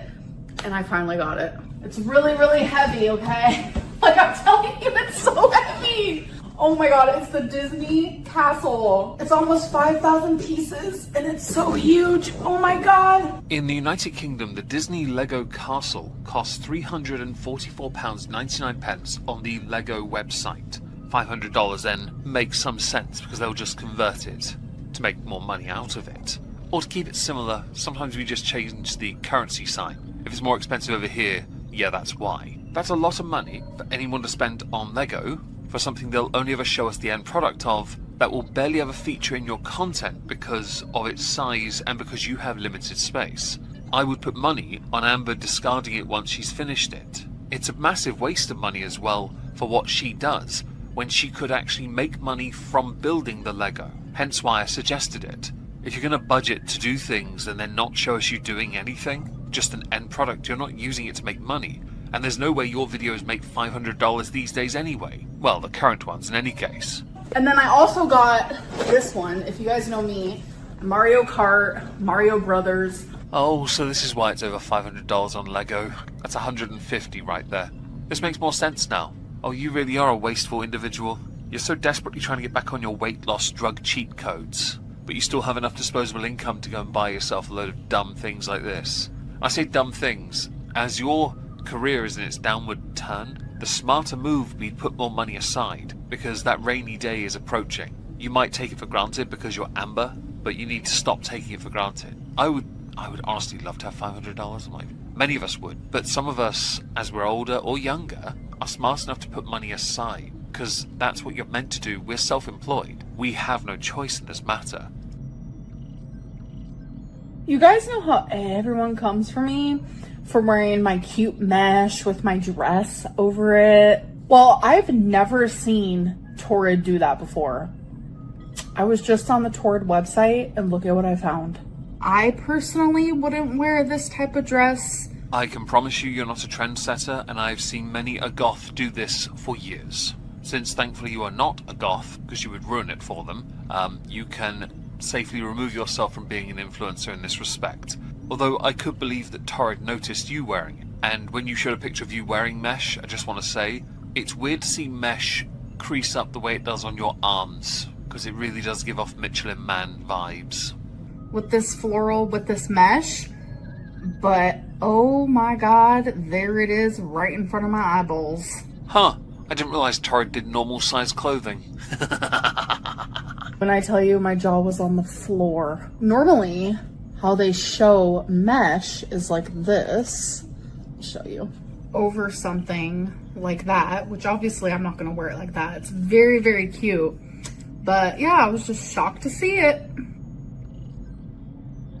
This is how I know you're really phoning in your content. That 1 minute segment made up one day, and all you did was look at Torrid. You are such a rubbish vlogger, you do nothing in your content. This is verifiable proof of it. No wonder you're scratching and clawing right now to get some views, because right now the attention's on the apparent queen of world. She's not, but she does believe herself to be 90% more attractive, or more attractive than 90% of world. So I have some nice, clean, filtered water from my Brita filter. So I normally drink about 30 ounces of water a day, so now this is 40 ounces. So I'm gonna start with drinking just one of these, and then eventually I want to work up to 2 of them. I'm gonna have to get used to that sink water flavor, but I'll make it through, it'll be okay. No one believes you drink over a litre of tap water through a Brita filter. I believe you put a bottle of water in your Brita filter, and then you're drinking that. With some squash in the bottle. Yeah, don't try us. Amber's desperately trying to give off the impression she's getting healthier girls. Guys. Yes. No chance. You're over 500 pounds, and every week you've put on weight for the past 2 months, is it? You're on an upward tick, and you're edging closer to bedbound. You are on track for half-ton heifer. You are earning that badge, that title, the sash, which most people would use as a carpet runner. I'm having is a poke bowl. So what we have in here is we have some rice, and then we have this crab mixture. We have onion, fresh jalapeno, wasabi peas, edamame, ginger, sesame seeds. It is just absolutely delightful. This is literally so delicious. All right, so I'm done eating this. This is super filling, so I never finish the whole thing. I do eat quite a bit of it, and it keeps me full for a long while. I'm sensing a theme with this nontent, where you're packing in so many small little bits from different days to make it seem like a much larger video. Have you done anything? No. You just told us you're apparently going to do something and actually shown yourself doing nothing. This is the era of the content you produce and why your views are in decline. One day you are going to be just like Chantal. You're going to desperately try and give off you have the perfect life and then flee back to where you come from when you screw up. Except your screw-ups are entirely because you don't want to show anyone you actually doing something, because you think you have a private life as a vlogger, but your private life is very well known because you give away far too much in your content. Okay guys, so Torrid was having such a good deal on underwear, so I got some. So some of my favorite underwear is like this nude, because they're very high-waisted, and I love that. And then I got also a black pair of those. And then I got these, so this is the back. Well, now I start to understand the parachute comment. I do think that you shouldn't be showing your underwear off, for a few reasons. One, and it's quite an obvious one, if you're not willing to show us you doing anything, we don't need to show what you put on your body underneath everything else. We don't see the majority of your body anyway. We just see your T-Rex arms and your very wide shoulders created by the T-Rex arms and your massive head that's getting bigger and bigger and sinking a little bit too. Another reason, because I do think it edges closer to that more fetishized aspect of content creation that you should leave to only Fupa Fibro failed adult film actors, which I'm sure one day you'll go back to when money really starts to dry up, which I could believe. Not to show us anything, although the Cookie Crumble video, maybe one day you'll just sell it. I'm sure there are sites that let you do that, sell content like that. The third reason, because I believe it to be very inappropriate, and it comes across as somebody, Amber that is, promoting themselves for a potential future YP. And there have been many YPs, haven't there, Amber? Skanklin Reid is back on the prowl, guys. Stinking cute, like, oh, the front. All I can think about is I'm gonna take the cutest photos. I'm not gonna lie. I'd like to know exactly who's gonna find that cute. And yes, I'm judging anyone that finds that cute harshly. This video demonstrated adequately, amply, aptly, just how pointless her videos are becoming. You tell us you only want us to see the end product of something, but not the part where you actually do something. This then becomes a monetized Dear Diary. Now after this, much like Chantal, Amber disappears for approximately 10 days. For her, that's not a huge deal. Again, rewatchable older content. Passive income does save her. But she does need to be semi-active because she needs to keep people, I'd say interested, but more just stay within the realms of existing. So Amber goes away for 10 days and comes back having then announced another medical health emergency. Now, unlike previous videos, where she tells us about it, cries about it, shows us the medication she's on for it, where everything is something derived from telehealth or WebMD, and never showing us her web portal, her health thingamajiggy-doodah what's it, to actually prove she has any of the conditions she claims to have. This one is so bad she can't actually do content, which I fundamentally disagree with. I disagree with because even after having had myself a tooth extraction, I was able to do my job, and all I do is speak. It is not impossible, you just have to rejig a few things, if that makes sense. In Amber's case though, being super morbidly obese, half-ton heifer, it's a bit harder for her to abide what's happened to her and show herself in a weakened state. In this instance, apparently. Yet we have seen so much in the past, this gap of 10 days seems a bit redundant. Hi guys, I'm back. Because she went away for 10 days.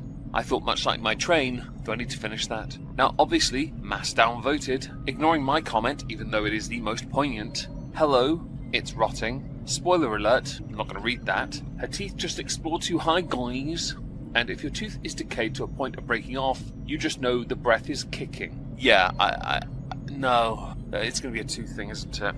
We English get a lot of stick for our teeth because they're not as white, yeah? Yet, the majority of those I've spoken to about this will agree, while they are not the whitest, they are quite healthy and sturdy, as opposed to, Americans where they're mostly white and incredibly decayed. Just because ours are crooked, mine aren't. But just for those who are, because the stereotype exists for a reason, doesn't in any way mean ours are not as healthy. We're just deformed from inbreeding, apparently. So let's dive into this video and find out why Amber has been gone for 10 whole days. How's the internet cope? It's like Chantal. Except we know why Chantal's in trouble, and I may have to do a video on that tomorrow, because there's more coming out, isn't there now? Are we really going to do this, Amber? You vanish for 10 days, and you do a rewind? All you do in your content is literally nothing. But you have to rewind it so we can get what you might well dub context. Okay. Hello, welcome to another vlog. So I'm currently just about to do my makeup. Obviously foundation first. Sometimes I use primer, sometimes I don't. You know what? I'm gonna use primer today. I'm also gonna try my new eyebrow pencil today. I am going to do some bronzer today, which I usually don't. I had an era years ago where I did, but it's been a while. Couple things. You showing us you doing your makeup is one of the only times you actually show us you doing something. The rest of the time where the makeup is relevant, like you may be going out, or walking around your apartment, or lounging on your couch, but lounging is a bit redundant with all the cushions on the back that you have to put there because there's no actual back to it. We see you doing nothing. Second, and it's also fairly important, for someone of your size, profile pictures of the side of your head, basically like a coin, are not beneficial to you. It makes everything look like, well, you do belong on the face of a train. I have freaking spectacular news. Guess what? I checked my little health portal thing. So, okay, first of all, my doctor will message me about my results, but he hasn't gotten around to it yet. But I saw the results, and guess what? My thyroid antibodies are normal. So that means I do not have Hashimoto's. No one cares, Amber. I can promise you no one cares because no one thought you had it in the first place, because you used it solely so you could talk about another ailing health problem you claim to have with no proof to confirm it. Much like this story, in fact, you're not proving anything, you're just stating it. No one thought you had Hashimoto's because you were only using hypothyroidism as an excuse to justify your weight gain of late. Your weight gain is because you do nothing and you eat copious amounts of food. Seriously. Third, no amount of makeup can hide the darkness around your eyes. Seriously. You'd need to buy a plaster for it. But I still have hypothyroidism, but it's not due to having Hashimoto's. Yeah, we don't care. You claimed Hashimoto's. No one else did. You did. You used telehealth and WebMD to look up symptoms that you think you have. You think you understand your body better than a doctor could. Apparently not, Amber. It's why your weight is still going up and why we still haven't had a weigh-in yet. I have a feeling that weigh-in Wednesday's out. The series is done, did everyone? I was right. We weren't going to get the back 9. So, I don't know. I guess my thyroid just decided to, I don't know, not work? Much like you and your content for the past 3.5 to 4 years then, right? I guess it's learning from you. Wait until other organs start to not work. I'm not rooting for them. I want them to keep working so you can get better. But it is inevitable, and it will certainly happen sooner rather than later. So, I don't really know, like, the underlying cause. I don't really know what my doctor's gonna say. But I was genuinely just really happy to hear that. And by the way, this light in here, sometimes it makes me look extremely yellow. Like, it's a light that, like, changes. See? Like, that one makes me look really yellow. But that one's, like, the most home-feeling one, so that's why I had it on. But I don't like the way it makes me look. Cool, you have a light that changes colour depending on sensitivity for your eyes. I thought you were jaundiced anyway, so when you changed the lighting to white light, I'll be honest, the difference was marginal. Yes, I'm being sarcastic. I'm impressed the liver still works. Her endocrine system has to be working overtime, and that poor liver deserves better. So yeah, I'm just gonna do my makeup. I'm gonna do my hair. I'm thinking about maybe pigtails today. I don't know. People be hating on pigtails. I'm like, you could be like 300 years old and still wear pigtails. Like, it's just a hairstyle. Okay, so just before she tells us how amazable she looks in an outfit with a full body view, which I promise you she does not, there are limitations to what some people can wear with their hair because of how it looks on them, right? I know that I can't rock certain hairstyles these days, not that I'd want to anyway because long hair is best. You also have to consider not just whether your hairline recedes if you have thinner hair, for example, you have to consider whether or not you have because of the framing of your face. Pigtails look ridiculous on you because it makes you look like a girly pop. Really, it makes you look like an unbranded bovine. Change of plans. I'm wearing my hair down, straight, in this cute dress. So I had a whole different outfit picked out. That's when I was gonna wear the pigtails, but I don't feel like pigtails goes with this dress. This dress is so cute and I love that it has pockets. Based on what we know is in the side of your body, we've seen when you've worn tighter clothing, the extra bulges, yes? The Bowie bulges of your sides, the ripples, those pockets will probably be better off turned out so they can be used as interior pockets for your body to fit more comfortably within the clothing. If anyone's now trying to envision that, think of it like someone stuffing sausage meat into a skin. So that was literally from like a week and a half ago. And then that night at bingo, something happened. And this is just like the story time of where I've been. So I'm at bingo with my mom. I'm there with my mom's fiance. We're ordering some food to eat. My mom gets the chicken strips and so do I. So something that we do when we both get chicken strips is I give her my big, thick pieces because I don't like those. Don't forget, everyone, Amber is a very quirky individual. She's very fussy about what she puts into her body. She's fussy about the meat put in front of her. She doesn't like it big and thick. She likes it small and dry, which explains a lot. If it's small and dry, it has to be diced as well. It also has to be overcooked. It has to be ruined because then she can slather it up with sauces, because then it, and I'll quote her, slaps. Something tells me you don't actually like meat. You just like a medium that can hold on to the sauces you like to violate the meat with, which I'd argue at that point is no longer meat. So she'll give me her small, crispy pieces because those are the pieces that I like. So we did that. Everything's good. I'm just eating. I saved my crispiest piece for last. I'm chewing, and all of a sudden I'm like, oh my god, I'm chewing on bone. Like, I have chicken bone in my mouth, like, ouch, ew. I take it out of my mouth, and I'm like, this looks weird. And then I feel my tooth back here with my tongue, and I'm like, wait, that's actually my tooth that just broke. So a harsh lesson has to be learned by all. We all learn this as we get older. I, for example, don't touch toffee. I don't go near hard-boiled sweets because I want to break them. But I also know as I'm older, I'm likely to break a tooth. I don't want to break a tooth, so I don't touch things like that. I don't go near crispy foods because quirky, crunchy texture thing, because that's her shtick, right? I would much rather eat things that are a bit more forgiving. That's why I don't do French fries either. I would much rather have chips, because even though there's a slight crisp to them, they're mostly a bit softer. You, Amber, are not young. You've used your teeth over the years with all the food you shovel into your mouth. You don't pay much attention. There's no point telling us you do. At your size, there's no chance you actually do. So you breaking a tooth is hardly a surprise. This story time is now a bit redundant. We don't care. You've been gone for 10 days.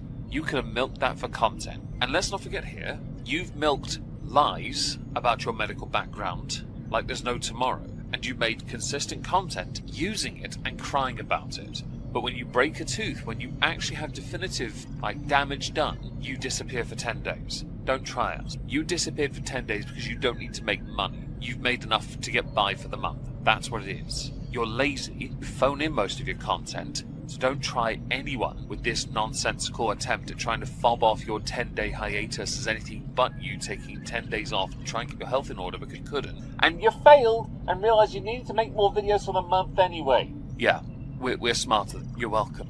So I have always had really bad teeth issues all right here. I don't know what it is. Like, I brush my teeth night and day. I'm very good about oral hygiene. I keenly await the next essay stream video from Beck debunking that claim. Firstly, you're in your early to mid-30s. Teeth start to break. It's quite common. I broke one last year and I had to have it extracted. It was a molar right at the back next to my wisdom tooth. I look after my teeth as well. It's incredibly common at this point. However, I do believe you don't look after your teeth. I can believe that. Additionally, you can brush your teeth twice a day, but what you put in your mouth does determine a lot of how healthy your teeth can be. The teeth do start to break down. If the ppm, for example, on the toothpaste isn't high enough, you're essentially just washing them. Gum health is important too. Making sure you supplement to look after and strengthen your teeth is also important. It's not just about brushing or mouth washing,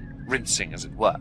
Sometimes people have to scrape their tongue as well. It's quite common to prevent things like halitosis from building up. This is why we are healthier. Yeah. You need to be more attentive because you only get one adult set. You're not going to get new teeth afterwards. Unless they offer to root canal, which you won't let them do because money, and you want to get a cheat code. Taking time off after having a wisdom or a molar removed, to me, with us knowing that tooth had been rotting for a while, tells me, first of all, your breath hummed up until this point. Second, told us the reason you liked your food that either had an immediate crunch or super soft is because you wanted to avoid damaging the tooth, which explains the copious amounts of cottage cheese you went through, and sticks of celery. My perspective on this is, you, Amber, are a full-time content creator. You may exist now solely to upload content which aggravates everyone, which actually harms you more than anything, but your job is to make videos. Your gap is just another excuse for you to not do anything and phone it in and live on the passive views from content when you did something. You are so useless now, it is beyond acceptable, and you know that. The final video of the month that I made concerned you, understandably, because it's your cycle, quitting one of your series, right? Okay. Well, quitting this series is understandable. They only ever get electric boogaloos once every other year. And your reasoning is, as always, gauche. Hello, good morning. Welcome to a new vlog. Hi, my name's Amber. I make good content. So I just straightened my hair. I'm about to do my makeup. So I do want to talk about something, and I kind of mentioned it in my live stream. This would be why no one saw it then. Because no one's going to your live streams beyond those sick idiots that like to feed on your feederness. Yeah? No one's clipping you, no one's sharing it, because you block it. Only members can view it, and no one's wasting money doing that. This is another reason why your channel's going down the drain. I haven't mentioned the like-to-dislike, by the way. I really should. At time of recording, it's 605 upvotes to 2.2k down. Top comments. No one is believing the title of the video. Getting hit on by my DoorDasher. Yeah, no, Amber. The only people that find you attractive at this stage of your life are those that are into feeder content. I'm petting the baby boys. He's laying right next to me. He has been glued to my hip. He has always been glued to my hip. But normally he has like a few different like laying spots. But lately it's like those laying spots don't exist. He's just literally glued to my hip. And he has one paw on my leg. It's so cute. I'm the only one that thinks that the timing of Amber referencing pets couldn't be more coincidental because of what's going on with Foodie Beauty, someone she is quite fond of. With Foodie Beauty getting rid of or not getting rid of, getting rid of, not getting rid of, getting rid of, not getting rid of the cat. Smokey, who by the way I would happily welcome into my home. That cat would be given the bestest of lives and there wouldn't be a calendar made of them. I wanted to talk about something that I mentioned like in my live stream. I have been doing a lot of talking in my live stream, not so much in my YouTube videos. Yeah, only because you're paid to talk, Amber, in those live streams, and you do talk in your videos, but you don't talk about anything of substance, which is reflected in your views, which are continuing to go down. Once your viewership and your videos is gone, you'll be a full-time live streamer, but you won't be able to rely on members-only streams because that won't be enough, because there won't be enough new people willing to come in and listen to you prattle on about things you say you've done while doing nothing at the same time. I've said it multiple times. If you actually want to do something, go do it. Live stream that. Live stream building Lego because that's actually quite popular. Live stream your journaling, the scrapbooking, anything, the doodles. Anything you do that's creative, live stream it. Because actually, that is content. This, not so much. Yet somehow you're able to pay your bills with what you do, which is essentially ticking over. But I've decided that I'm not going to be doing Let's Talk videos at all. Or if I do, it is going to be different. Oh, would you look at that? I was right. A few videos ago I had speculated Let's Talk was going to be, let's say, cancelled or replaced with something else.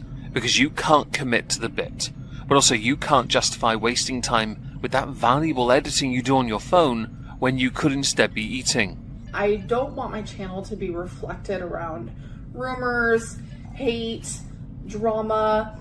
And I know a lot of people, like when Chantel was going through like the whole cat thing and like people were like, oh my gosh, she's gonna go to prison. People were like coming at me with, Amberlynn, you're boring.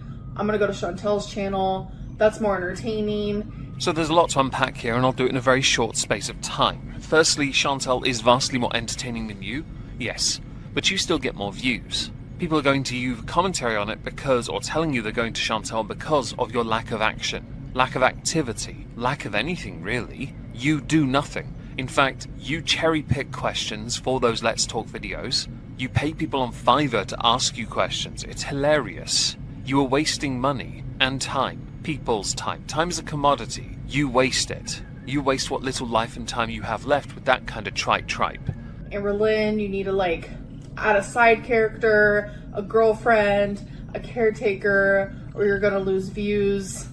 I don't care. Well, you heard it here, guys. You can all stop watching Amberlynn Reid now, because Amber doesn't care about Amberlynn Reid anymore. Amber, you are a slave for views like everyone else. You may not have made much content recently, but you are reliant solely on older content, because if you based it on your current content, you would do worse than me. Monetarily anyway. You are in decline. You can claim not to care, but you do need someone else there, because all you do is nothing. The problem you've got is, you're an extroverted introvert, and every person you've dated is an introverted introvert, or has their own life introvert. You need to be an extrovert and a continuous one. But you don't have the right chemistry with anyone because of how selfish you are to be something better. That's reality, by the way. We all have limitations. You've yet to hit yours, when it comes to your size especially, but you do need somebody in your content that I've been saying for years, because you are without anyone there, you are completely impotent as a creator. The only time you've ever shown any passion, interest, or attempts at being creative involved you playing with your chest and a cookie in a video I wish had been sent my way. I would rather like have my sanity over making large amounts of money. You're only saying that because you still make good money. Don't try and tell us otherwise, because this is your only real source of income. If you want to debunk that, go nuts, but actually provide receipts if you're going to try and debunk it.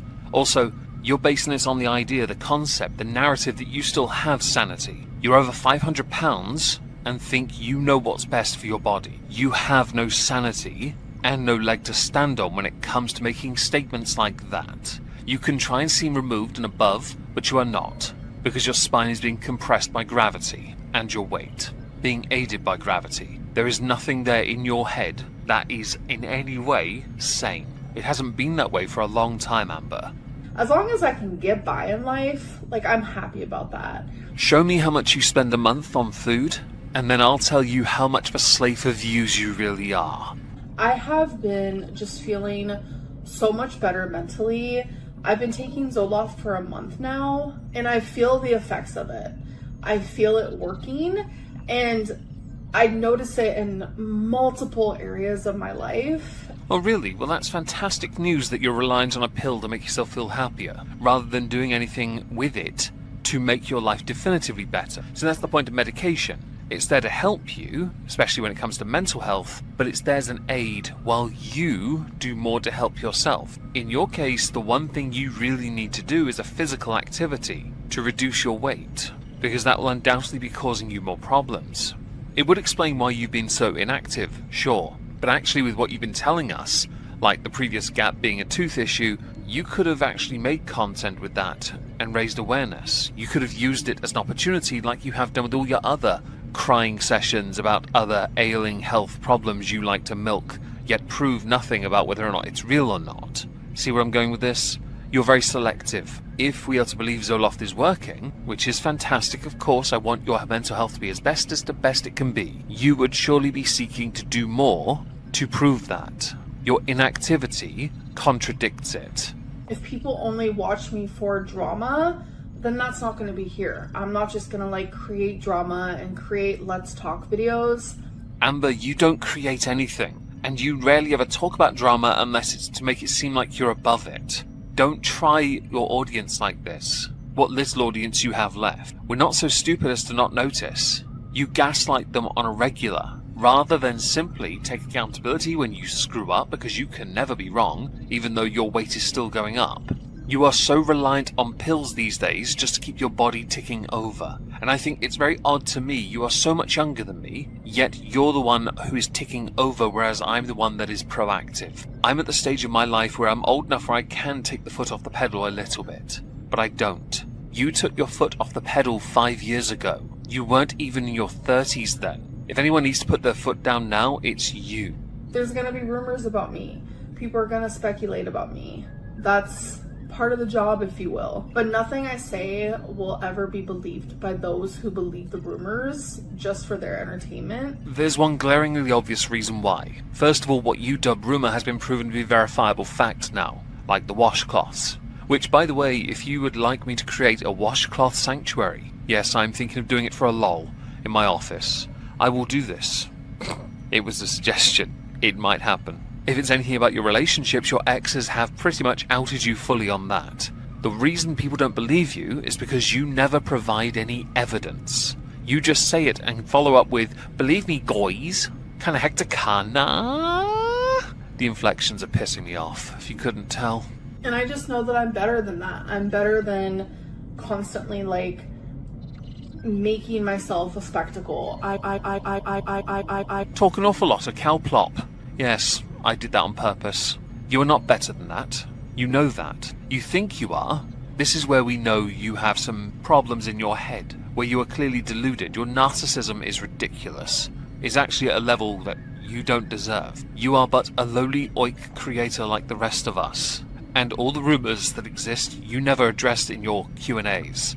You never did. You just sat there and answered questions that were fed to you that you wrote yourself. I know that I am better than constantly talking about these speculations and these rumors. Newsflash, you're not. As you can see, the month of June, much like virtually every month this year, has been remarkably quiet. More viewers, more haters, more commentators are turning off. They are less and less interested, and it is reflecting in her views. But Amber gets just enough to do well enough to not have to bother. But it's not from recent content based on the viewership, and she knows it. Which means going forward, either she makes changes or she continues down this path. She looks down at the YouTube space because it's toxic according to her. This coming ironically from a person who posts thirst traps to TikTok to bait out for new girlfriends. Comments I made in Content Cop number 3 on you, by the way, or Constable, on you about your taste in people, starting to seem more true as the days go by. Amber's inactivity is showing in her health declining further, which she then milks selectively for views. All the while, she still tries to get herself put on another cheat code while bleating on about the same rubbish over and over again and doing absolutely nothing, and of course, promoting her members-only live streams, which no one covers. So as with previous months, we are going to be reviewing videos I have made. August is going to be a challenge. Yes, I'm looking forward to that. That was all live streams.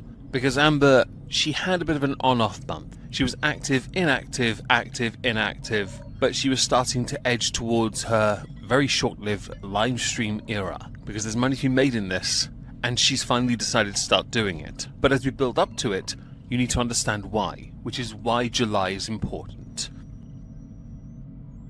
Over the weekend, I saw this picture doing its rounds. There were two things doing its rounds. There's one of them. I think Emily's dog killed the cat still, under a post from Despectful Molemen Instagram. I have dogs and cat pictures mostly. Reply underneath from Provoked. Don't blame my dog. He doesn't deserve that. He's the sweetest old boy and a big baby. Blame the person who, quote, lost her the day I told her to go back to Oklahoma. In case you don't know, this is Emily, aka Tommy, aka Amber's ex.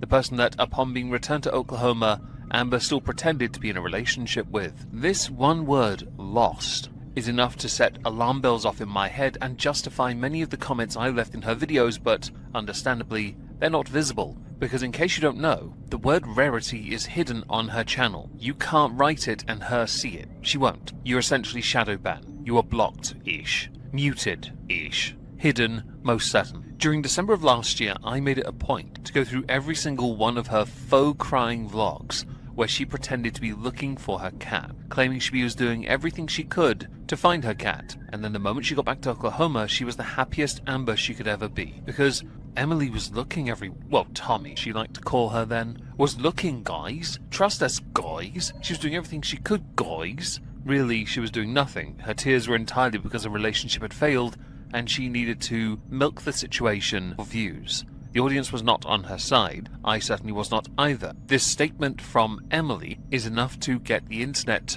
weaponized again, I guess? Yes. There are two ways of looking at this. Either Amber made a mistake and left the door open unknowingly, or she intentionally did it. Neither make her look good, so let's face it here, Amber is entirely to blame. The other post of interest, which we'll get to in a second, firstly she changed her username to Amberlynn freaking Reid. Your name is Amber, not Amberlynn. Stop it. The post of interest was that people were wondering if Amber was trying to start a rumor that she passed away after you were accused of intentionally losing your pet. Now I could believe you would try and find a way to deflect, or try and drive up attention to yourself because Chantel's in Syria, and boy she's made some bad decisions, but you need to, if Chantel's slapping many ads every 3 minutes on her live streams, you've got to find a way to get that coin as well, so you can continue to phone in with your nonsense. Via a community post, Amber had said, I just now checked social media for the day. Haven't been on it as much lately, hence why I haven't been uploading. And I noticed lots, all the S's,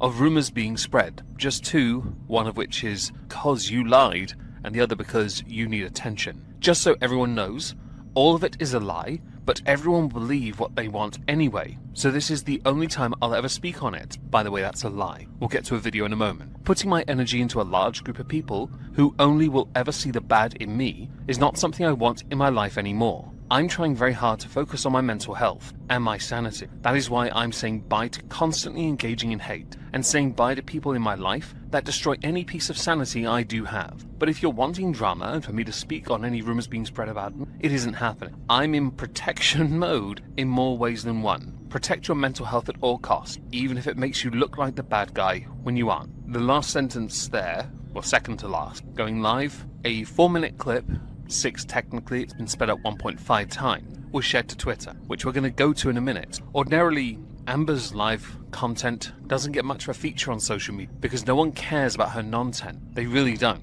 But we're going to, and I don't like using members-only content, but we're going to because it is important to show you just how delusional she is. We're going to break this down very quickly as community note. You've been busy, as always. No, you haven't, Amber. You have no life. You say everything's a lie. Trust us, guys. It's just a lie. You won't put your energy into large groups of people who see only the bad in you. It's because that's the only part of you that exists. There is no redeeming qualities about your personality or your life. You have been proven to be nothing more than a fraud. Your exes have proven it with receipts, all the way back to Casey. You say you're trying to focus on your mental health. No, you're not. In your videos, all you do is tell us you're taking Zolofts. Focus on your mental health. Right. Start by telling the truth. How about that? I hear that works wonders for catharsis. And also it takes a big burden off your shoulders, because then you can then start to be responsible. You claim to have, well, the audience will destroy any sanity you have left. There is none. You say you're in protection mode in more ways than one. You're not a turtle. Don't bother trying to shrink into a shell. It's not going to work. And don't try and gaslight your audience by using mental health as a shield first. We all have baggage. I have baggage. I will never use it as an excuse for crappy behavior ever, and you need to be better than that. So, after Amber said here this will be the last time she addresses it, let's go to the response posted by Malarkey Meter, archiving the antics, where Amber spent the last part of her stream, members only, crashing out in vertical mode. Amber, the breaking news in the Amberverse. I don't know. If it's going to cause me to feel distressed in some way, I don't want to hear it and I don't care. Genuinely and wholeheartedly, I just do not give a f*ck at this point. You are, Amber, over the course of the next 4 minutes of your video, 5 I guess at this point, going to debunk that point. Also, the only way you can ever truly prove something different is by proving it with citations and evidence. The problem for you can't. Why? Because the very person you could have relied on to help you back your corner doesn't back your corner. But you still love her, don't you? And you certainly cared more about going home than you did your cat.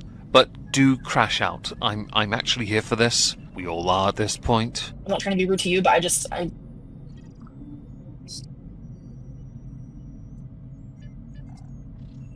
I've left the awkward silence in on purpose because I want to use it to raise a very good point. You do not know how you're going to navigate yourself through the situation. That is definitive proof of it. You can claim the haters will say this, this, this, this, and this, and that you are that, and that. You're an empath, you're compassionate, you care. With your heart and soul, you love.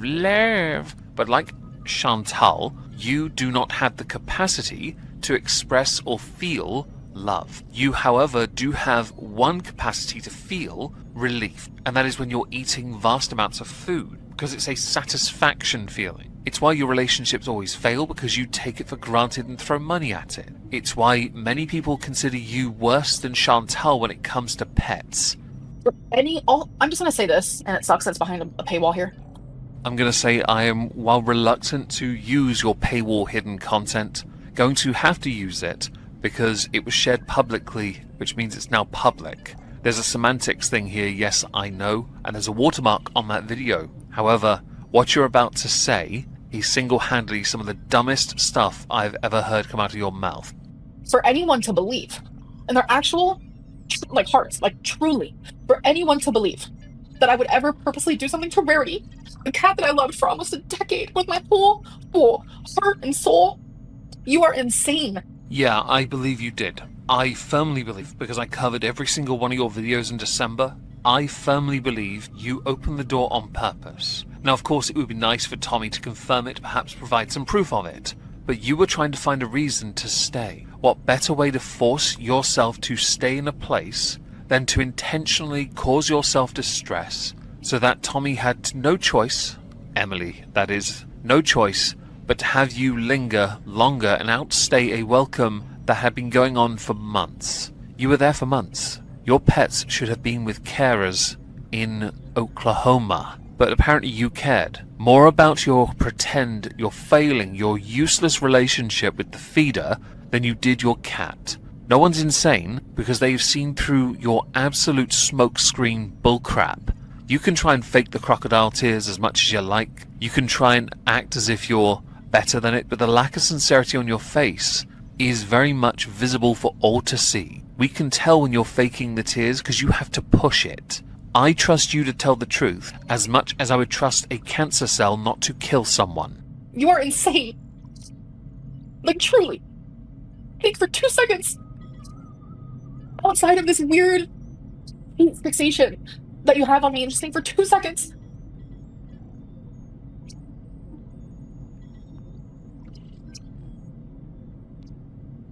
Okay, so I thought about it for 2 seconds in that little quaint gap you inserted for about 7 seconds, and I just want to say, firstly, you did. Second, it's hilarious you're crashing out because you're doing it behind a paywall, which means we have to see this via Twitter. You must know that, surely. Because this just is a magnanimous thing for the few members you have, most of whom are gullible simps that would blindly follow you to Arby's, Cheesecake Factory, anywhere else you want to get your food from when it's not door-dashed by the alleged creep. It's hard for you to prove wrong with character and personality being your defense, when your character and personality have been well and truly exposed by your exes and by yourself. So the 2 seconds are not required because, seriously, the only person who's insane is the person throwing it around as an insult. I had a moment. We definitely are insane. Yeah, I know. I know. That's why I'm just like, okay, fine. Like, it's people's entertainment. That's cool. But, like, it's affecting me. Like, it's genuinely affecting me. I know a lot of people don't care that it's affecting me. But it is. I care it affects you because I care that you've lied. I care that you are deceiving everyone. And Emily has proven part of that because you outstayed a welcome. We now know you used that outstayed welcome to play a hand. This has gotten us to a point where, because of your unwillingness to actually make any content, your non-tent is making you look even more of a fraud. Don't forget here, much like Chantal with her filters, you filter your content instead to present yourself as above things. You are no better than anyone else. I would argue at this point, with all the success you've had, you are possibly one of the least respected creators by any metric, because you are so willing to commit to your deceptions, your lies, your delusions, that you would forget what you've actually done and pretend. You crocodile tearing it up in this is hilarious, because it's more harmful to your mental health that you can't be something as simple as honest. Do you hear the tappy tap tap? Yeah, there's a dog next to me. He wants you to know he's here. Like, I don't like feeling this way. I genuinely feel like I made so much progress. And then it's just, like, ripped from me. All it took was for one word in one comment from Emily, who was defending their dog, to cause this to happen. It took one word, and that word was in quotations, lost. You say you're making progress. No, you won't. You haven't done a weigh-in in weeks. You brag about Zoloft's all the time. Your eating's gotten out of control and you're still getting heavier. You're desperately trying to get yourself back on a GLP-1. You're trying to find any cheat code you can get your hands on because you're not bothering to commit to doing things that would actually make your health, mental health and physical health better. Something as simple as going to the gym, by the way, really does help. Make excuses all you like, Amber, which is what your life is. Excuse central. But going to the gym does wonderful things for things like depression. I say that from experience. I've been going religiously since before and after lockdown. I go 7 days a week, if I can. I do take Sundays off maybe once a month now. But still, I go. I love it. It's great. It's cathartic. It helps.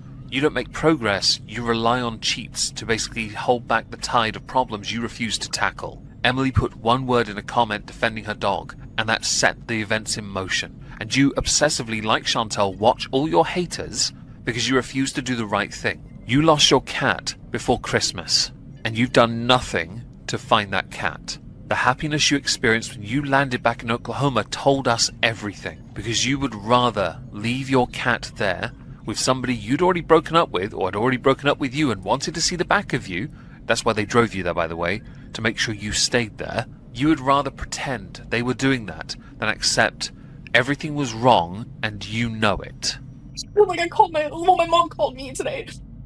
And I was trying to act like everything was fine. Because I don't like bothering her. I was trying so hard, but she could tell. And I just started bawling my eyes out. And my mom was like, Amberlynn. Well, Amber, because she calls me Amber. And she's like, Amber, anyone who knows you knows how much you loved and adored that cat. And it's just like... I have no doubt in my mind, at a point in your life, you did in fact care about Rarity. Truly, I do believe that. But at that point in Wisconsin, when you knew that relationship was over, I believe you didn't. I believe you made the conscientious choice, because it was either neglect or it was intentional, neither of which make you look good, all of which are your fault. Now, you claimed it was accidental. I'll be honest, those pets you took, Wasabi, Rarity and Twinkie Star, they cared about you unconditionally. You were meant to care for them as well. You fail. And your mum calling you Amber is correct, because that's your sodding name, Amber. By the way, guys, for those who might follow me on Twitter, I got a 12-hour ban for commenting on this yesterday. Something to do with consuming a beverage that rhymes with preach, teach, leech, beach.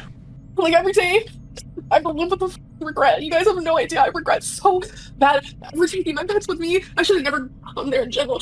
I know that to some this might seem cold to respond to somebody who is crying, but if you've been watching or have ever seen Amber long enough, she's gotten into a habit of late to use it as a way to make it seem like she cares.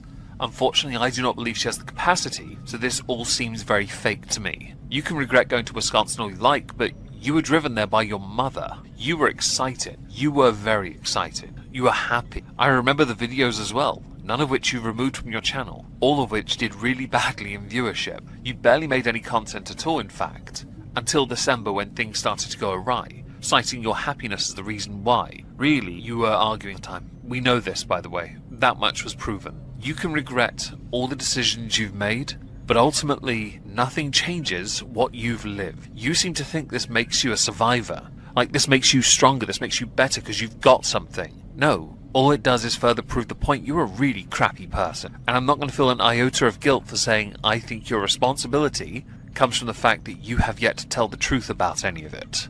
But that's something that I have to live with forever. It just sucks because people genuinely have the wrong idea when it comes to me with my pets. In my very first Content Constable, one of the major talking points within it was about you and your mistreatment of your pets. The lack of exercise they get, their nails not being trimmed, the way they're discarded, thrown over people's shoulders. You never looked good because of that. And it's something I've held true and firm with. When it came to Rarity last year, I held firmly in the belief that you did it on purpose. There's an entire playlist on this channel about Vlogmas, your Vlogmas. And during all those videos when Rarity went missing, I made that point. I still believe it, because even if it's neglectful or accidental, you're still to blame. You can say you allow the guilt to eat you up, but you've never tackled the true guilt. You just keep on citing trust me guys in everything you do. I would feel an iota of guilt or pity towards you if you could prove you genuinely didn't do it on purpose. But you can't prove it. And right now with that one comment from Tommy, Emily, you're being undone. And you can cry and be upset and worked up all you like, but this is self-inflicted right now, not sincerity. So when you get the chance, and if you ever bother to watch this video, where is Rarity, Amber? Truly, where is Rarity? The wrong idea. It is just like... I genuinely just don't know what to do anymore. Like... I feel just so defeated. Just, it's like people hate me no matter what. So it's like no matter genuinely what I say, it's never going to matter. You are right. There are many within the internet who are never going to believe you, but there is a very big reason for why, and it is a direct consequence of your choices and actions on this platform, because you have lied every single time you've ever tried to do something, claimed you're doing something, gotten something done when you've not shown proof you've done anything. You have only ever deceived. And so it's very hard for anyone to ever take what you say at face value, because everything has been a smokescreen for the reality. You may be upset and feel defeated, but we have no reason here to feel any sympathy. Tears and getting worked up emotions generally do have the ability to change perspective. But if anyone bothers to go and then watch what you've done over the years, they will see the reality of your lies. They undo everything because no one can believe what you say, because what you have said does not align with what you have done. It never has. You speak from a position of authority all the time, yet everything you speak from a position of authority on comes from a position of deceit. I'm not going to allow your emotions to control how I think about you. I think you've done something wrong, and you're crashing to an audience of members only, because you know damn well you can't put this on your channel as a main video, because you know no one's going to feel any pity for you. So I guess it must come as a bit of a surprise, not, that somebody would have undoubtedly clipped this crash out and shared it. I've been, like, my nervous system genuinely has been so calm, because I'm telling you, I'm like 24/7 fight or flight. That has been my life, my general life. And finally I was pumped, and I was doing better. But it's like something always has to happen. Something always has to happen to where, like, I can't even say it. I can't even. I'm sorry. I shouldn't have done this. Well, we're going to have to agree to disagree on that part. As far as something always happens, it's called life and consequences. Considering what you've been doing since getting back to Oklahoma to present, you knew, as far as a creator, you were on borrowed time before Emily said something that would put you back into this position. She's not under an NDA. She can't not say anything. None of them can, in fact, and you've threatened them in the past, some of your exes. And look what happened. I was hoping I could gift members. No, I can't. I don't understand. When am I going to be able to gift members? I don't understand how this works. Everyone can watch. Members can talk. And we'll see how it goes. Because Amber is special needs, it's worth pointing out that to give a free membership to people within your chat or your audience, what limited support you have to have a membership tier below $4.99. You have one tier, it's £8.99. It is nowhere near the baseline. Seriously. I had to subscribe to your channel to find that out. Well, most of the things that Alexa says is not true, Ando. Most of the things. Silly statements like that, though, leave openings to the obvious of, but then what is true? And what isn't true? Perhaps you should embellish upon it. In earlier clips of your stream, you mentioned if you had the energy for it, you would perhaps delve into things. You don't. And by the way, doing a 1 hour live stream or a 2 hour live stream isn't necessarily difficult, unless you solely and exclusively sit there and just answer questions from your chat. Oh wait, that's what you do. My mom posted a picture on Facebook, and I know there's some like creepos following her on there. I do want to start uploading like actual videos on YouTube soon. Like, oh my god, I've just needed like a break, you know? A break from what though? You don't do anything in your videos. You don't do anything really in your life either. Your entire existence is nothing. It's not embarrassing per se because it's your life, but people who don't really have that kind of much going on generally are living in a care home waiting for someone to visit them. Does it feel strange to phone in so much when you're not even that old? Or did you just make enough money that you don't really have to care about the month anymore? So non-members can't send super chats either? I don't think so. I don't know. I have no idea. It's definitely more like mature, and that's what she was aiming for, was more of like a mature. Oh my god, I'm so annoyed. I wish my hair was straighter. Top fans right now is Katie Sloan, Stress Mess, and Fatal Bunny. Thank you guys. You guys are super sweet. Girly Pop, where you been? I don't know where I've been.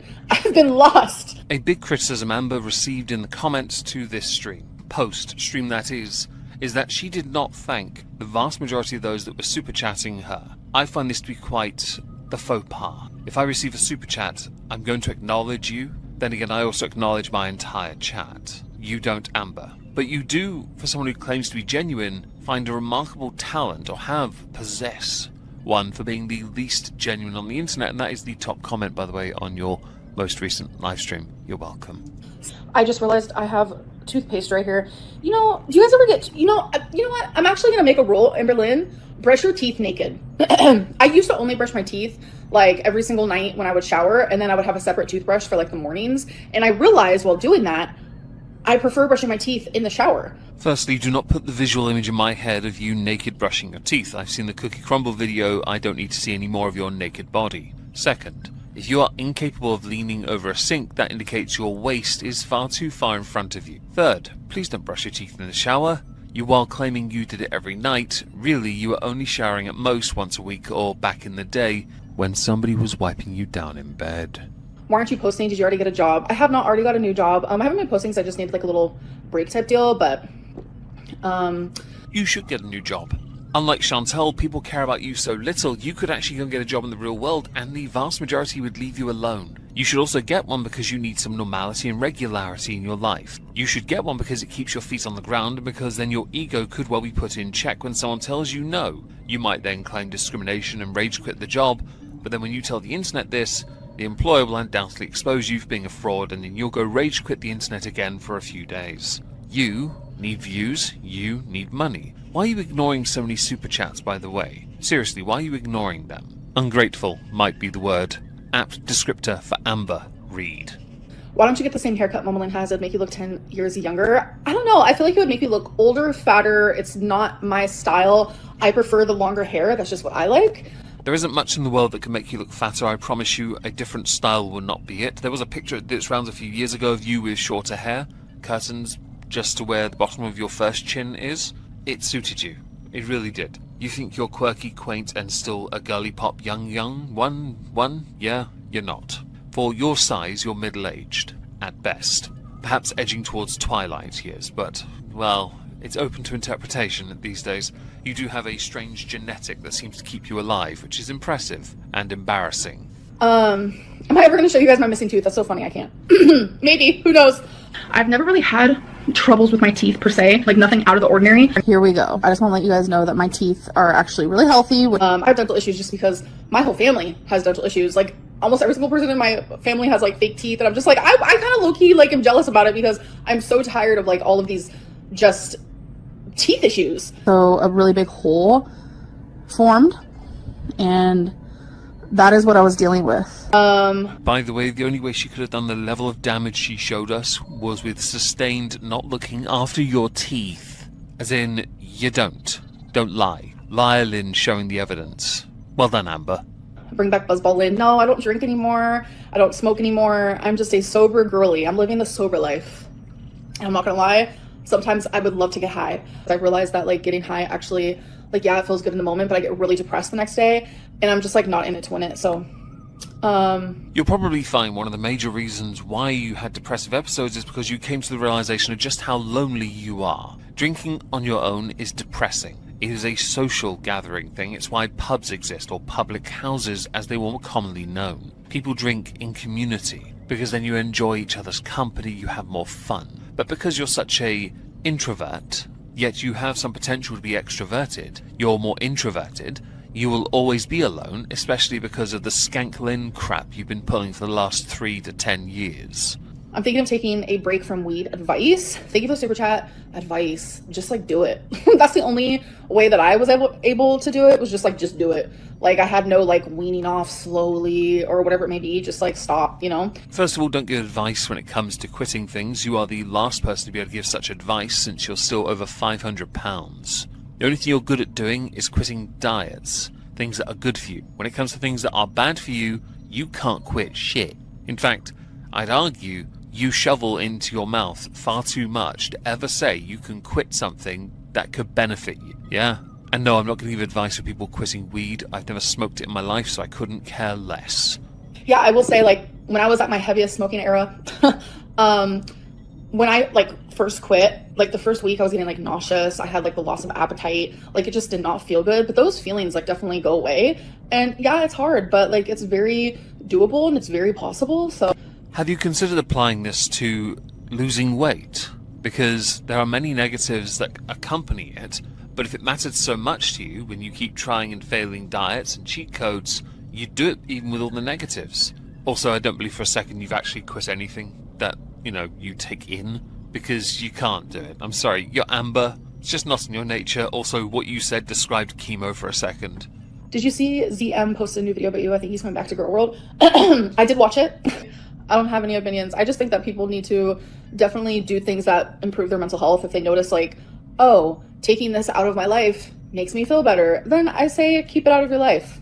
As far as Zachary Michael switching things up, I couldn't be happier for Zachary Michael. I really couldn't. I personally have no issue criticizing you for anything you do wrong. I don't feel or have the same spectrum of emotions many of your haters have. It's a shame you can't apply this kind of logic and thought process, though, to yourself and your life. The lies, the filters, the deceit, the deception, the apparent genuine you. But the real genuine you is the one now trying to conjure up excuses and lies. Nonsense, without realizing with any ability to introspect that a lot of it applies to you, which is arguably some of the most embarrassing crap about you. Andrew always says that my long hair makes me look matronly, and I'm not gonna lie about it. I don't even know what that word means. A matron, if you've ever seen the Carry On movies, is a job title of a senior or chief nurse in a hospital, or an older married woman who is considered dignified. Mercifully, none of which applies to you, and yes, there is no version of this where Kenneth Williams would have ever looked at you and gone, "Ooh, matron." Never gonna happen. I've just needed time, and I'm also like, what do I film? What do I say? The truth? How about you go and do things? I've said in multiple streams and videos, the one thing missing from your content is content. So what do you film? You doing something. Not the result of what you claim to have done, like the Legos or the eating. No, you doing something. Even that crappy version of cooking was you doing something. You building the Lego is you doing something. There are live streamers on TikTok who do that, by the way, for a living. I'm not even joking. I see them. It's quite entertaining, to be honest. Although they are vastly more grateful to have an audience than you are with who super chats to you. So super chats. Whoever super chats to you. The gullible simp types. They are vastly more grateful than you are. You going for a walk. Go to a park. Go hiking. Take your dog with you. Don't lose her. You've already lost one animal intentionally. Don't bother with the second. This isn't overly complicated, Amber. Even you filming just a crappy little mukbang in a restaurant isn't out of the equation if you can get the camera to stay on you so you're back against a wall behind you. Be a creator again. Stop being so lazy. People are giving you options and answers, by the way, and you just shoot all of them down because you're too proud to accept you're useless. 2021 live stream era versus 2025 live stream era. This definitely is not a live stream era, so I can't say. They're saying you look like a middle-aged woman, which you don't. I don't think I look like one either. Couple things. Firstly, that $10 super chat is quite important. You should let everyone talk unless it's a members exclusive live stream. Yeah, don't try gatekeeping for these kind of streams. I will never do it. I will never do it. Seriously, not going to happen. I want everyone to talk. I want everyone to be able to talk. And it's an honor to have people in my chat. Second, live stream era. Well, it's better than non-tent era, and it's been going on for a long time. Also, the only time you don't look like you're a middle-aged woman is when you're using filters on your face, put so much makeup on your face it looks like it was done by a plasterer, and when I have downloaded your video in 360p. That's not a joke, by the way, because it seems to weirdly pixel and smooth out your skin. But take it all away, oh boy, you do look middle-aged. Don't try and tell us you don't. We've all seen that mess. I don't know what's worse, the mess of your face and everything accompanying it, or the mess of that cookie crumble video where you were playing with one of those udders.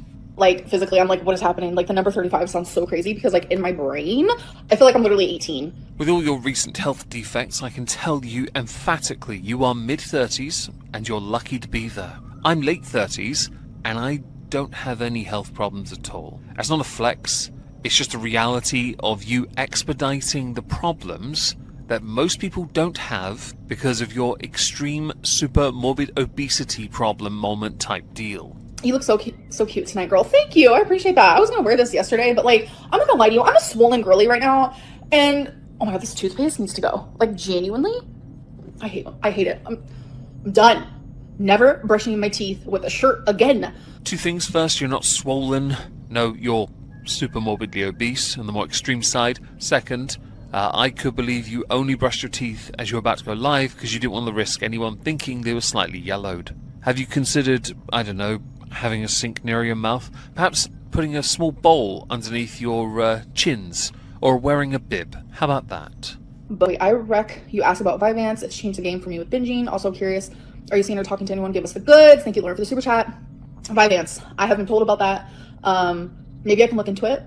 I'm glad it's helped you, and I am not seeing or talking to anyone, but I am going to keep my boundaries of not talking about my love life. I'm so sorry. That's code for, yes, she's completely single at the moment, because if she was seeing someone, she would be very different. Every time during Skanklin Reid's existence on the internet, when she's been talking to someone else, she has to tell you. Amber is a certifiable tryhard. She has to say things like that, because it's one of the very few things she likes to flex on people. That she's got someone willing to make the ultimate sacrifice and touch her saggy no-no square and the shelf-shaped no-no rectangle. Why are certain words not letting me send super chats? I'm trying to send my story and ask for advice, but it's not letting me. I do have a lot of words blocked, so I don't know. This is awful. I hope your new live stream era flops. I've only been a member for a week, but feel so disrespected and ignored by you on the stream. So disappointing. Yes, I'm well aware things are blocked on your channel, because I've tried to leave repeated comments querying the whereabouts of Rarity, and they have never gotten so much as a like, even if I'm one of the very first people leaving a comment on your video, because I'm hidden on your channel, Amber. Yes, I'm aware of that. You really are a fickle little bitch. There are only a couple words that are hidden on my channel or blocked, and they're just racial slurs, because I don't want that in my comments. That's fair, I think. Steve, I've talked to you, what, 2 weeks now in a row? I'm sorry. Jill said, girl, I truly feel like GLP-1s are your answer. I was watching an Ozempic vlog from 2 years ago when you were so much less inflamed and losing pounds.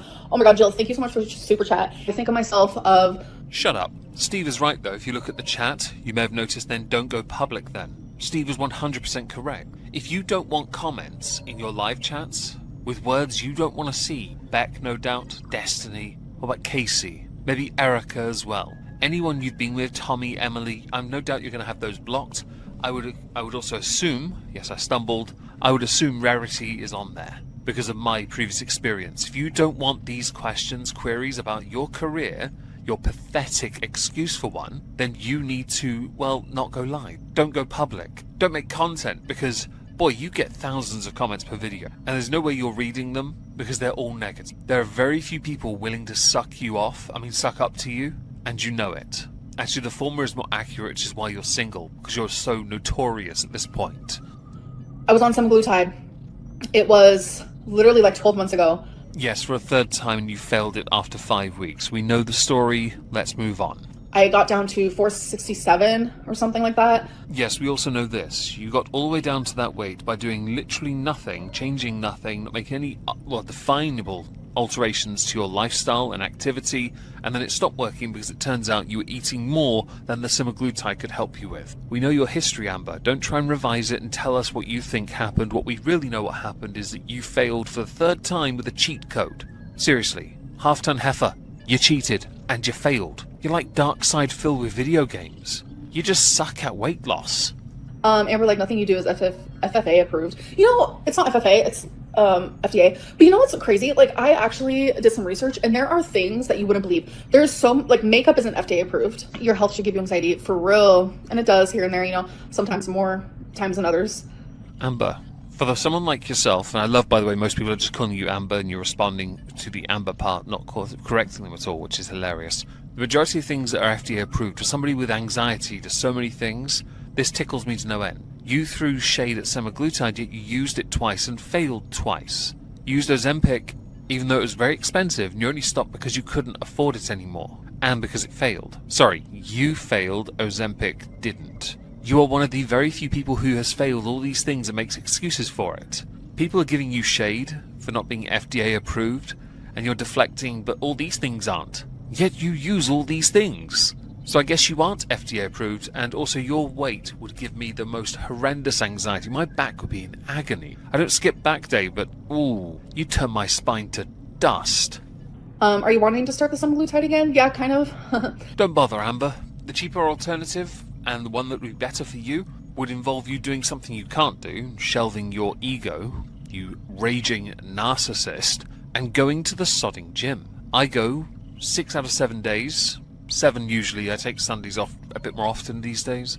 I don't want to, I just do. Yeah. We all run out of steam eventually. And I seem to, on Sundays, go to the gym, put the effort in. There's a guy on Twitter right now I'm following, and I'll tell you what, he's an absolute inspiration. On Twitter he's called that dude Reid, with an underscore at the end. He started at 567.2 pounds. He is down currently to 503. Man weighs less than you and started his journey not that long ago. That's what happens when you put your back into something. The man could barely stand for a few minutes. Now he's actually shadowboxing on his feet. He's putting the time and effort in. He's working out. You are not. You are by definition a dosser. If you wore a belt and a choker at the same time, you'd look like sausages.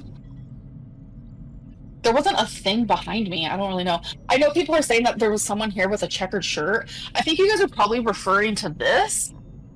This is what I usually have you guys leaned up against, but I'm using my tripod today. Not gonna lie, I'm more interested in the super chat about her doing more Let's Eat videos. It leans in more into the feeder side of YouTube that we all know she really wants to go back to. Part of me believes when it comes to that Amber wants to do it. But she wants to get down to a weight first so she can, let's say, earn the treat, as it were. But because she has no portion control or self-control, she won't be able to do it. At best, she'll pretend she's eating salad all day and drinking diet soda. As far as the checker thing goes, I couldn't give a crap. Did you know a new trending name is Amberlynn? That is so pretty, and thank you for the super chat. No. Dee doo doo, lee do dee do, start digging in your butt, twin. Okay, Sarah, thank you for the super chat. Hold on a second here.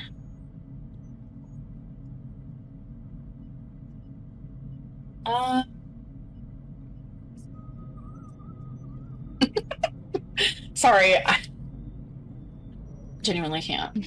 I'm still at a loss when it comes to creators who get as much support financially as Amber does, yet a lot of the super chats are ignored, or because even with slow mode she just doesn't see it. I like the fact she engaged with some of the ones that threw her, enough for her to look at her phone and feign totally not trying to block them or work out how to, or adding more words to the block list. There are plenty of words, by the way, on her channel that are blocked. People too Hi. You're a coward, Amber, by the way. Where art thou, Romeo? I used to say that all the literal time. And it seems like it's asking, like, where is Romeo? But it's asking, like, why is Romeo Romeo? In Romeo and Juliet, it's like Juliet's in love with Romeo, and she's just like, why? Just so you know, there's a page on YouTube, your analytics, and you can look at the age range of your audience.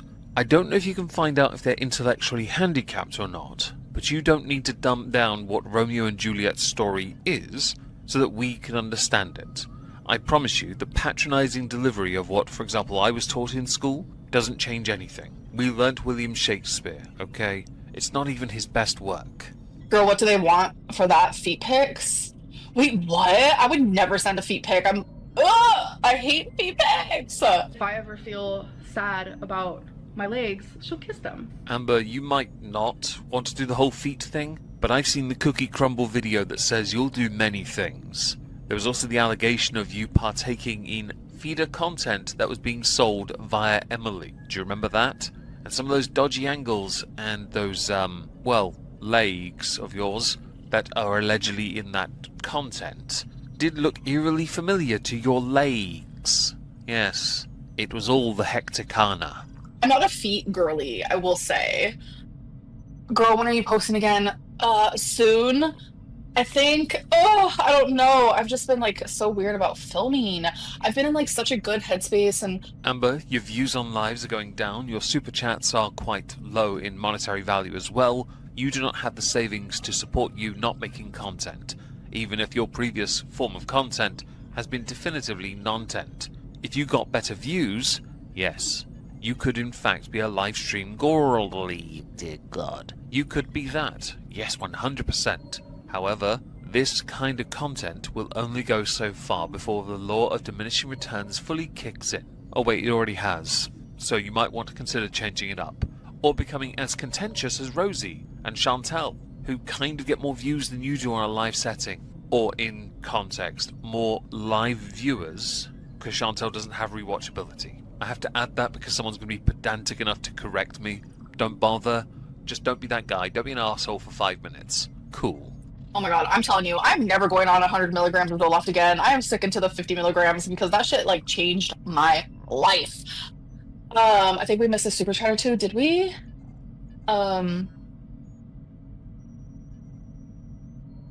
I was wondering where you were.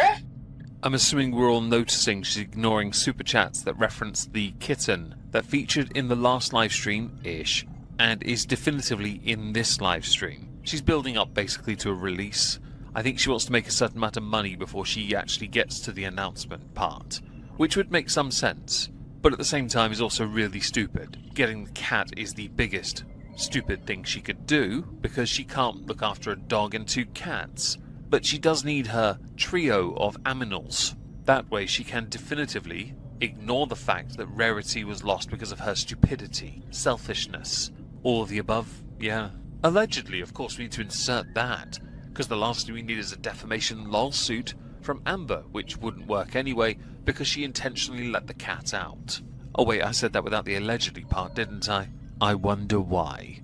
So I'm talking about your mental health if you're not actively doing anything about it. Taking a pill every day doesn't do anything. Oh, love, that is not true. Actually, it is. You make a mockery of poor mental health by bragging about the pills you take. Oh, guys, Zoloft. I'm sorry, Zoloft has a reputation for a reason, not just because of the negative symptoms, but because many people who take it, who brag about it, aren't doing anything to improve their mental health. You have tucked your tail and walked away from making non-tent videos. Not because it's improving your mental health, but because it stops you getting more comments in the negative. It's why you're doing more live streams, because you can phone it in and make enough money to get by. I do content in the form of live streams as well, and I'm fully aware I do better from live streams than I do from videos. I'm still going to make videos though, because I enjoy it. I enjoy the interactions, I enjoy reading the comments. You just don't want to put the camera in front of you and make your non-tent videos because effort. It's not to improve your mental health in the slightest. You're just relying on Zoloft to bury the problem, much like you not making content. Although this is also non-tent, let's face it. Is gonna make people think that, like, they shouldn't go get help medically. A pill can change your life. It absolutely, without a doubt, can. Gabrielle, I'm not purposely lying about anything, so.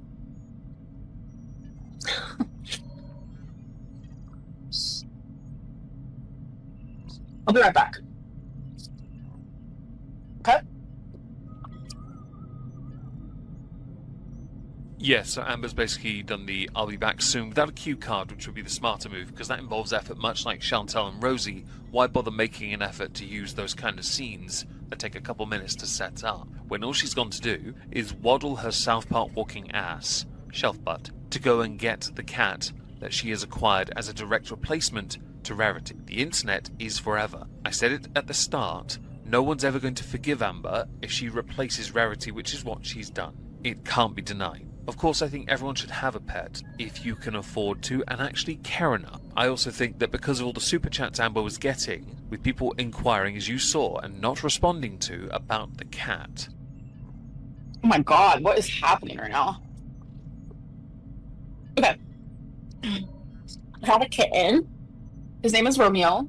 The ungratefulness, by the way, is palpable. Amber has in fact waddled to go and get herself a cat because Amber, she's not a hoarder per se, but she does need that familiarity around her in regularity. In this case, 2 cats, 1 dog. Do not be surprised, Amber, if the internet weaponizes itself again against you because of your neglectfulness that Emily has outed with one word in quotes, lost. And I had to go find him. He was playing with Wasabi. There are a multitude of reasons why I like to have boundaries and keep things to myself. Yes, the most obvious of which is that the internet is going to punish you for getting a pet after what you did to Rarity. You're going to try and act emotional, which is all fake, by the way. Although, it is worth noting, with the fact you present so many delusions as reality to yourself and think we're going to believe it when we never do, I could believe the emotions are genuine because you believe your lies so much they've become truth to you. In the same way Chantal never looks at herself in a mirror because she knows damn well if she did know there is a reflection, she's not a vampire, even if she does stream at night because of limited ecotricky. Yes, I'm aware of that as well. No, it's because she also can't believe the reality of what she actually looks like. I'm going to add Rosie as well because some of her delusional takes are quite tickle-worthy as well. But do go off, Queen, and tell us why you like to keep things private. As a vlogger that has for 4.5 years presented no real discernible content and phoned it in magically for as long as you have. Like, I feel like I have come to terms with like the fact that I lost Rarity, and it's like I have look how precious. You came to terms with losing Rarity the moment you got back to Oklahoma in December. Don't try and act like it took you months to do it. We know this because the moment you got back to Oklahoma, you started laughing with your mum again. You were happy again. You can try and pretend it was an act, but actually it was very much real. We all know it was. Everyone saw it. You only waited this long because you thought this was how long it would take for the internet to accept that you have... No one believes that for a moment. All your vlogs in December of you pretending to go look for your cat were disingenuous. We know this. Like, I have, like, hopes and, you know, that she'll be found and part of me. But I lost her. You wanna go play, baby? Okay, go play. I see Romeo treats you the same way Julia treats Chantal. I now stand this cat. Although given the choice, I'd rather all your pets were taken from you. There are types of people in this world I'm annoyed when they have so much, right? There are people also who want certain things but can't have it because of medical reasons, like children, for example. Yeah? You've never shown off that maternal instinct, which I'm glad. You're one of the very first people I've ever felt like I'm just glad you can't have that. And it's harsh to say, but based on how you've treated a cat in the past, I wouldn't want someone like you to have more than what you currently have, because what you currently have is just a life of selfishness. You shouldn't have Romeo at all. Your tendencies towards selfishness, your narcissism, your neglect put you in this position where you believe you're somehow still a victim and real emotional type Lynn Deal moment. You're not. You're a selfish cowbag, and you don't deserve most of what you have in your life. And I told myself I was never gonna get another cat. And then my stepbrother had kittens and my mom was gonna take one. And they were like, Amberlynn, like, we see how much you miss Rarity. This could, like, bring that, like, fun. And it was just more quiet. Okay, so ignoring all her bullcrap, because that tickles, it's just pointless, it's white noise. You're better off reading her live chat. People, of course, pointing out the inconsistent attitude Amber has with regards to Rarity, inquiring about where Twinkie is. Because there's always that concern Twinkie is a lot older now. I'm no longer the type to feel any shred of humanity towards you, Amber. Why? Because you're a liar. You're a deceiver. You're a manipulator. You're a massive narcissist. You brag about the drugs you take to get through the day. And it is a brag. And all the drugs you want to take to lose weight, because why bother trying? Try and dress up what you are any way you like, with your own internalized filters. Your selectiveness with what you think you present as information, your ungratefulness towards your chat, who throw a lot of money at you, by the way, and just those who do that, give it to me instead. I'll put it to good use with chocolate. At least you know where it's going then. But the reality is, you're a terrible human being. Cataloguing your tragedy of a life, while amusing, is also embarrassing. Mostly for you, because everyone else sees through your crap and you're still willing to keep trying with this pushing of bullcrap interpretive lifestyle, non-tent for short. So the month of August is one of the most messy months of her entire existence on YouTube, Amber, that is. It's messy because of what Emily had said, it's messy because of Snowflake, it's messy because of Aunt Tammy. It's one of the reasons I started streaming more, because it got so messy I couldn't put it into video form. I did do 2 videos, but I feel like I'm going to have to get clips from streams to adequately convey what had actually happened. Because Amber didn't make any videos during this month, to be honest. Certainly of note anyway. Because of that, this gets into the grey area of where Foodie Beauty resides. And unlike Foodie Beauty, where many clips are shared to the Twitters, Amber's were not. That's not to say the streams weren't funny, because there are aspects of her streaming that need to be called out. For example, Amber didn't thank her super chats much. She didn't know how to handle it. She did it exclusively in vertical mode, because that was recommended. After she did a few fails, she found out with the wider lens, that is, where her takeaway was seen, she found out from Quirky Love Rosie, vertical mode gets you promoted more and you are able to get greater viewership.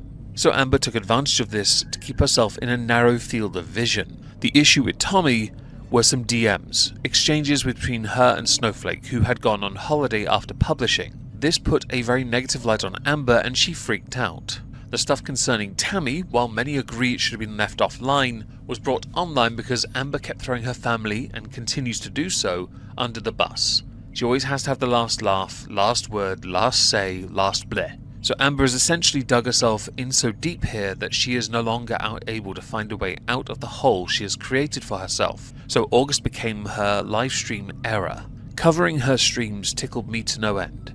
It tickled me to no end to see her try and maintain the character while the character was being torn apart by Tammy and by Emily. Now Emily did go on to apologise. At the time of recording, late September 2025, there has been no further news developing on that side of things. When it comes to Tammy, Hunelle. It started because Tammy went on Oh Lordy It's Geordie's channel. I opened up to my sister and everything was good. Well, she tells Amber. Oh. And so, I actually told the man the night before this happened, ironically. She actually needs to be quiet. Erin family tea that isn't hers is the air isn't cool. Yeah, this is weird. Yeah, she lives like 15 from me. And so 15 minutes.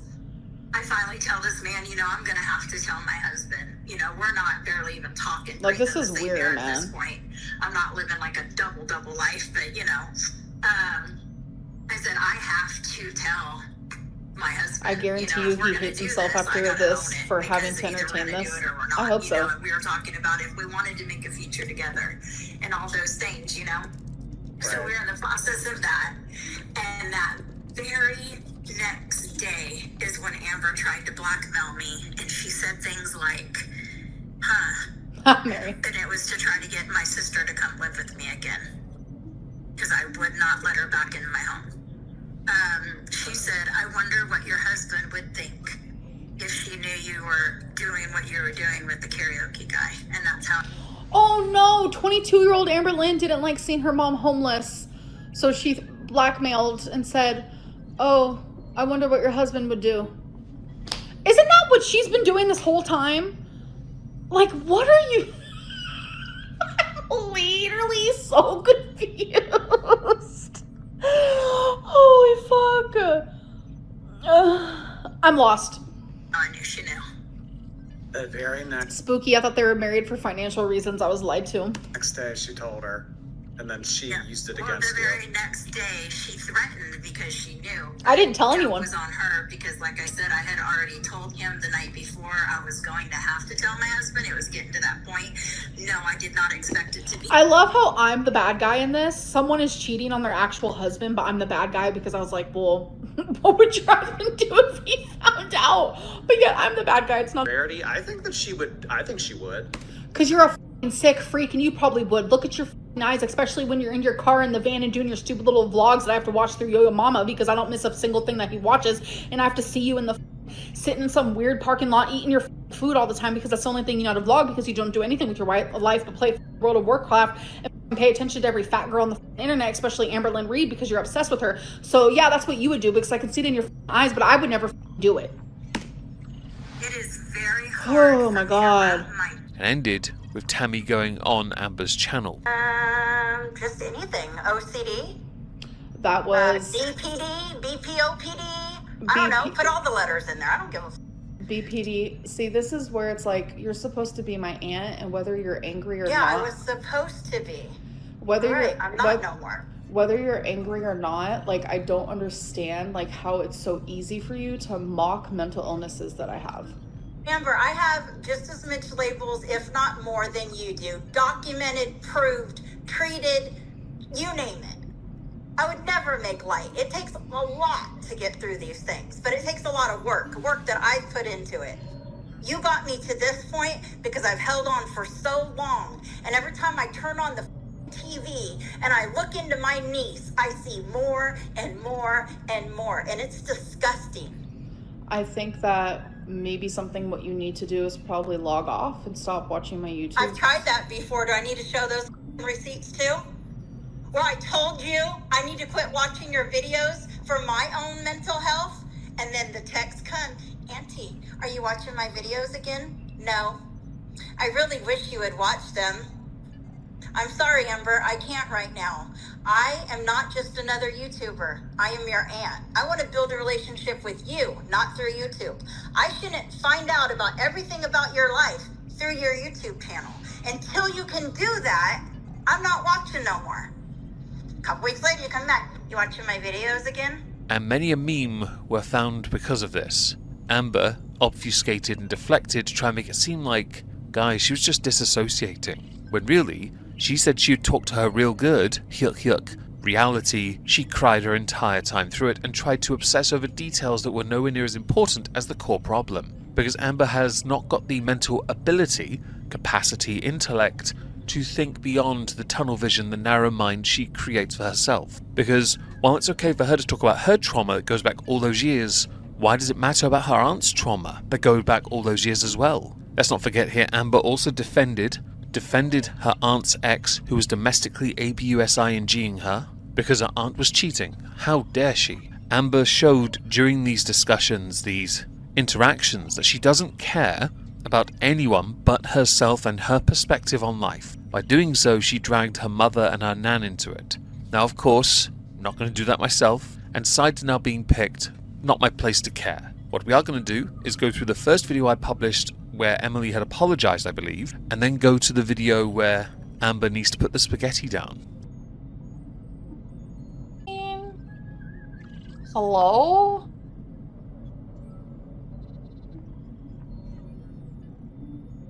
Am I live right now?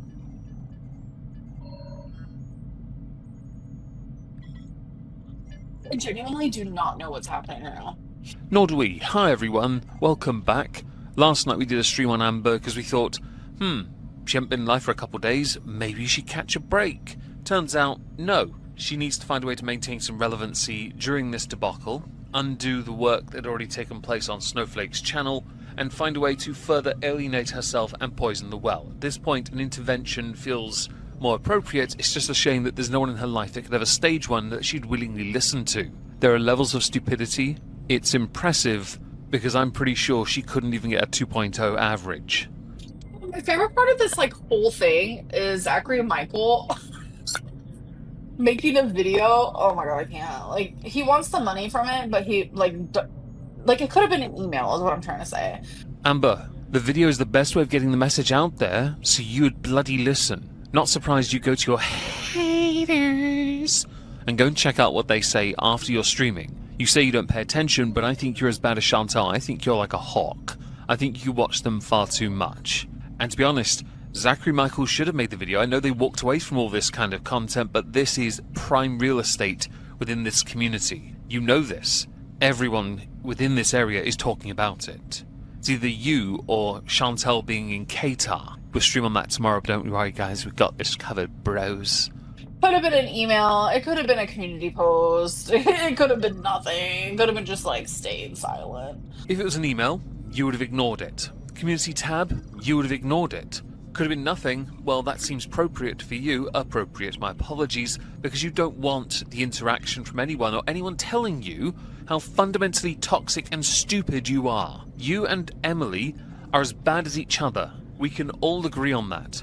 Emily exposed Pocahontas, exposed all of your absolutely abhorrent behavior that has already been confirmed by Beck and Destiny and Casey. I don't know if Crystal was involved too, but I know they have. You didn't like that, and then you tried to barter by saying, well, I'll admit I was bad if you admit you were as bad as me or worse than me. Oh, but it's love, guys. It's love. No, it's not.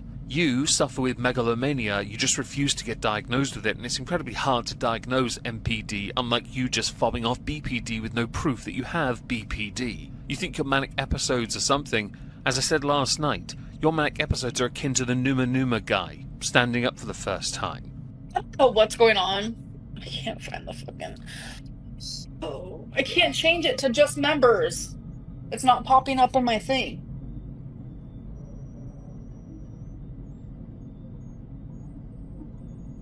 Refresh the crusty page. Sorry, refresh the page on your crusty laptop. Hi. Oh, dear, my father, this is gonna be brutal.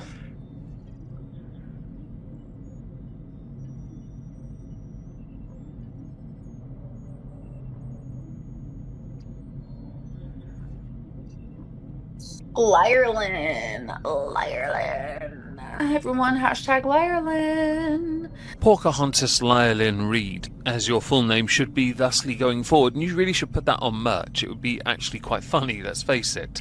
Literally the most hecticana thing you've done all year is the most appropriate descriptor also for you because you have never told the truth. You can't. You've dug the hole so deep, like Chantal, there's no visibility of light anymore. The low bar is as low as it goes.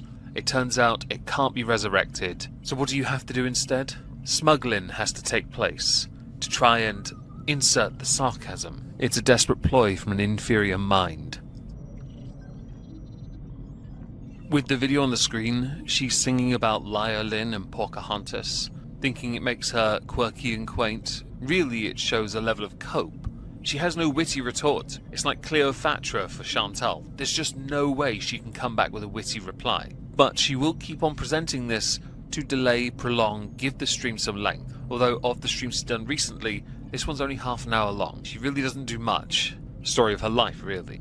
I think I was meant to be in the public eye. My mom thinks the same thing. So when I was at my grandma's the other day, I saw a picture of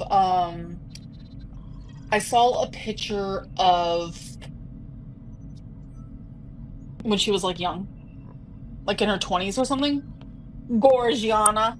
And my mom also was literally a model. It was the craziest thing. No one cares, Amber. Anecdotes about your mother are irrelevant because they're anecdotes about your mother. You know, the same person you've repeatedly thrown under the bus in your content while talking about your own childhood trauma. You're very selective when you choose to be nice about your mum. I do agree you were always destined to be in the public eye. It's just a shame that from what we learned last night, according to you, 85% of your own audience keep telling you to walk away from what you're walking back into, or waddle, South Park, jump about, whatever it is you do to move from A to B without a crane. There is a theory going around that you and Emily are going to get back together. That is the theory from this, because you two start talking again. I'm going to say this now to both of you. Don't. You, Amber, were rebound sex at best. Emily is you are both toxic. You're toxic because you're abusive, neglectful, harmful. You've never done anything to improve yourself, and you proved it with 4 streams where you milked it like there's no tomorrow to make money out of it, and when you were proven to be a liar, you doubled down, and then started blocking words and people. Do not get back together, because if you do, you will lose more of your audience. You can't afford that. Even with all the super chats you've gotten recently, you can't afford it.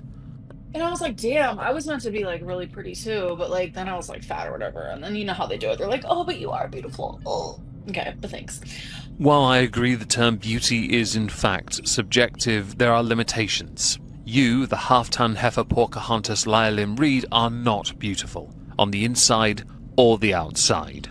Oh yeah, so, oh damn, narcissistic. The reason she's doing all the singing is because she's getting a lot of super chats of people giving her the same comments. The same applies for the comments anyway, because she tried to make it members only on purpose. People are outright calling her all the things that she is, and she really can't accept. She thinks, based on last night's stream, go watch it if you haven't already, that because of what she read on the internet, she has BPD, even though when she read NPD, every marker for it was actually more applicable to her than BPD. But guys, trust me guys, a doctor said it, so it must be true. I've got no proof of that, but guys, trust me. I just drew a blank. Denial in. Yeah, I don't care anymore. But after I got off this live stream, you know damn well I'm gonna be crying. No one cares.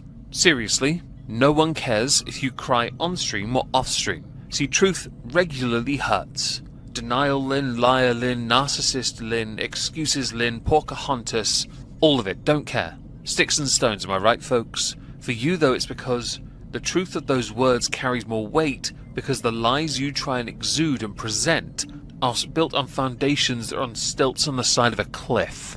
We've warned you repeatedly about it. You think it's a lie, it's a myth, a joke. Turns out, it's real.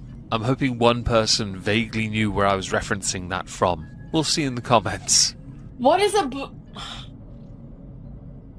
booty biscuit? How can you be this, naive? I'm glad you're not screen sharing while bothering to look that up. Although, I'll be honest, I'm surprised you don't know what it is. In Urban Dictionary, it is making up with a female while massaging both of her butt cheeks as if kneading dough, thinking like making biscuits a cat does. Yeah. But booty biscuits instead. Eric and Ricky came to visit me, right? One time. And that was when I was like with Erica, kind of like I was loyal to Erica. Oh my god, but the hottest girl hit on me at the gay club. Don't care. Actually, scratch that. I'm intrigued that Eric and Ricky came to see you after what you did to Eric's possessions. The getting hit on part, much like everything else you say, lie, please. You get hit on apparently more by men than you do women.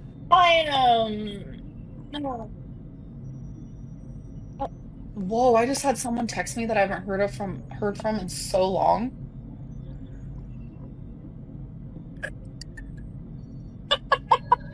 Oh my god.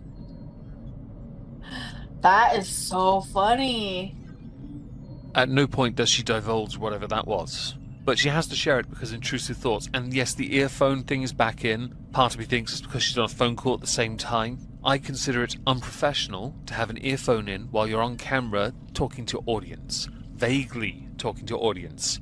Doing the entitled thing of ignoring the vast amount of support you're getting because you're such a skank and so ungrateful you can't be arsed. I mentioned I streamed last night a few times already. Whenever I get super chats or donations over coffee, I will say thank you to everyone. It's important to. It's the right thing to do. You're not so big that you can't say thank you, no matter how big or small the donation. You engaged more with them, by the way, when you were busy crying and, well, claiming you were raging. Actually, you're having a hissy fit because you're a half-ton heffing bitch tit. Okay. Pocahontas. Oh. Imagine. No, I'm not gonna talk shit. Never mind. Never mind. I should have done my makeup. This is the level of professionalism, folks. Now, I want to put out here a theory. I think Amber is going to milk this for a little bit longer, and then I think against everyone's better judgment, hers mostly because she doesn't listen to anyone, including her own family, I think she's going to go back to Wisconsin for another visit. And when it goes wrong a second time, her mother is going to have to pick her up. I also think she'll take the pets again. And by the way, many had wondered who goes to Wisconsin from Oklahoma for a short visit, takes their pets with them, stays for 3 months, comes back. No one does, because a short visit isn't a quarter of the year. This tells me you outstayed your welcome, hence why the majority of what Emily said to Snowflake was correct. But I think you're gearing up to go back there, which is why you're taking advantage of the streams, because the streams are making you bang. And you are, at this point, so smug because something has gone in your favour, you are genuinely trying to milk this like there's no tomorrow, which is why you're being so rude to your chat. Pocahontas. Oh my god, I'm gonna wear my hair like, okay, yeah. I know what I'm gonna do. My next live stream. I know exactly what I'm gonna do. Amber, I think we on the internet all know what you're going to do in your next live stream. You're going to sit in the same spot, wearing virtually the same clothing, pressing your tits against the desk on purpose. Yes, we noticed. You're going to milk your audience and your haters for more and more money, and you're going to keep doing this going forward, as I said you would earlier in the year, because live streaming would benefit you massively monetarily, and you are then going to continue down this path of trolling yourself into the earliest possible grave. And just to prove a point, because I feel like this 30+ minute stream will be bumped otherwise, I'm going to skip to the part where you talk about Emily. And mercifully it was tweeted out with a clip of the chat scrolling while you were talking. Observe the chat, because boy oh boy, they are not on your side, Amber. They are desperately trying to get you to understand this is bad, and you need to actually look after yourself for a change. After my last live stream, me and Emily talked, and like she cried and apologized and like said how sorry she was and how I'm the only person who knows the real her. Try not to throw up too much here, guys. First of all, I could believe Emily said all those things, but I can also believe that only Emily said those things. The one thing Amber has never done, even after being exposed with irrefutable evidence of her wrongdoing, is say sorry on camera meaningfully. She looks you dead and says, vaguely apologize, but it's the deadest expression I've ever seen. If I took your sincerity in one hand and a bag of dog shit in the other, I'd have 2 handfuls of dog shit. You're welcome. And how she doesn't want to lose me. Like, it was so vulnerable, so sweet, so real, so deep, and I felt connected to her for the first time in genuinely forever. Just for like... Amber, she, Emily, is a feeder. You, Amber, are a terrible liar, delusional Pocahontas, Lynn Reid. A bit hectic. While I don't think you're made for each other, if you go back knowing you're going to get even more stick. While live streaming it may well be monetarily beneficial, but I could see this becoming Shrimpgate all over again. You need to start listening to people when they give you advice. You may think they're just haters, but there's a reason Zachary Michael made it in video form, and it wasn't just because, oh boy, them ads are good. And by the way, yes, I have been informed about the ad situation on my own streams. I have it set to conservative, and I have now set it to remove mid-roll ads entirely. Fingers crossed you guys don't put up with that going forward. I'll make sure future streams are like that. The same can't be said for Amber. It, like, I'm just so exhausted. It's so back and forth, and I feel like I'm going crazy. I just don't even know what to do anymore.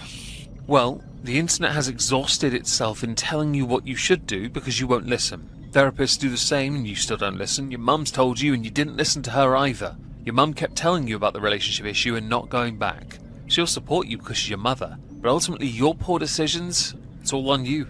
Your ignorance, your pride, they're going to undo you. And they will keep doing so. I expect within the next year, you to be a full-time streamer because it makes more money, and for you to have devolved completely. I will not let this rumour spin its own narrative. It is resoundingly downvoted, and is 3 minutes long. Who goes live for 3 minutes? Amber? She's developed a bit of a reputation during this lucrative livestream era, where she doesn't really end streams properly, she rage quits them. In fact, the vast majority of her live streams have involved her rage quitting or trying to get the last word in on her own show, where she should be able to, if she can string a thought together, to then rage quit. Because right near the start of her stream, she gets mostly support. And then the haters turn up and give her what for. I find this to be quite amusing personally, but I understand why it's happening. You see, her aunt yet again went on Geordie's channel. Whether you support or don't support the aunt, I'm not interested really. I just like watching the chaos unfold, because the chaos is, quite frankly, scrumptious. Again, if you hear balking, I'm not sorry. They're having fun and I'm okay with it. So let's dive right in and see what's caused this narrative and rumour spin that needed a 3-minute live stream.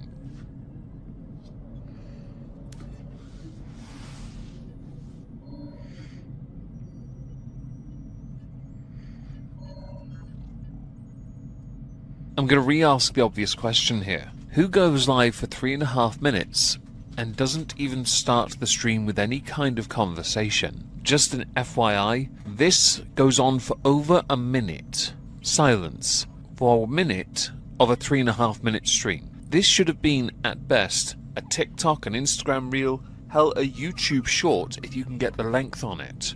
A live stream seems redundant. It really does.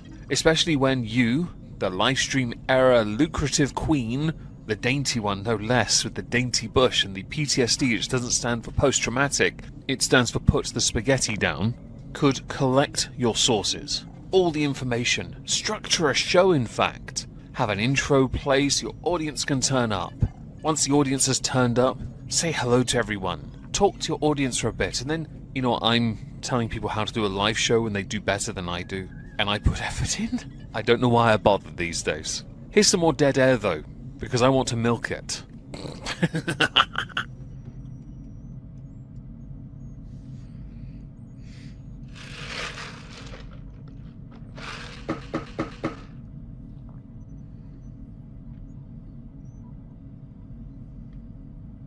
The fact she's willing to commit to this for as long as she is in silence, as if she's building up her audience to all turn up, many of whom actually do arrive in her chat and say, "Oh God, what now?" Because people are confused as to why she would stream so late or so early in the morning. Then again, it makes some sense, and she doesn't wake up usually until 3 PM. What with her aunt going on Geordie's, which we earlier mentioned, the fact that yet again rumours are going around concerning Casey, Amber is in a bit of an odd position. Now, going live, the live stream era as it were, she doesn't handle pressure so well. It's not in her nature to be able to handle that upfront, tackling issues or trying to work out which lie to use, because she knows she'll be highlighted when it's contradicted within moments.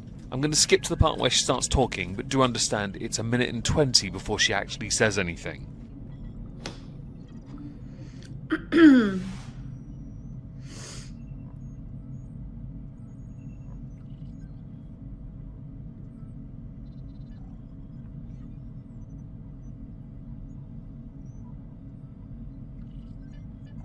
So, I want to make something extremely clear to everyone out there. I have been super morbidly obese the majority of your life, lied to your audience on a regular basis, swindled them not like Chantal but close to on a regular basis, betrayed your members at every opportunity, lied about every relationship you've ever been in. You don't live on a 3rd floor, 4th floor, 5th floor flat, but you live in a somewhat assisted living type moment deal on a ground floor, because disabilities, yo. Your aunt was right about everything. You're greedy, you don't have PTSD, you don't have BPD, you have MPD, although megalomania sounds much more interesting, and all the issues you brought upon yourself are your fault, yet you'll gaslight your audience into thinking they did it. Oh wait, I jumped the gun. Sorry, guys. I have been fingered sexually by 4 people in my life. Destiny, Becky, Feline, and Emily.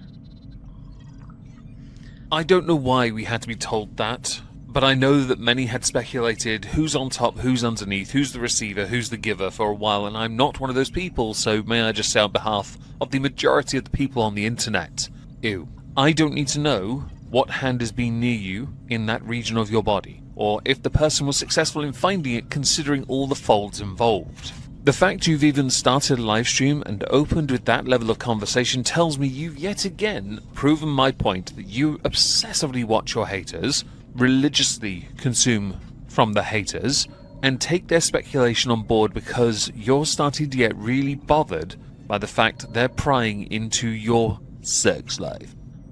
I was never touched in that way by Casey. I want to make that very clear.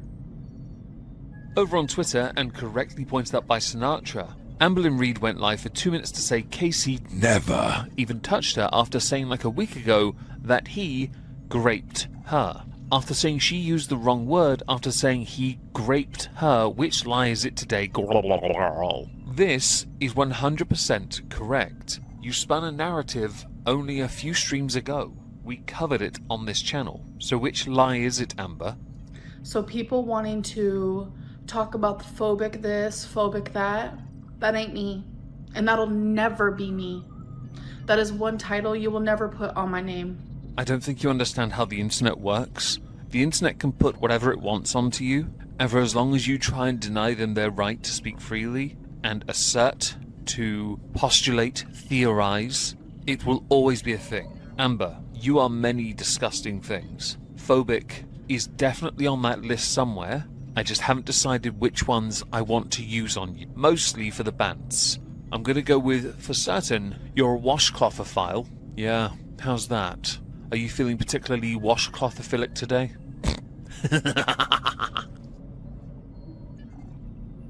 If I took all the silence from your live stream with all the pauses in between, even when you're talking, it would make up just over 50%. I counted it. You're welcome. If I can't make a joke, neither can you. The big difference between what you consider a joke to be is that no one can tell when you're making the joke because nothing in your face changes to imply any level of joy. It's not a joke if you're the only person that finds it funny. It's not a joke if only you knew it was a joke. As Sinatra pointed out, it wasn't that long ago that you said Casey had graped you. I remember covering that in my Content Constables, and you refused to engage with it back then. You refused. But it is the one time where you're willing to commit and truly say, over and over again, nah, I didn't do it, guys. Literally, like, people want to genuinely twist everything into something that it's not.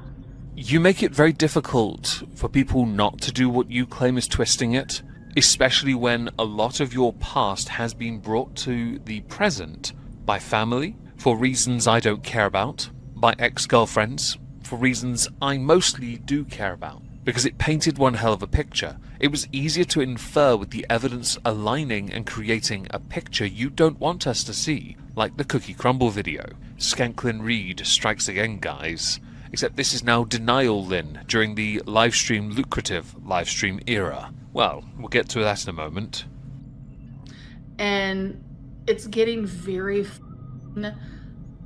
like, it's just getting exhausting at this point. Well, you know what might help, Amber? As a piece of advice from creator to creator, one dying channel to another. Yes, I know. If you start telling the truth from the offset, you have a better chance of rebuilding your reputation that has been in the mud for close to a decade. Being honest with yourself is one thing, but being honest to over 200,000 people that are subscribed to your channel would be great for your mental health. The land of delusion you continue to live within will only lead you to, additionally, further promote your life to an early grave.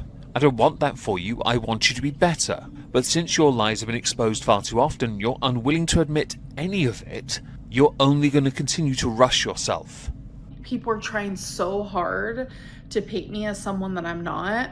I can promise you, hand on one of my hearts, no one is trying to paint you as honest, truthful, decent, good human. So thankfully, you don't have to worry about that, because the only paintbrush we're using is the one that says liar. It's quite a thick brush. And I just needed to make it very clear, okay? Let me say it one more time for the people in the back who didn't hear me the first time. It has only been by 4 people. Destiny, Beck, Feline and Emily, okay? That is it.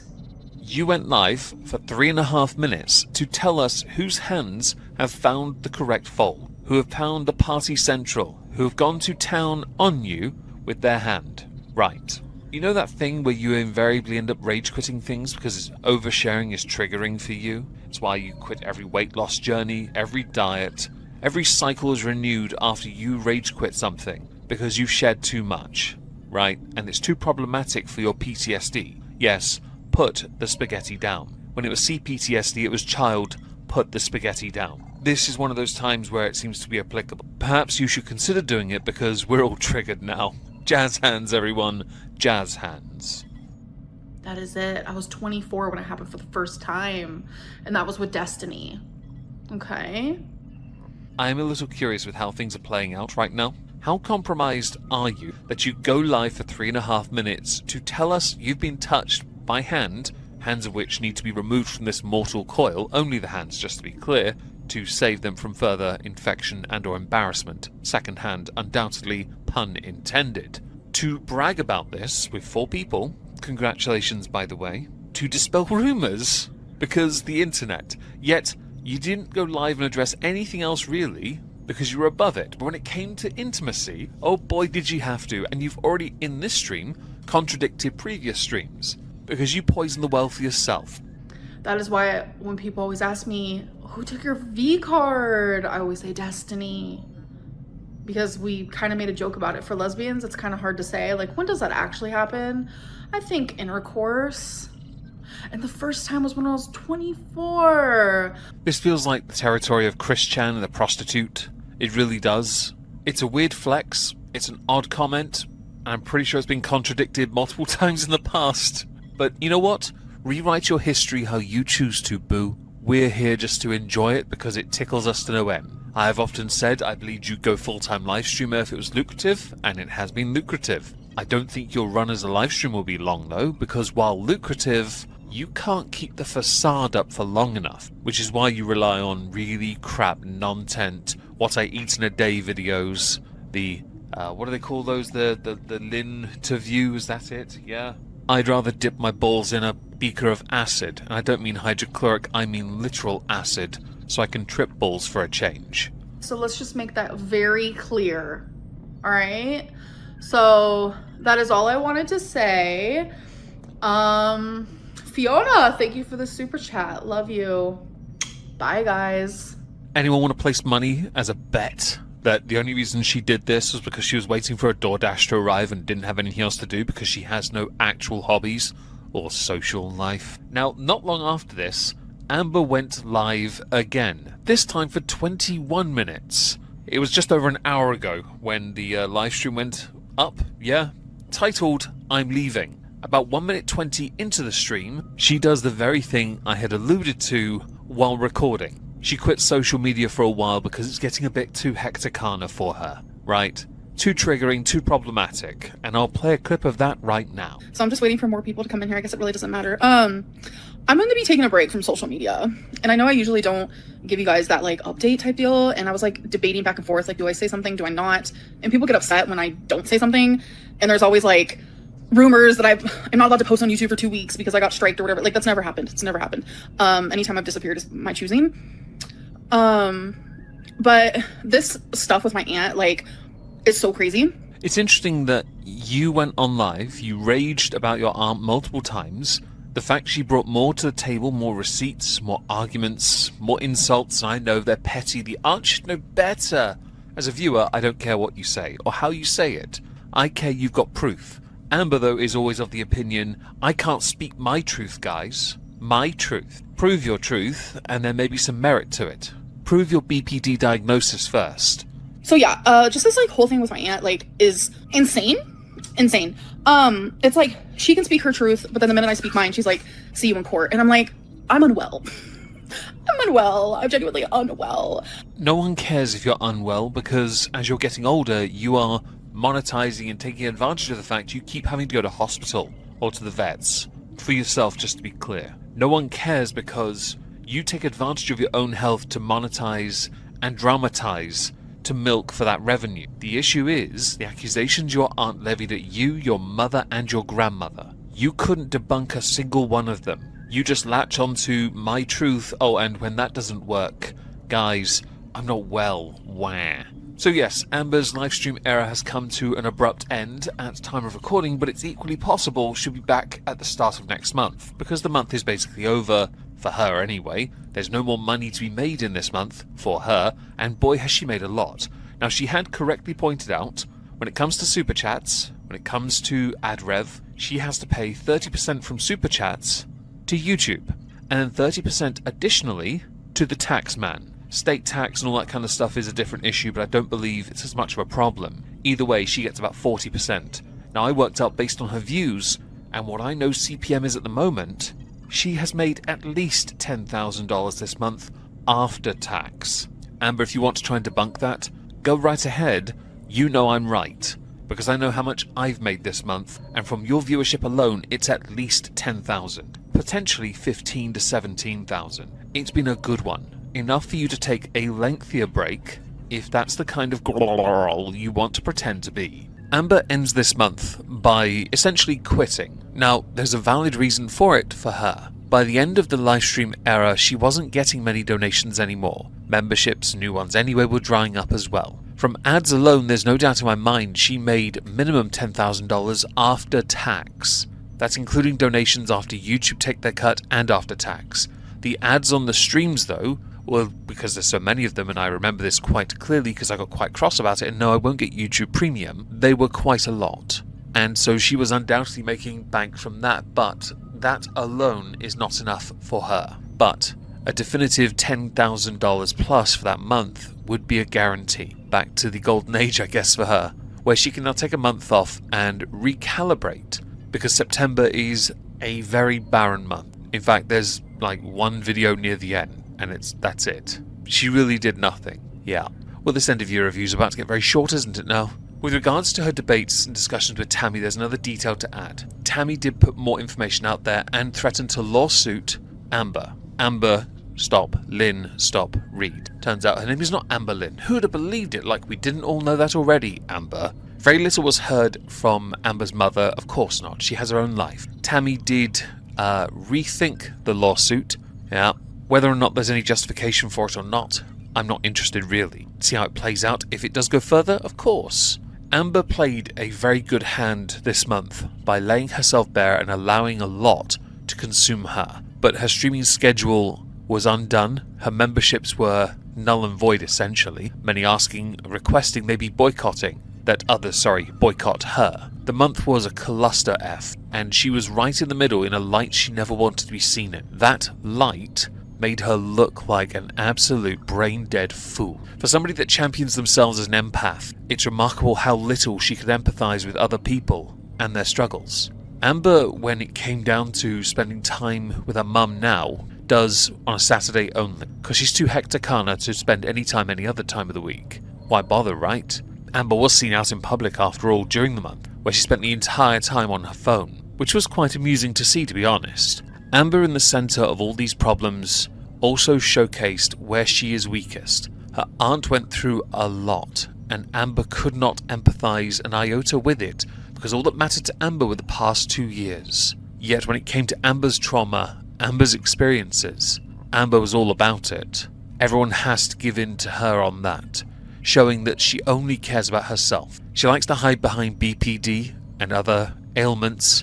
I don't believe she has BPD, and I don't believe many believe she has either. Show us your medical thing, and we'll believe you then. I think she's a narcissist. I think she has megalomania, which is now called MPD. And obesity, yes I know, the quaint joke from the Nikocado era. Overall, this month is both a good and bad thing for Amber. Had she continued, it would likely have harmed her channel and her brand. Her version of a brand, though, now does not exist. She can try and do the, hey guys, welcome back to another video, and then the crappy intro, and then sit and all you see is her shoulders and her head the entire time while she does nothing, lying to us about what she eats, when we know really what she eats is 3 to 4 DoorDashes a day worth of food. Ultimately, while I can't show too much of it, and I wish I could because it was all stream-based, it was a good month for her, because it's one of the few times a creator can earn enough to disappear for a while. But since she's reappeared in the end of September, and has shown no signs of weight loss or change, and is continuing to try to troll, yeah, we'll get to that in September, it'll be a short one, you can make the argument, quite successfully so, that she did not learn her lessons from her aunt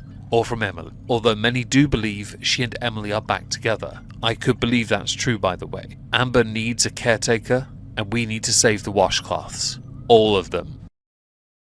So Amberlynn Reid, or Amber's September, is a remarkably quiet one. Keeping in with her promise to not do much or upload anything, she basically disappeared. Up until the final week of the month, where she started uploading shorts, which are also Instagram Reels, and shit talks. We covered these in video form because I believed she was just doing a quaint version of ASMR. That is where we're going to go, because this is going to be a short video regardless.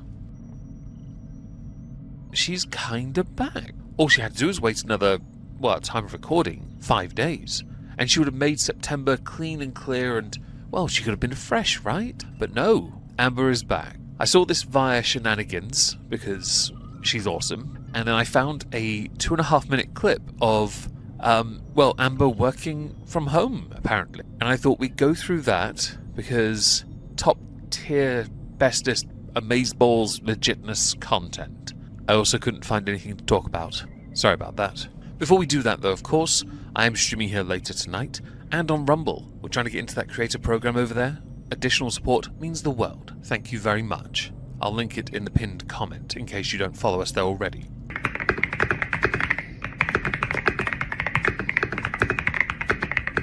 Not gonna lie, this is the most exciting thing I've seen from you in ages. For once, you're actually doing something, allegedly. Many speculating you're just writing Tommy over and over again with a keyboard that's not plugged in, which can be easily addressed. It could well be a Bluetooth keyboard. Who knows? I'm open to suggestions. It's equally possible, because Amber states in the image they're working home from 2 PM till 9 PM that she's talking out of her ass, texting out of her ass anyway, because the light doesn't change at all in the video. From 2 PM to 9 PM, that is.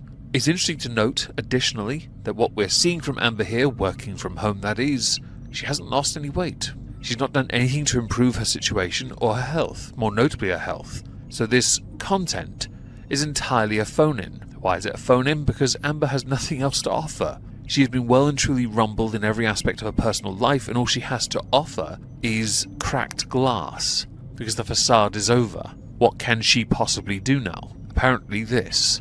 I'm curious what she was writing them.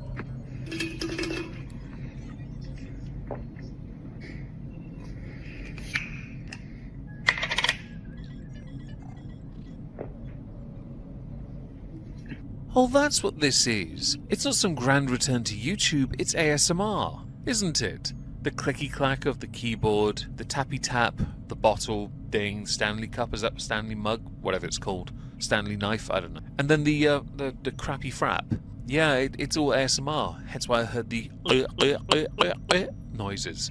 Yes, I'm paying attention. Okay. If you're moving into the ASMR area of the internet, you could just make an ASMR channel. That might invigorate you a little to be a bit more creative and less Amber for a change. Because Amber is a train wreck, and we know what that sound is. It's you crying after you talk to her real good.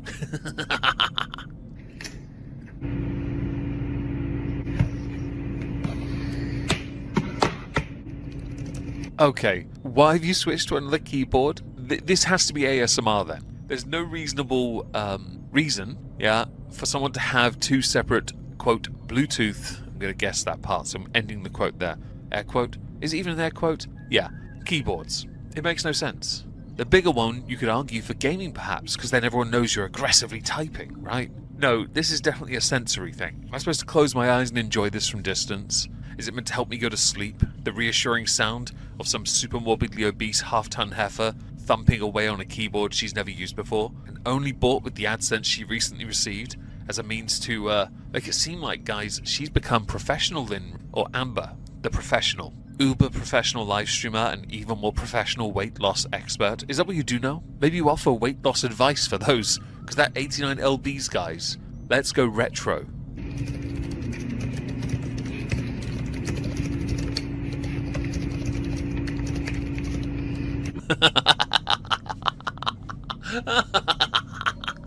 You're not typing anything. How many times did you hit the spacebar and not type anything? That's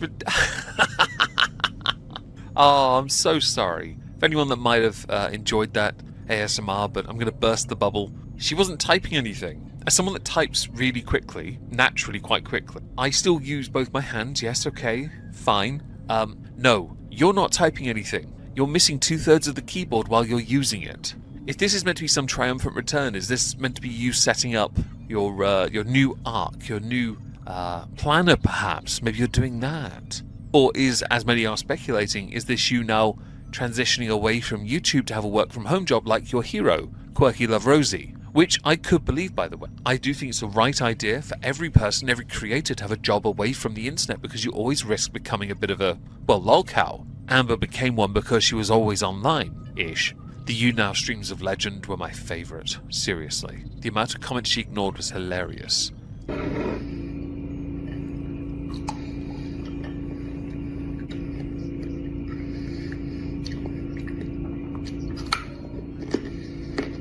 While I fully intend to abuse this video till the end, to stretch the video out unnecessarily, I am now fully convinced this is an ASMR video. Amber had said in her last stream that she didn't know when she'd be coming back, but it wouldn't be to October. Now my belief was she would do that and use September as an opportunity to record lots of content, because that's what she does. She backlogs things and then tries to present it as if it's more current.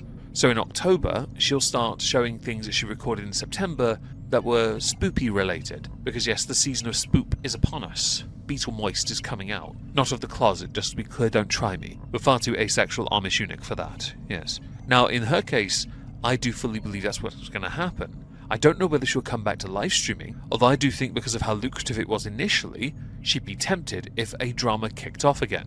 But towards the end of the month, minus the views for it, she wasn't getting many donations anymore. She bled it dry enough that she didn't have to work September. We would all be so lucky to have that kind of time off, but we're not. So what has Amber been doing for the month? Applying for work doesn't seem to fit the bill too much, and while she is one of the most well-known lolcows, no one cares enough about her personal life to go and dig into it, because that means going to the sooner state, and I'd rather sooner leave.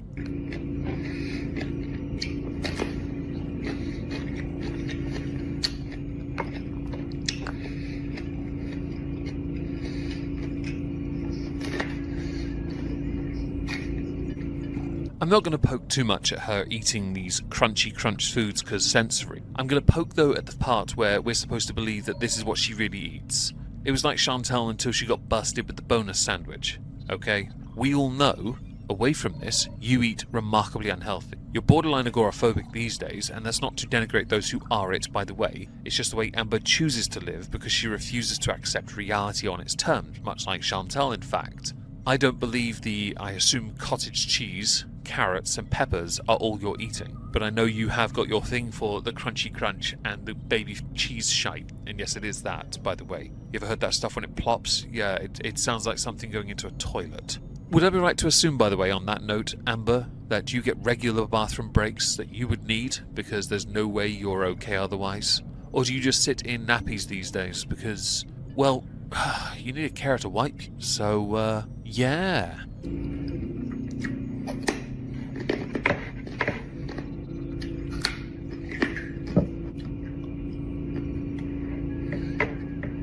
So while she's busy faking work for this ASMR content, what do we think she's watching in the background with her ear in? The earplug thing. Yeah, that in. Because I could believe she's watching some TV shows and not working at all. I don't believe it's a lunch break either, don't try me. The lighting hasn't changed once yet. This is recorded within a 10-minute space. A bunch of clips put together to make it seem like you're getting the right shots. And we know that because of all the jump cuts. Those come from seeking the right shot. All you need now are the father and son duo who do those happy food things. Bit obsessive and pathetic at the same time.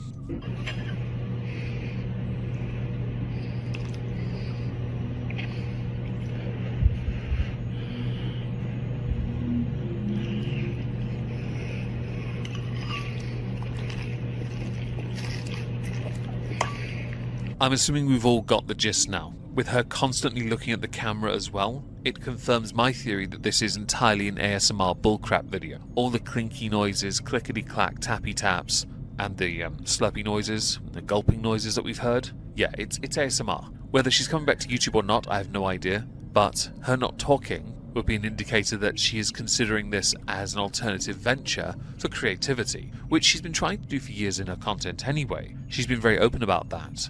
But whether Amber has the creativity to do such a thing, I don't know. Fully, that is, like the TikTok streamers who do TikTok battles in ASMR form, which, by the way, is some of the creepiest, weirdest, yet oddly addictive stuff I've ever seen in my life. I don't want to imagine this lolcow involved in that as well, but it's now all in your heads. It's not Rule 34 yet, although we know that already exists.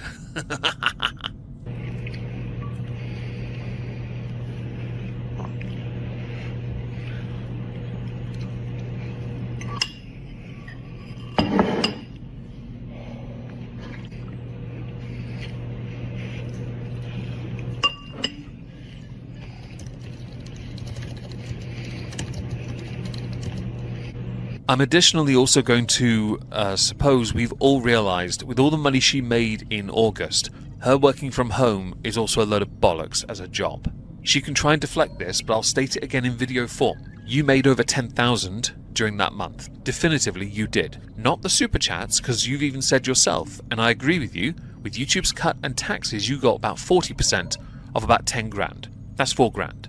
I'm going to include all the memberships you got. I'm going to include all the ads you got from the views, which were astronomical. You made bank. And based on your cost of living, food being the largest part of that, and your unwillingness to do right by yourself, you made enough to take a month off. There's no chance this is real, and it's entirely a fabrication. Bluetooth keyboards, I could believe one of them is. The smaller one. The bigger one, I'm not so convinced. But you trying to make it seem like you've gone professional is tickle-worthy. Yes. You were as much a professional, working from home moment type deal situation as Chantel is a Muslim.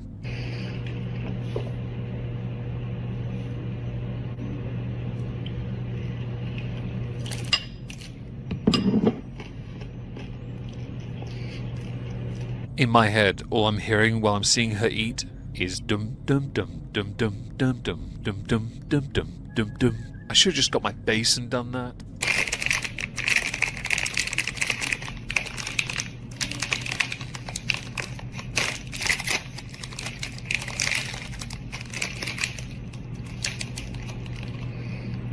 Oh my god, you're such a healthy queen. Go off, slay, yay. Seriously, you can promote all this healthy food, working from home stuff all you like. You're nearly £600.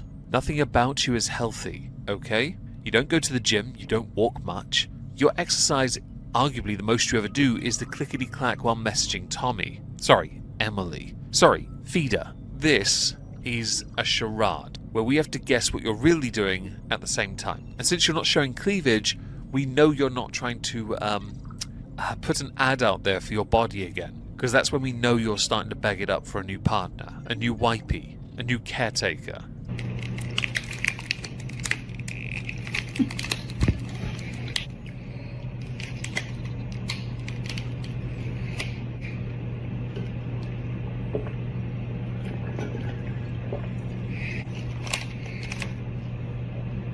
So that is the end of the clip that I saw, and I'm going to say it verbatim again. This is entirely just her doing ASMR content. We know it from the jump cuts, we know it from the rustling, the clickety-clack. No content of verbal use, as in her talking. It is entirely a sensory thing. Close your eyes and enjoy the show, guys. Oh my gosh. Seriously, no thank you. If Amber does intend to come back to the internet, YouTube full-time, I would expect it to be October, but she, like Chantal, sometimes does do herself a mischief and fail to commit to some basic things. Their own rules are one of them. How Amber could come back is a mystery, because she's done enough damage to herself before her sabbatical. So Amber took a lot of time off during September, as you would have noticed. Now, I could firmly believe that because of the money she made in August, she didn't need to work September and more than likely a fair chunk of October. This is reflected in her content, because she wasn't the most active in October either. I also believe the reason why she wasn't as active in October was because she's gearing up to dump lots of different videos in December, taking full advantage of the Merry Meggy month of Moistmas, which I fully understand. This is, after all, an end-of-year review solely made in December, and I make loads of videos in December, and I'll be streaming a lot as well. So she builds up for it in the knowledge that she doesn't need to be as active in those respective months.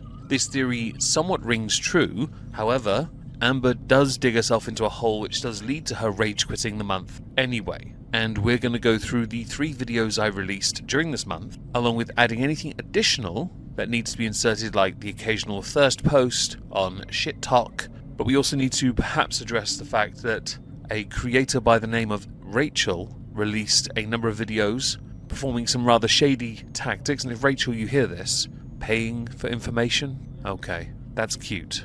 To delve further into the life of Amber, a line of which no creator should be seen crossing. But we'll cover the videos first and see how we feel at the end.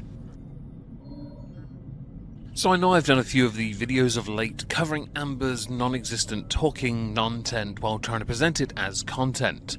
Well, it turns out Amber is back. Kind of. Yeah. She's done 2 streams, and I thought, ooh, this could be genuinely, literally interesting. Or not. The stream in question, the first of 2, is titled I'm Back. She did do a second one titled What in the World. I would surmise her internet crapped out. And I thought, let's go through that first stream and see what's up. This feels crazy. You guys know I have to go change the settings as per usual. Okay. Members only, of course. The very idea of your streams being members only is an absolute scam since you took a month off. The fact you couldn't be asked to set this all up before you went live is also another damning statement for how illiterate you are when it comes to technology. It may well explain why you use Crapple. Third, since this is your official return to the internet, you look like you've gained weight. Not fat shaming, just stating the bleeding obvious. And for somebody who's taken a month off, many have speculated the only reason you've come back is because you might be running a little low on funds. But since the drama's dried up, don't expect too much in the way of monetary support from your audience. It's kind of crazy to be back, I'm not gonna lie. It's a little crazy. Literally, it is not. You are a creator on YouTube. You cannot exist away from this. You can claim you have a job, you can claim all these other things, but to be able to fund the life that gets you at the weight you're at, you require more money than you could make from a standard job because you have no skills, and owing to your size, you also don't have the ability, the capacity, to be able to do something like sit at a desk for 8 hours a day. I have been filming like shorts and such, but yeah. Okay.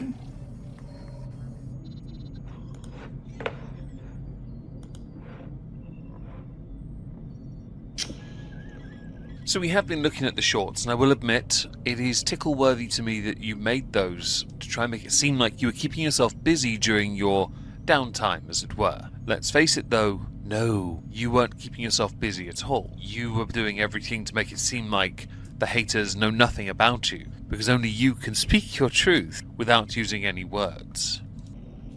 I want you guys to hear me through my headphones. I'm trying to make that work. I don't know. Hi guys, I'm gonna be reading the chat from over here. Clever, welcome. Sarah, welcome. Anxious Abu, hi. How are you guys all doing? This is like so weird. I don't know how to do this anymore. Much like riding a bike, eating a box of Twinkies, and using washcloths to wipe your backside, it's muscle memory to you. The only difference is, because you've had a month away and all the drama has died down, you are now in control of yourself and therefore your streams, which means you can go back or tease to go back and then eventually fully go back to making the non-tent you've been coasting on for several years. Your content has been non-tent since you and Beck broke up. That was quite a while ago. So, oh my god, Katie, hello, hi. My fave comfort tuber back. The world was ending without you. Stop. The funny thing about her making it members only is we now get to see exactly the kind of person that supports Amber and judge them harshly. There is not much to take from her that can be considered comfort unless that comfort is derived from looking at her and going, Well, my life's so much better because I can walk at least 10,000 steps a day. I don't get backache sat at a desk all day. I know how to say no when someone offers me another bar of chocolate. Okay, that doesn't apply to me, of course, because I'm a chocoholic, but I don't care, and I also don't weigh over 550 pounds. How was your break? It was amazing. I have just been... Oh, let me guess first. Yeah? I've even pulled my kalimba out for this. Eating. Oh my god. I'm just in such like a peaceful, like, place in my life. And genuinely, it feels amazing. Yeah, sugar high will generally do that. That, and also making sure, reinforcing that your echo chamber is as secure as possible, while also making sure that you don't pay attention to much in the online space because you believe many of your haters, yes, that was after 290, don't do as well without you around, forgetting that many of them don't actually need you as much as you think. Although we'll admit it'd be nice to fire up a stream on you again, because you're tickle-worthy with your stupidity and your attempts to seem or appear to be above everything that is entirely your fault. I came back as a member as soon as you went on break. Oh no! Well, I'm glad that you're here. Freaker. Quite the username, but welcome. Manny, hello. No, I haven't smoked in a while. No. Does it count if she's eating incredibly dry smoked meats? Because girl likes her dry meat. And we all know she smoked. We know she has. I'm sorry, Amber, but you are a queen of gluttony, Lynn Reid, and that unfortunately means it's hard to take anything you say as truth because we saw how quickly your lies unfolded when you're in a VC with your aunt. Oh, sorry, are we allowed to call her your aunt, or do we have to go quotations around that? My tooth is fine. I saw a short clip of a video taken from one of your streams when you laugh and tilt your head back with your cat in your arms. In the video, we get to see where your teeth are. And Huntley, they look like bodge job fillings and rotten to the core. I'm not going to show the video here, by the way, because I have a feeling YouTube would demonetize me for it, but I will link the relevant tweet of it with the video in question in the pinned comment, along with my Rumble channel, because we're finally monetized there and I want to get more people over there. Yeah, it just feels like kind of crazy to be back. I filmed some vlogs. Oh, okay, that's good that you mentioned that. So I will not be vlogging until Vlogmas. So what you guys are going to be seeing from me is... Do I need to get my kalimba out again for this? Because it's right next to me and I can do the little public service announcement thing. Should I? I'm going to do it anyway. Let me just reach over. Here we go, right.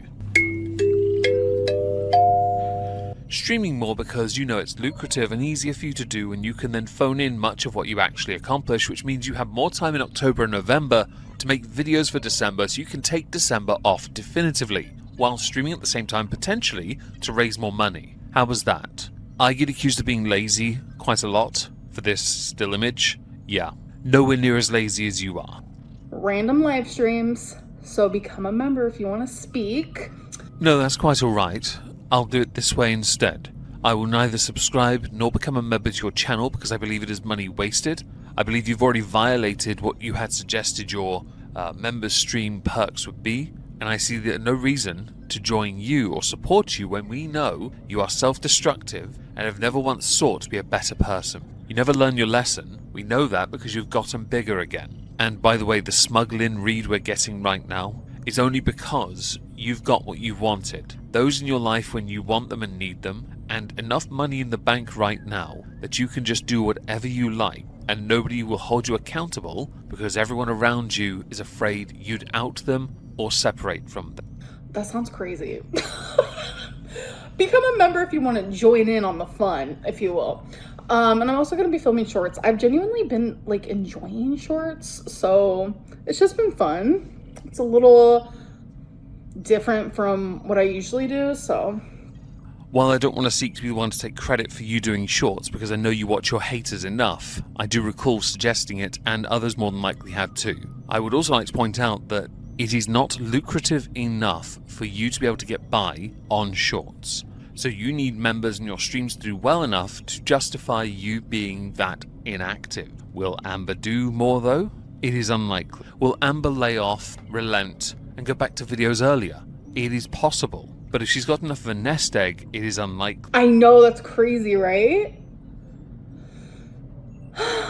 Is it gonna be every day? Yeah, when I do Vlogmas, it's gonna be every day. Well, my December's going to be easy then, isn't it? Thank you for that in advance. It's not crazy in the slightest, by the way, especially if you're recording the videos in October and November to give yourself enough of a window to appear creative, which is exactly what you're going to do. You have 2 whole months to do that. In those 2 months, I need to compile videos that I've made all year into end-of-year reviews, where are they nows? It's how I do things anyway. But I will also be streaming every single day if I can, and I'll be making videos every single day, because I like to work in December, yes. Cornbread, welcome, hi. So how have you guys been doing? That's like what I care about here. Like, I know it was very no vlogs for like 4 more months. Your math isn't mathing. Your math is not mathing. While their math isn't mathing, it will be around about 4 months at the time Vlogmas begins-ish, when you then start doing content again. It's quite a while away, isn't it? Although I would argue since you backlog things, and you will undoubtedly have put on more weight by the time Vlogmas begins, it'll be a bit of a failure. Although I can also believe if you don't manage to retain the audience, the numbers, the donations, the memberships throughout October and November, the 2 months that build up and are quite good on ads as well, you are going to financially struggle and may start releasing some content sooner to make up for that. And please don't, if you do Vlogmas this year, please don't do that crappy little thing of, if a video is only 3 minutes, it's only 3 minutes, guys. I'm so proud of myself. And then starts crying because they lost their cat intentionally. Rest in peace, Rarity, by the way. So we have to go through October, and we have to go through November. That's it, just 2. Let's not forget you didn't vlog at all during August, and you certainly didn't during September. You just made those fake work-from-home videos. Just 2. But yeah, I know it was very just like random, like, but I just had to peace out. You know what I'm saying? It's called burying your head in the sand when one cannot take accountability for the fact not only they're intellectually stunted, but all the mistakes they made when laid bare by somebody else who saw it unfold and had evidence to back it up. You could not deal with that because it meant doing the one thing you were unwilling to do. Shelve your ego, your pride, admit guilt and fault, say sorry to those you hurt truthfully, make amends and make things right again. But the only thing that mattered to you was, but what about the last 2 years? And while your trauma and your youth and all that pain you suffered, it happened, it doesn't matter because only mine matters to me. You are definitively a coward. You are definitively a spineless foreskin. And it was the best thing for me, honestly. Ow, welcome to Stream Queens. Hello, hello. Can we get a Halloween vlog? Maybe a Halloween short? You'll probably find more effort put into that short than any vlog she's ever done, because she doesn't do anything in her vlogs. Or have you already forgotten, guys? To those simping for Amber, you're more pathetic than she is. Some people need to learn the hard way consequences of action, not be enabled and lie about their mental and physical health to try and make themselves seem more than what they really are. It's like lying about your education, like Muta. It's in that territory. You build your reputation off something, then you're found to be a liar? Not great. And your aunt has definitively proven you're a liar, by the way. I've seen the community posts. Yeah, it's a very hecticana. Sugar Glider, welcome, hello. Take a hiatus, it's healthy. It's especially healthy when you've made over 10,000 after tax, not just in super chats, but in ads as well, so that you can justify taking that amount of time off.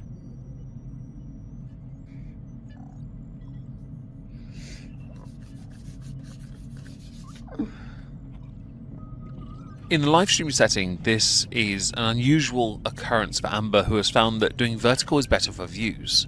Okay, there's the nice-ish bit out of the way. Why is it these lazy-ass hoes from the lolcow world, or notably, they don't bother with the intro, they don't bother with scenes, they don't bother prepping their streams, they don't bother getting any of themselves ready, they just go live, sit and stare and wait for everyone to turn up. Skank.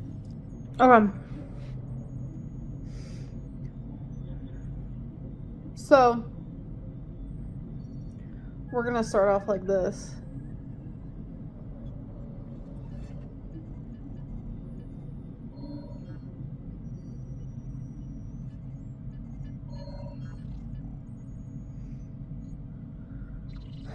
On my live streams, I sometimes get criticism because I speed the grrrls up 1.5 times. I'd like to present this as evidence that 1.5 is me being kind. Clearly it needs to be double the speed because this is silly.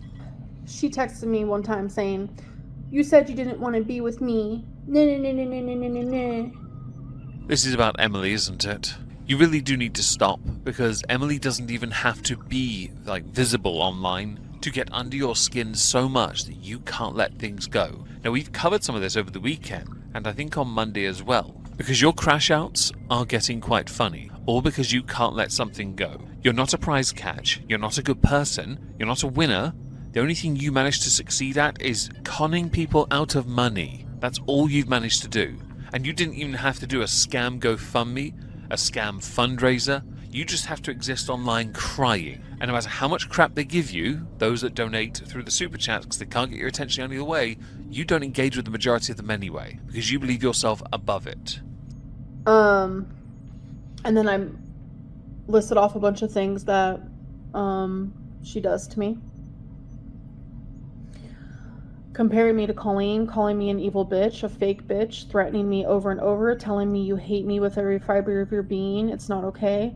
Rather than read off a list, or like in your lives, pull up a journal, which we then saw the page of and can realise you wrote that hastily, more recently, why don't you show us the messages as proof? Oh wait, you can't really do it, because that would mean showing us something you don't want us to see. That is not a sentiment shared by Tommy or Emily, who has shown messages already showing you being incredibly abusive and more of a bitch than you think. Now, of course, neither are truly innocent in this relationship.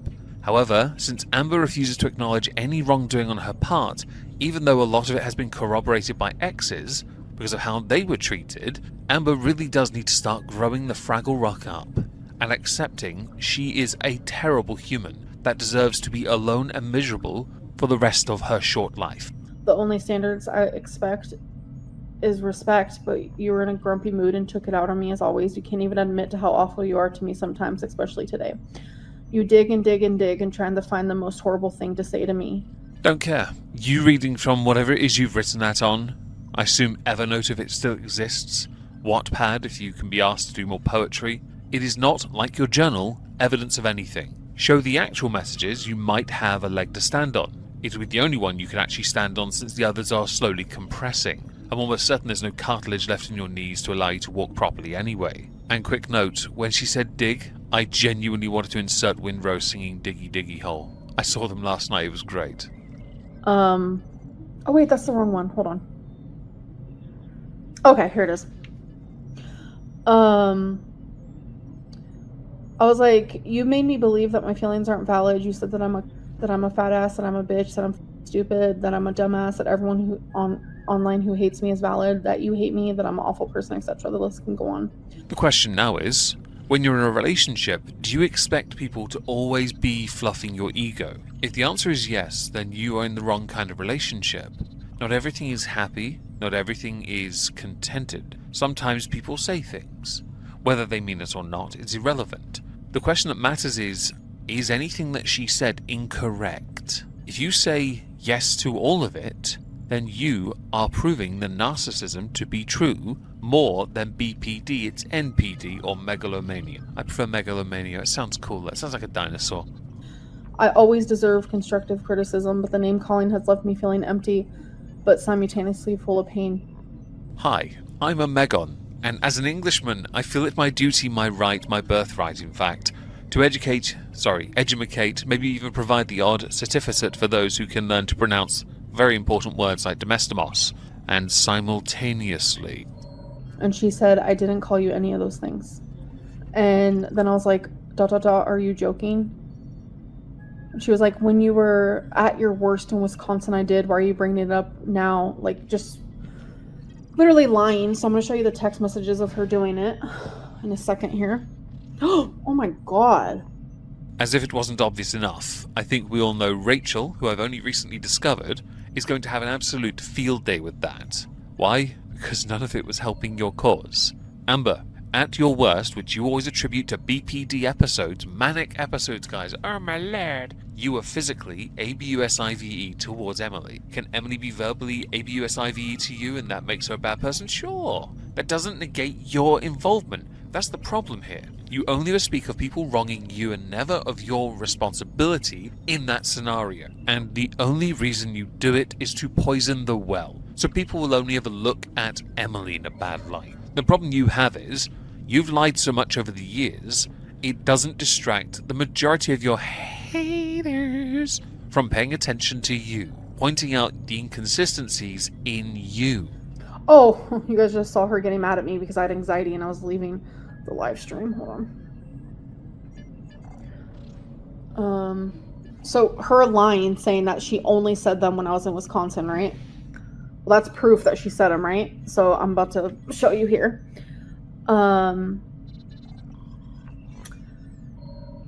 You're being a fuck.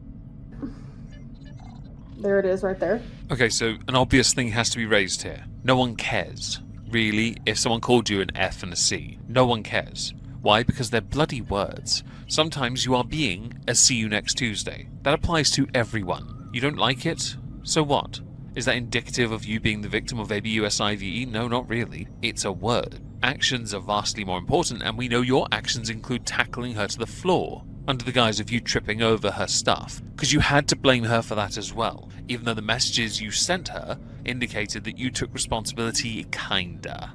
Kinda meaning you didn't. But you were slightly less obvious about the gaslight. What you want to do with that message that you showed is scroll up so we can see what led to that message exchange. That's an important part. You trying to control the narrative deprives us of the context that you think we need and don't. You're being selective because you know if you show us everything, we will see more into what you really are, which is a see you next Tuesday. A super morbidly obese, near 600-pound one. You're so close to bedbound, I can almost feel it in the mattress springs. Do not talking to me ever again, you evil. There it is right there. I can't help but notice immediately afterwards you carry on anyway.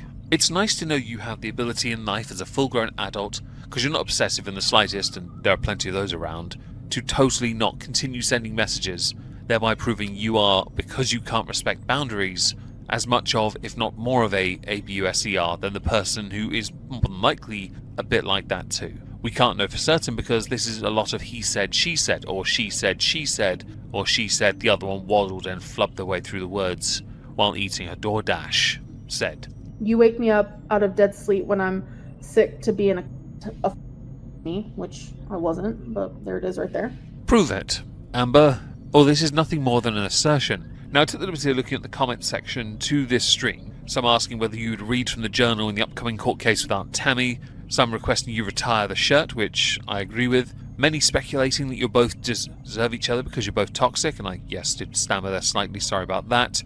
Some correctly also pointing out that if this was as toxic as you lead it to believe, then you would have left Tommy the moment you left Wisconsin, but you chose to continue to play in the mud with her. The audience, we, all told you to leave Wisconsin. Not go as well, in fact. You said it was a short stay. You outstayed your welcome. Is anyone going to feel any empathy towards you, the smug loner, who has nothing to live for, no friends, barely any family left, nothing good going on in their life because of how full of crap they are? Is it really a surprise that the vast majority do not support you? Because no matter how hard they tell you, you, like Fatty herself, Chantel, ignore every bit of sound advice. Not me calling Alexis a... Okay. Spoken with no level of irony, laughter included, when she got offended when someone called her that. Okay. Oh, but Alexis does mean things to me, guys. It's one rule for me, but not for thee. Why am I wiggling my arms when I... Let's do... What other word should I type in? Let's type in bitch. Okay, let's see. Damn, my friend says bitch for everything. Okay.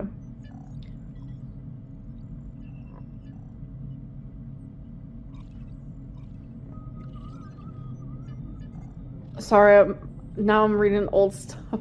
Not from Emily, but from someone else. She only licks her lips and purses like that when she is flirting with someone else.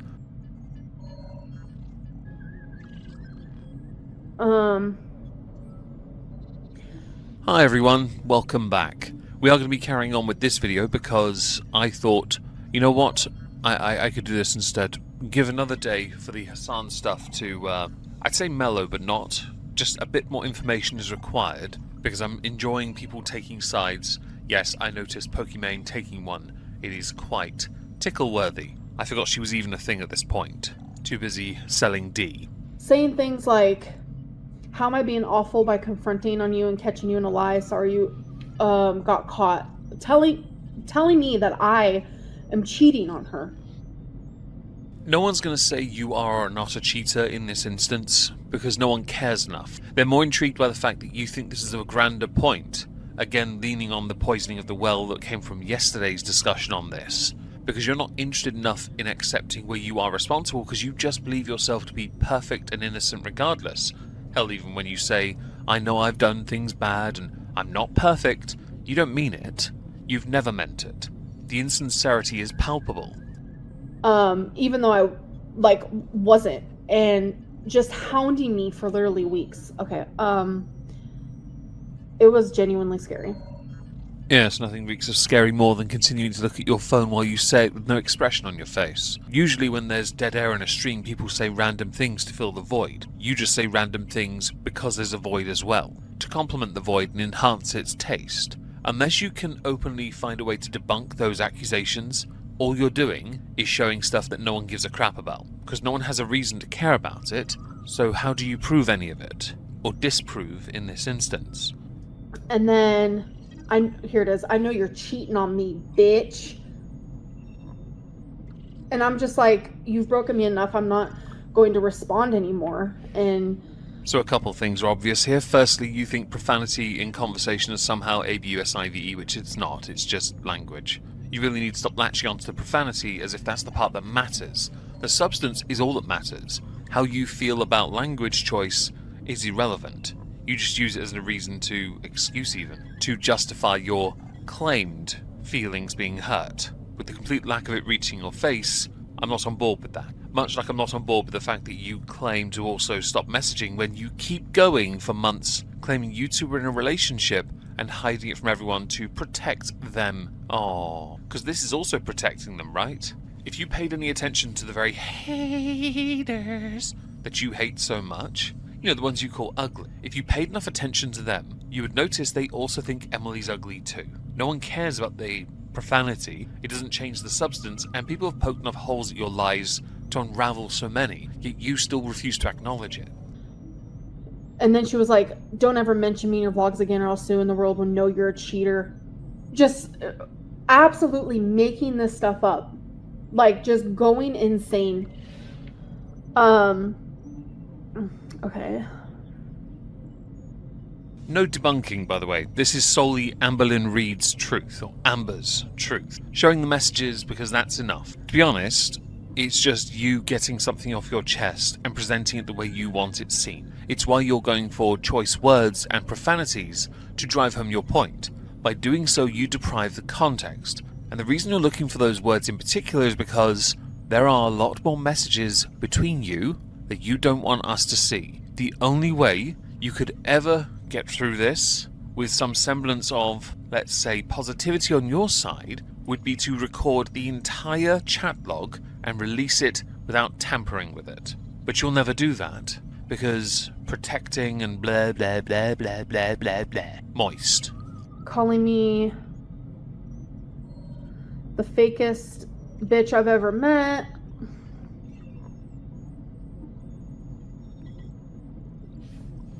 She just always, said the most foul things. But you are the fakest. Everything about your character, your values, your integrity, your decency is all fake. We know this because you actually watch those that criticize you. And the moment you don't like them, you really do go ham on them. Geordie is a great example of it. Hell, your criticisms of Zachary Michael in the past were quite funny too. I swear we need a Michael B. Petty take 2 on this at this point, because you never had the balls to go after Michael properly. And you think that's the foul list? I promise you, they could have done worse. They could have done so much worse. If they'd released all the messages between you two, by the way, it would undo you instantly. And that would be down to Emily. If Emily released those message logs, the whole thing is one video, you'd be done. To me. Just like out of nowhere. Only because you're not showing us the rest of the messages, you can frame the argument as such. Hold on. You're being a straight up bitch. I wish I had one where she called me a fat ass, you guys. My jaw was on the floor, but that was in person. We also don't have the context for that either. I'm not going to justify those comments, although they're not inaccurate. I'm just stating context is key here, and because you're controlling it with keyword search, you're not providing it. You're just going with the negatives, not showing us the rest, because I have a strange feeling what kept you on the hook for so long was all the positives. Lick. There's just so many. Don't gaslight me, you bitch.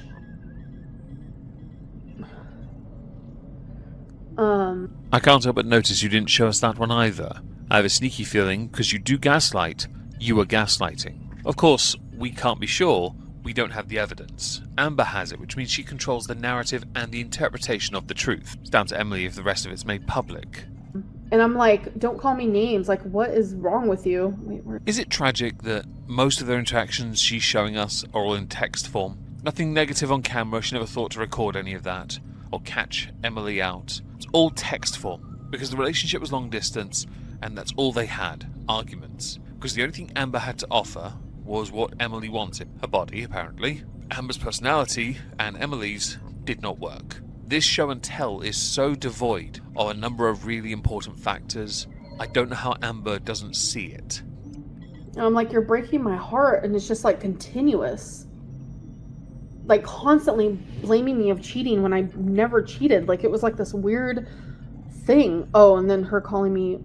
I am curious about this cheating allegation. From Emily, that is. Not because I believe it, not because I don't, but because Amber relies on people to watch her content, family, friend, and partners, to watch her content to see what she's been up to, rather than simply have some more intimate conversations and show people, tell people. We know this because of the aunt. I am curious if Emily saw in the videos what many of us saw, when there was speculation that Amber was seeing another wipey, and it has been blown out of proportion from that. I'm not justifying, but only stating Amber's controlling of information has become her undoing in this.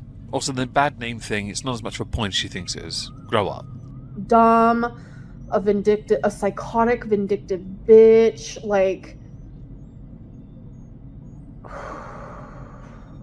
And then that's me telling her, like, you treat me like garbage, like I'm done. Like, I was constantly breaking up with her, and then it never stuck. So who's to blame then for this continuing to spiral out of control? No matter how many times you were warned, you didn't listen. No matter how many times you said you were done, you didn't even listen to yourself. Much like your spine compressing itself into oblivion, you don't actually have a spine, nor any convictions. No values unless someone's licking you the right way, am I right, folks? There's the Omegon diet, you're all welcome. Your biggest issue in all relationships is that you have to be in control of everything. You've keyword searched to bring out the most nasty things. Again, show the rest. Because this selective interpretation and using bad words, which is what you were doing, profanity based only, to drive home these points, doesn't ring true as much as you want it to.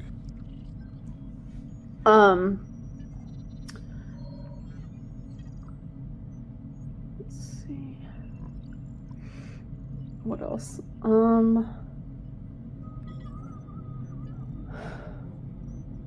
Let's see.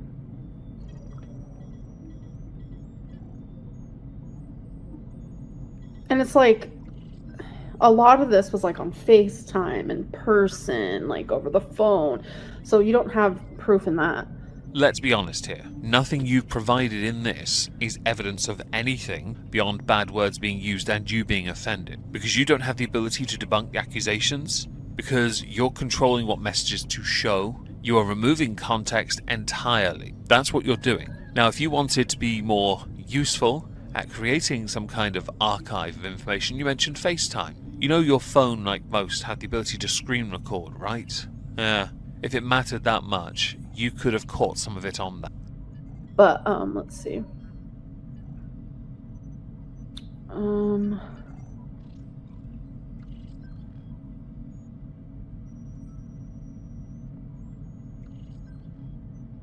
here's one that's crazy. My mom was with me when this was happening, and yeah. You are such a terrible streamer. You don't deserve the views you get. You are so ill-prepared. If this truly mattered, you would not be sitting here umming and ahhing, trying to find the messages, because you'd already have it all to hand. You have multiple devices. You could have done that. Prepare, practice, perform. How many times do I have to say this for anyone who bothers to do stuff like this? This lazy phoned-in content, trying to make it seem like Emily's the real bad guy in all this. You both are. You're terrible people. You both deserve to be alone, living the most miserable, pathetic lives. You are somehow propped up, and I don't get it. You need to actually shut the f up, or I will expose your stupid ass. Well, that's already happened twice, and you are using her solely to make more content because you know damn well you're never going to have her lick your ever again. We know how much you enjoyed that. That might be the only reason you kept going back. And I was like, I'm concerned and worried for you, you know? Concerned and worried my ass, you're being a just. And then she's like, you're the most delusional people I've ever met in my entire life. You literally think the world revolves around you. You're literally only dated me for your own egotistical reasons. You honestly don't give a f about me unless it benefits you. I am curious, so this is a bit of audience participation, if you will, how true that statement is, and whether we all believe it to be true. Because based on the relationships you have in the past had fully on camera, I could believe that to be true. Based on what you yourself have presented as information before many of your exes came out against you. And with the number of those that came out against you, and with all the facts lining up, your narcissism is showing. Just literally going on and on, like out of nowhere. But yeah, you need to actually shut the f up, or I will expose your stupid ass. So, like, that's the type of stuff that I constantly was dealing with, and I'm just telling her, like, she concerns me. Where was it? I'm assuming we all noticed that the messages weren't fully aligning with what she was saying, right? Okay. And we also all noticed Amber just kept on going and going and going because she has to have the last word in. I know far too many people who do that. Sometimes you just need to let a message sit. Amber, though, can't do that. In person, she's a coward. We know this. Confrontational, she can't do it. We know she hasn't got a spine. We know that in text form, though, and in video form, because she can control every aspect of it, according to her anyway, she can antagonize because tone is not conveyed. She can antagonize anyone and act big brave as well, and talk to them real good.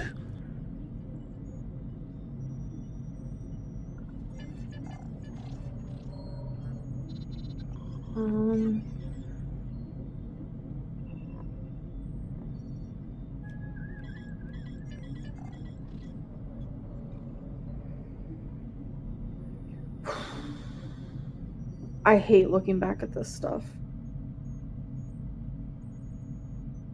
Riveting stuff, and you should definitely tell your face you hated it because it wasn't showing anywhere there, even on your extra chin, that you really are enhancing by tilting your head into it. Somebody needs to get help before they end up bedbound again. I don't think your mother will be spending the rest of her life changing the nappy of a mid-30s super morbidly obese heifer like yourself, the half-ton heifer in waiting, Amber.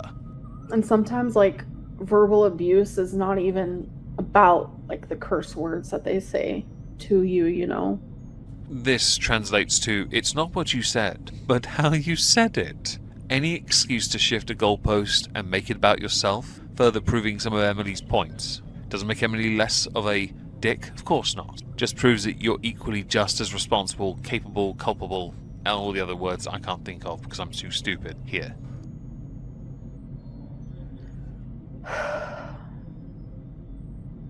I just felt like no matter how hard I tried, it was never good enough.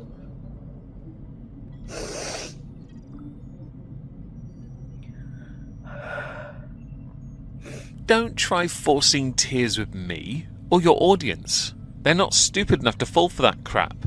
Even the ones that give you money. A huge number of them in this chat and many other streams, when you've been trying to do the whole Emily hurt me wah thing, have just called you out because you kept on going back. No matter how many times you were warned by everyone, including your own mother.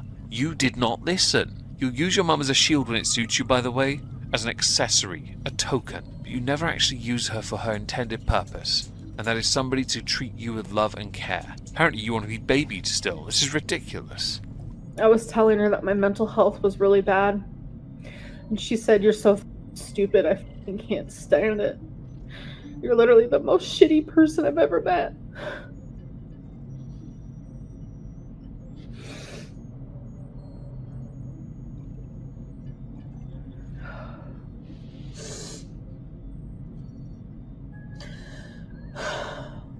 So I bothered to read that while it was all there. I couldn't help but notice you weren't paying attention to what she was saying. You were playing victim at every opportunity instead. You were falling behind with the messages and replying to it after already considering something else. I knew you were slow, but I didn't realise you were that slow. But then you were still with Emily at this point.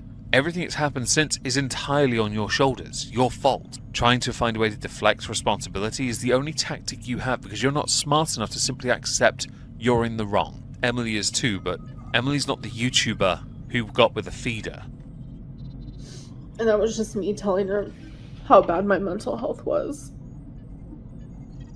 Yes, well, we all need a good victim card to fall back on to negate responsibility now, don't we?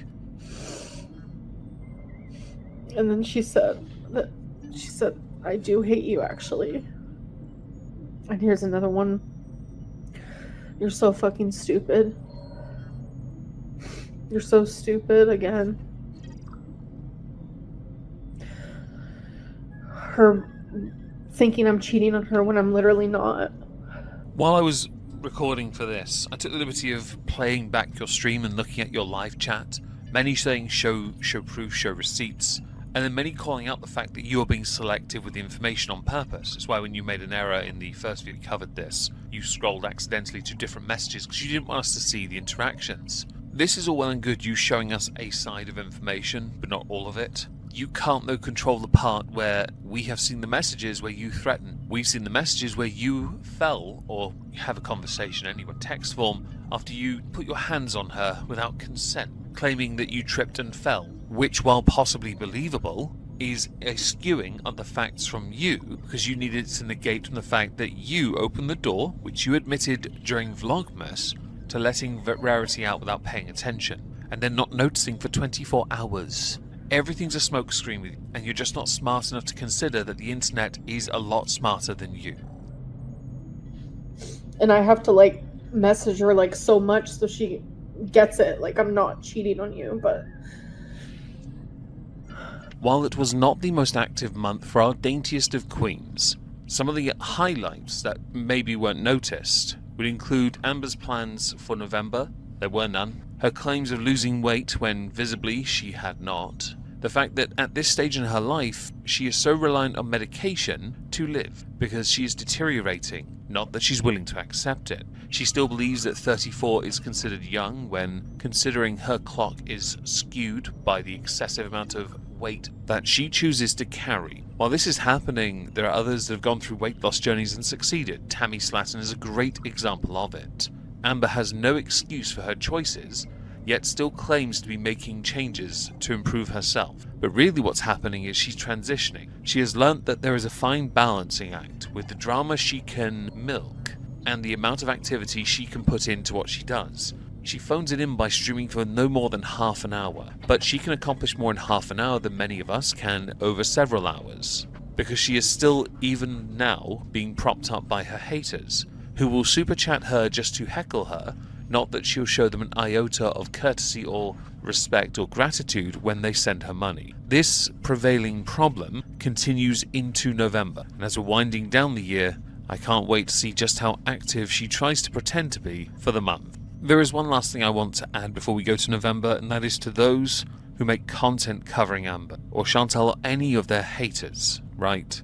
I don't care who you are or how big your channel is, how many views you get, how relevant you are compared to how irrelevant I am. You must draw a line in the sand when it comes to engaging with those who know them best, know the girls best. We must not go out of our way to get those scoops so we have the best content. You do not do that. What we consume is the best we get. We know the lies exist. It is not down to us to then go and find the lie by engaging with their friends, their family, or with their exes. If the ex wants to put it out there, that's on them. We don't pay them for services rendered. Far too many people are willing to cross these lines. It needs to stop. Find that line and find yourself on the other side of it. You cannot hold the moral high ground if you're willing to go that far. And you will risk becoming the very thing you are attacking when things start to crumble around you. Because you're willing to cross that line, others will cross it on you. So we are fast approaching the end of this end of year review. It is time of recording the 29th of November 2025, and we're supposed to now cover Amberlynn Reid's November. It's going to be tricky because I only have videos I've made, and at least this time, unlike previous months, I have a valid reason. I'm going to play those videos before we have a little conversation with what happened at the end and summarize this end of year review as a whole. I feel like I'm going crazy because it's like You kind of are. I'm trying to have a genuine conversation with you, and I'm just wondering, why can't we both have bad days? Why is it just you're allowed to have them? Why do you need to sit here and continue to yell at me? I see that the victim mentality always applies to Amber as well. Now, that's not to say Emily's innocent in anything. We know that's not true. But we do know that with Amber, it's only a case that it only matters when it involves her. There's no empathy for others. She has to have everything equal or more than equal. She has to be the one that is victim and also the biggest savior. The smartest smart person and the dumbest dumb person. The quaintiest and quirkiest of all the quaintiest and quirkiest, and simultaneously the opposite of those. It's how she's gotten through life so far, but it's intriguing that that's the part when she gets into arguments. It's not so much about the conversation or giving each other space, it's always about, but I need to have the last word. Another failing problem of Amber's is she can't let something go. Because of that, this is where she is. Well, was. In that rip-roaringly successful relationship where she walked away with only one thing and something missing. The missing thing, though, wasn't her weight. No, she put that under her chin. No, what she lost was a cat. And where is Rarity, Amber? Why can't you go inside like I asked you and give me a little bit of space? Because Amber can't do that. She's codependent. She is a barnacle on a hull. Who's going to feed her? Who's going to wipe her? Who's going to change her? Also, Amber has to have the last word in, just in case it wasn't obvious enough. We've seen this when Tammy destroyed her. Afterwards, Amber carried on talking about Tammy, even though Tammy had already done the damage. And Amber had already said things like, I'll talk to her real good. And then she just rocked back and forth in her chair, like a pro. I can give you space, I just want to hug. I thought you got a hug when you tackled her to the floor. Sorry, tripped over your fat self and the rug that was on the floor, the blanket, or whatever you want to call it, when you fell into her to hold her down. Other people have to get consent for things like that. You just have the excuse of, I'm a half-ton heifer, and incredibly smooth-brained. I don't want to hug you right now. I just don't. Okay, fine. Can we just, wrap it up with, a good vibe? Wrap it up with a good vibe? Is that code for makeup sex or something? I know Amber's referenced Emily licking her vagina before. Ew, by the way. I know the Omegon diet in full effect. But ending something, wrapping something up with a good vibe. How sore and bruised is your ego? How fragile is it that you can't just let something bad happen and let it run its course? You have to suddenly go back to kids' TV shows of constant positive reinforcement. You really are a tryhard, aren't you, Amber? I'm not going to say it's embarrassing. My audience would do that in the comments. Because I don't have emotional permanence. I literally don't. Which means when I walk away... So I have to suffer because of that. Emotional permanence is the understanding that feelings and emotions persist even when they are not actively being expressed or perceived. Amber does not have emotional permanence. she's ChatGPT'd ADHD, isn't she? Now, emotional permanence has fear of abandonment, the need for constant reassurance, difficulty with distance, and struggles with long-term projects, which explains why she's failed every single weight loss journey. The difficulty with distance, well, you know what, she's insecure with anything she can't put in her mouth. The need for constant reassurance, for her, it's more about being a narcissist and needing affirmation. And the fear of abandonment comes from the fact that she's decidedly unlovable, uneffable, unfriendable. You're welcome. No, I'm saying when I walk away, I'm left with what just happened. And that's what I firmly believe our whole relationship is based off of. So if you just tell me you love me... Okay. You know it is possible to reprogram your mind a little, so that perhaps after all these years and all these failed relationships, you would have a better understanding of who you are, and a greater chance of changing with the times, growing and adapting as a person. You've never done that because you've gone from one relationship to one relationship to one relationship, some of them crossing over conveniently as you move to the next person like a good little locust. In your case, little being half-ton heifer. It is not a healthy attitude to have in your mid-30s. Of course, young 30s. Yes, you're still a young adult at 34, nearly 35. It's very unhealthy to have this belief of emotional permanence when you could do more to improve upon it. Now, when you've been queried about that in live stream format, you've always dismissed people talking to you about it because, like with your lymphedema or lipedema, whichever one it was you mentioned, you said you knew all about the options available to help you make your life easier and your legs less swollen. But your legs are still swollen and you're still complaining they're swollen. I swear at this point the only way the fluid leaves your legs is through osmosis. You don't need to explain your unhealthy way of thinking. Well, a little bit. It's a little unhealthy, I guess. Very unhealthy. Okay. When you have an ego or are so prideful you don't like to be corrected, the level of discomfort becomes more pronounced when you're put on the spot by somebody who won't take any of your crap. I'm okay with this. I like to leave the conversation with something positive. I would like to believe that that is not entirely truthful, but I know it only applies to relationships he is interested in. And I say it's not truthful because we know how the conversation with Tammy ended. It ended with annihilation. So we know that she only cares about those in the immediate vicinity, yeah? We also know it's not true because of all the relationships she's been in and how she's treated them like accessories, and the relationship with her own mother over the years.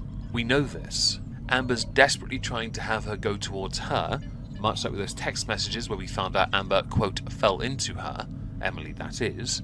It's all about Amber being in control, and she can't control Emily the same way she could Becky, Destiny, and others before, I'm sure. I'm not sure about Wipey or Feline or whatever Feline's name was, I've forgotten at this point. Because I don't like how this is affecting us. Like, Okay. You've had a really Can you bad please day. give me some space? I'm asking nicely. Yes, but can you answer a question for me?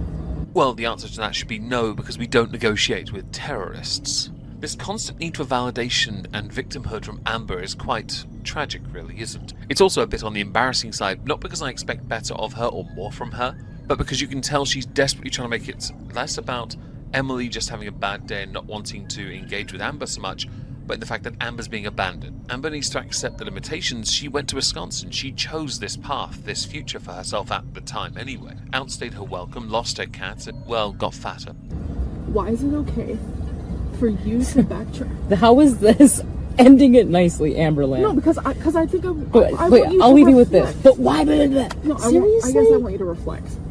Why is it okay for you to backtrack and have a bad day so bad that you kind of take it out on me all day long, and then I finally pop off because it just became a lot, because I also had my own separate bad day.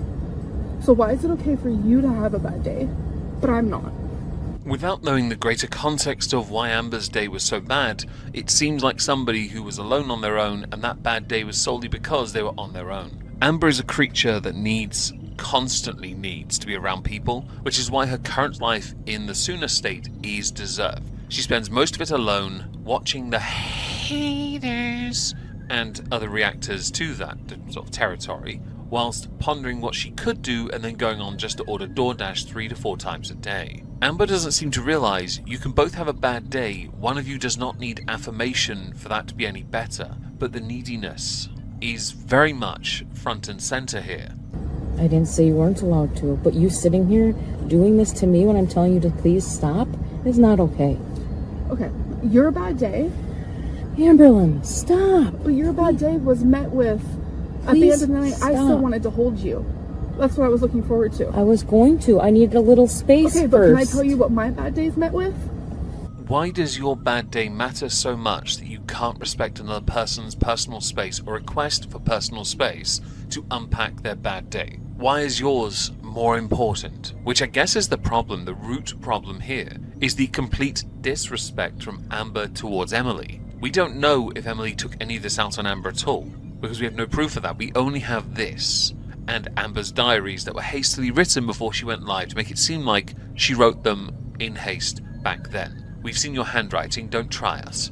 You wrote those, scribbled them even, because you desperately wanted it to appear like I put some thought into this and this was at the time. Another cliche act from the try-hard, performative Amberlynn Reid. You're going back to Oklahoma. So do you see the difference? Because you continue to do this to me over and over again. Back up then, like I asked you to. Or just better, go inside, please. Give me some space. Amberlynn, this is ridiculous. Go inside. Please, I'm not gonna be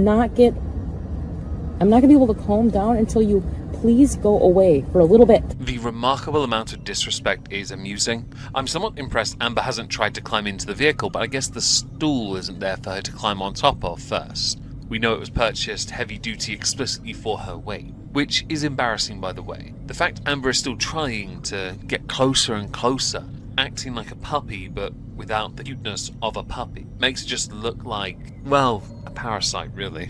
Okay, can you just reflect on like why? I will reflect. Okay, I'm sorry. Do you really want to break up? I don't know. I don't have time to space to think. Please go inside. Hello everyone, welcome back to another video. Today we're going to be taking a look at an Amberlynn Reid, aka Amber, live stream. I should also mention there are parts of this where there's a chance Amber's going to mention Rachel, Emily, flirting, and other such nonsense like splitting money from a video, or then donating it to charity, then going on to lose over 8,000 subscribers. Many people have a perspective on this, and the resounding perspective is, it is deserved. Rachel, learn the lesson, learn it fast, grow up. You like I, English. You, unlike I though, no dignity or self-respect. The term my enemy of my enemy is my friend does not apply here, because as we now know, they weren't a potential friend, they were a potential vagina licker. Grow up. Amber has done a number of streams recently because she's an active girl, and we're going to go through one of them titled It's Giving, star emoji, obsessed, and another star emoji. I honestly don't know why she does that. All her streams are massively downvoted, and it is safe to say Amber doesn't really have much of a clapback. And this is one of those times where she could actually have a clapback if she wasn't already clapped. Oh. Wait a second.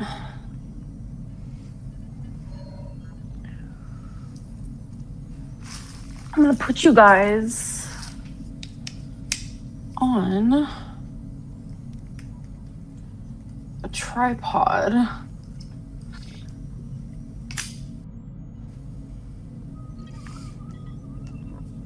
I'm not gonna lie, I absolutely loathe these vertical streamers or live streamer lolcows who don't know how to set up a stream, who aren't prepared for a stream. They just think, I'll go live now, feck it, we'll do it live. And because of the sheer number of views that she gets, the raw numbers, she can get away with that and not lose her audience in the process, whereas others put in a lot more effort and eventually their audience just drifts away. It happened. It turns out putting in less effort yields a better outcome. Hello? Is it working?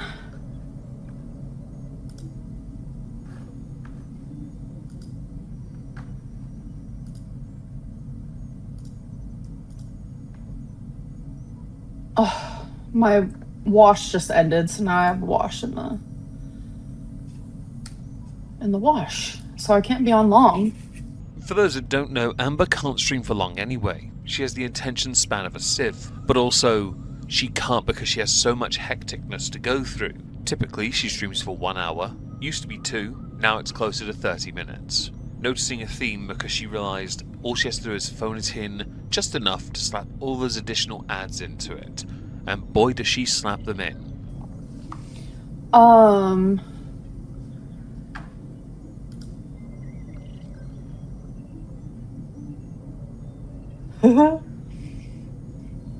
Let me see. I kind of want to change. Do I want to like turn this off?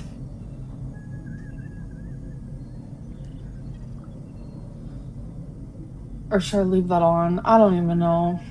The level of professionalism and organisation is remarkably low. When the bar is set that low, you'd be impressed to know that this person used to average 100,000 views a video every single day. going from a high point to that to this, and still managing to do incredibly well. Certainly the largest views of any of the girls, typically, because I know Quirky is newer to the scene and does get sometimes higher, sometimes lower. Amber's still number 1. While I don't want Nikocado to have a take 2, as far as putting on all that weight, Nikocado is always going to be top queen. Oh, I forgot to change the... Duh, get with the program. Get with the program. Girl. Okay, members. Hello, beautiful members.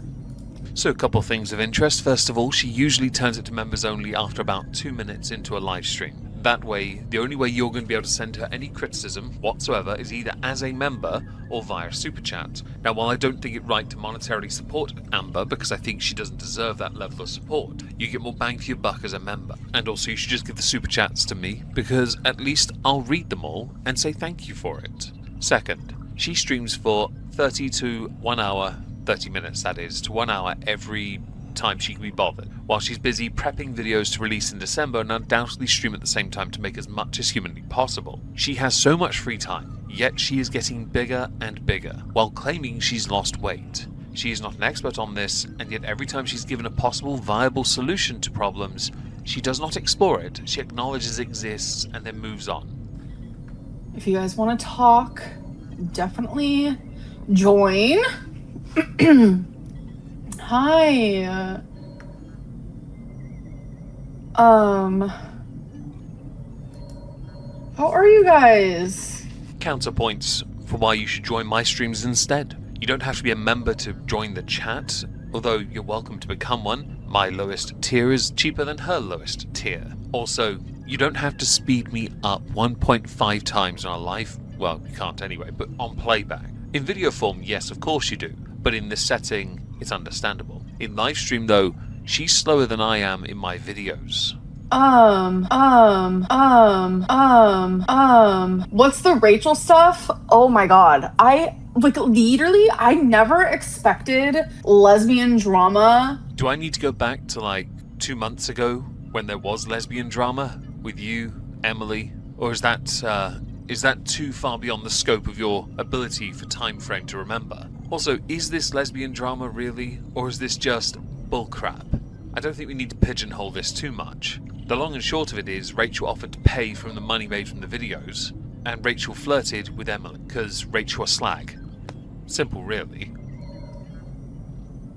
I mean, I always expect lesbian drama, it's very common, but I never expected it with a reaction channel. It's giving obsessed. So the one thing Rachel managed to successfully do is give Amber ammunition against the haters of Girl World by being able to now pigeonhole them into that box of obsessed. Are they all obsessed? Majority are not. Some are willing to go and cross the line though. Rachel was one of them. That line is a line no creator should go near. We should not go into their lives in that way, like meeting up with them with a fashion show. We should never do that unless they want us there or ask us. It is not our job to get involved in their lives on such a level. We only have what they present to us as fact and what others say as fact. The moment we start throwing money at situations, or getting potentially slightly intimate with them, their enemies anyway, or their exes, we cross the line into a realm we should never be. You are no longer a reactor, you are a parody. You now make them all look like that, the reactors that is, because you poisoned the well. And it was obsessed, and that's disgusting. The fact Amber had a leg to stand on, somewhat ironically in this, was just tragic. You should do a monthly members only live stream. That's a good idea. If she did, it would only be 15 minutes long. Because there's no version of this where Amber will actually commit to doing a decent length stream to give back to the members who pay for it when it's supposed to be a reward perk anyway. You've been crying. No.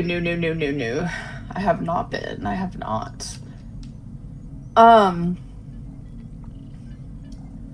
Mandy, it's giving that. It's giving that. But, I don't know.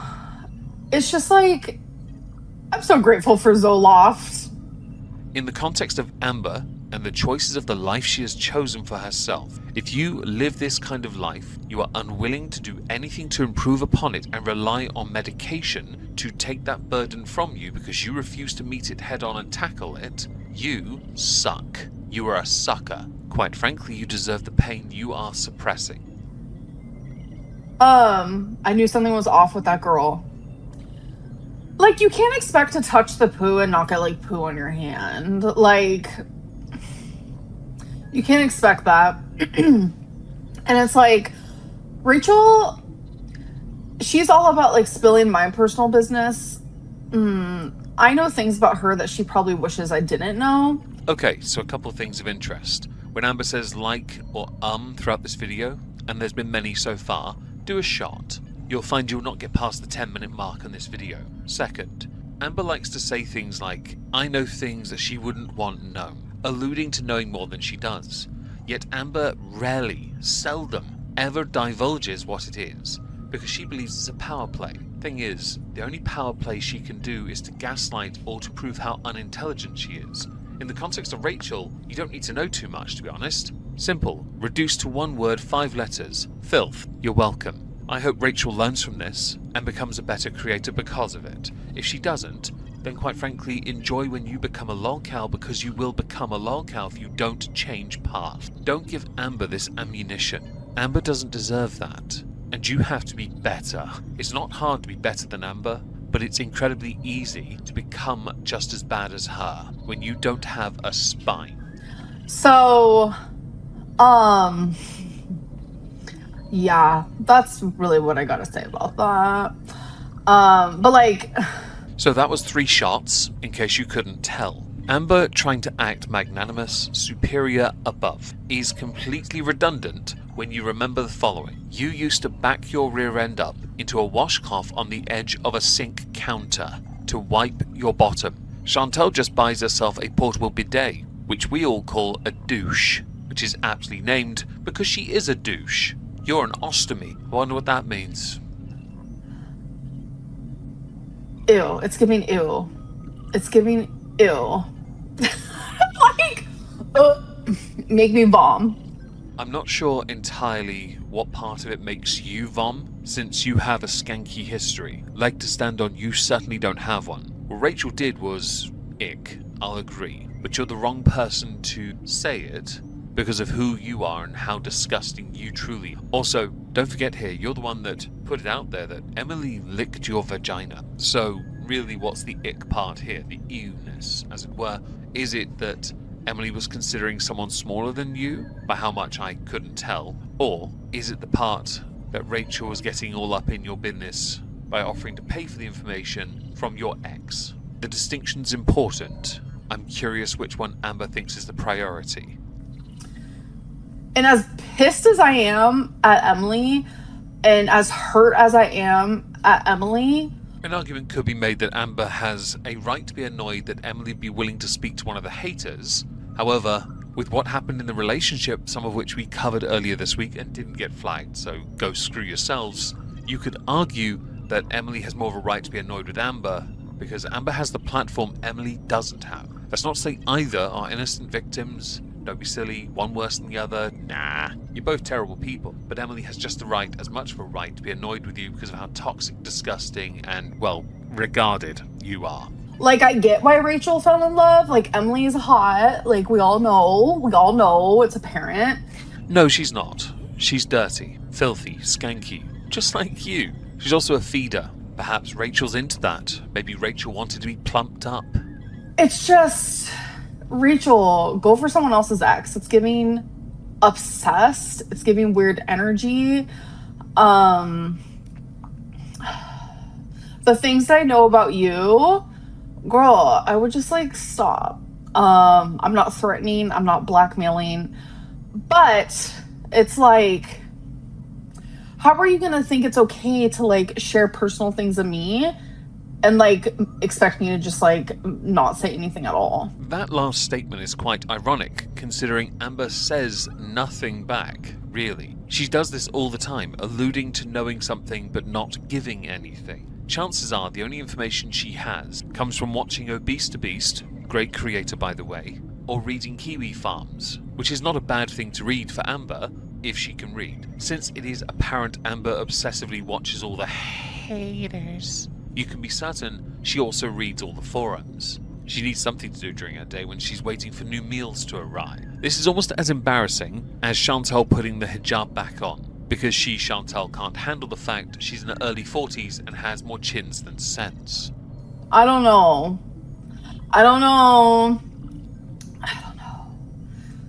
You seem jealous. How can I be jealous of someone having a crush on my ex? Because you're still into your ex. That much is obvious. We know you're obsessively still interested. You can pretend you're not all you like, but the reality presents itself on what little face you have that has expression. The clicking of the tongue, likes and ums mean nothing. People can read you because, unlike all the books on your shelf, you're one whose spine is cracked. When my ex thinks that they're ugly and looks like Lord Farquaad. What's the name? I already forgot. Hold on.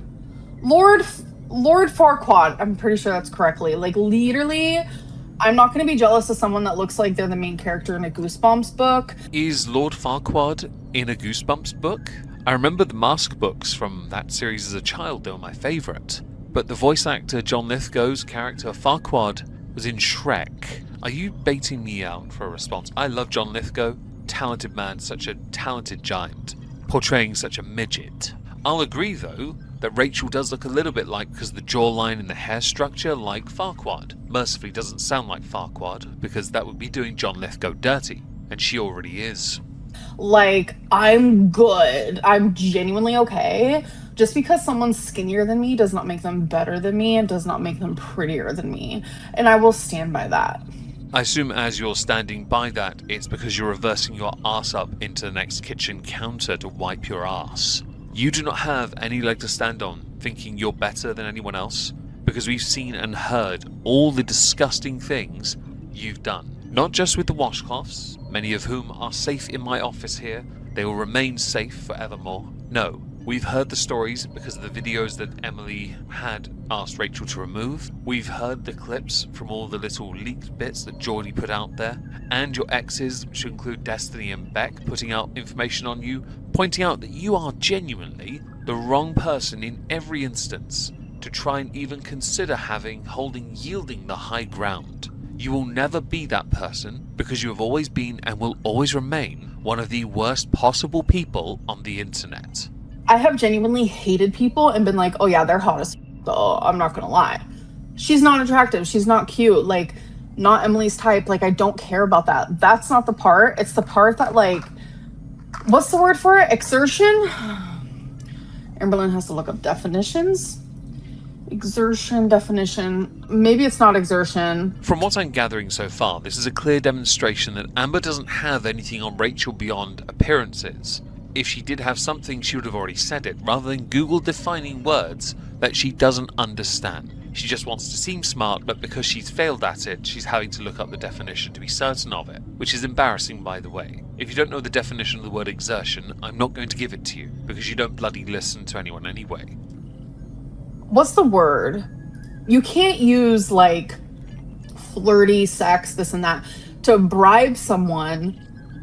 I'm saying she flirted, not the sex part. But you can't use, like, that to, like, bribe someone and then, like, get mad because I posted a community tab sticking up for, like, Emily and, like, saying sorry because that's the person I am. I don't care what you've done to me. Well, that's clearly not true. If it were true, you would not have done this live stream. This live stream is a testament to what bothers you. On the 15th of this month, Amber started to remove content, with it increasing up until the 19th, where it started to go down a bit more. View-wise, she has removed over 3.5 million views worth of content from her channel. This is a big deal. Now, last night I had tried to work out what content was missing. Perhaps some of her more noteworthy mukbangs. Maybe some of the live streams too. In truth, I don't actually know for certain what went. It could have been Shrimpgate, anything with Beck in it. It could have been anything with Emily in it, Wipey. Who knows at this stage? ultimately it doesn't matter. For the amount of views she removed, she didn't remove that many videos, so they had to be big videos. That much is definitively true, based on the social blade. Over on Twitter, my dear friend Sinatra had tweeted, I think Amber got demonetized. And I think that's true as well. I have often said that for Chantel or Amber to truly learn, they would have to be demonetized first. Because to take away what has made them for so long so much money will give them a chance to sit back and think, okay, I might be part of the problem. The problem with that is they are far too narcissistic in nature to actually learn from anything they've done wrong. So would they learn? No, they bloody well wouldn't. Why wouldn't they learn? Because they're Amber and Chantel. It is not in their nature to. I think if Chantel got demonetized, it would be more catastrophic. For Amber, not so much. See, Amber has made a lot of money over the years. She undoubtedly has some money squirreled away. I say some, not a lot, but enough to get by. Ish. And I say ish because Amber does have other avenues of income. Not many, but if she's smart, she'll get a PayPal set up, a Streamlabs perhaps, or a coffee. Maybe she'll even consider streaming on other platforms like Twitch, which would be a better idea for her. A backup. Restream it.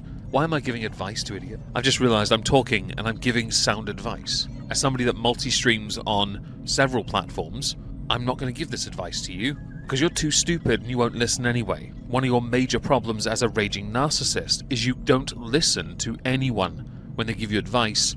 You have to come to the conclusion yourself, which will never happen because you're too much of a raging narcissist. Kristen, Stuff K said on Twitter, had tweeted out she really is, and included a cameo. Now, I take great umbrage with creators who use cameo in the way Amber has set it up, because Amber is charging $100 for a personalized video. $100 plus.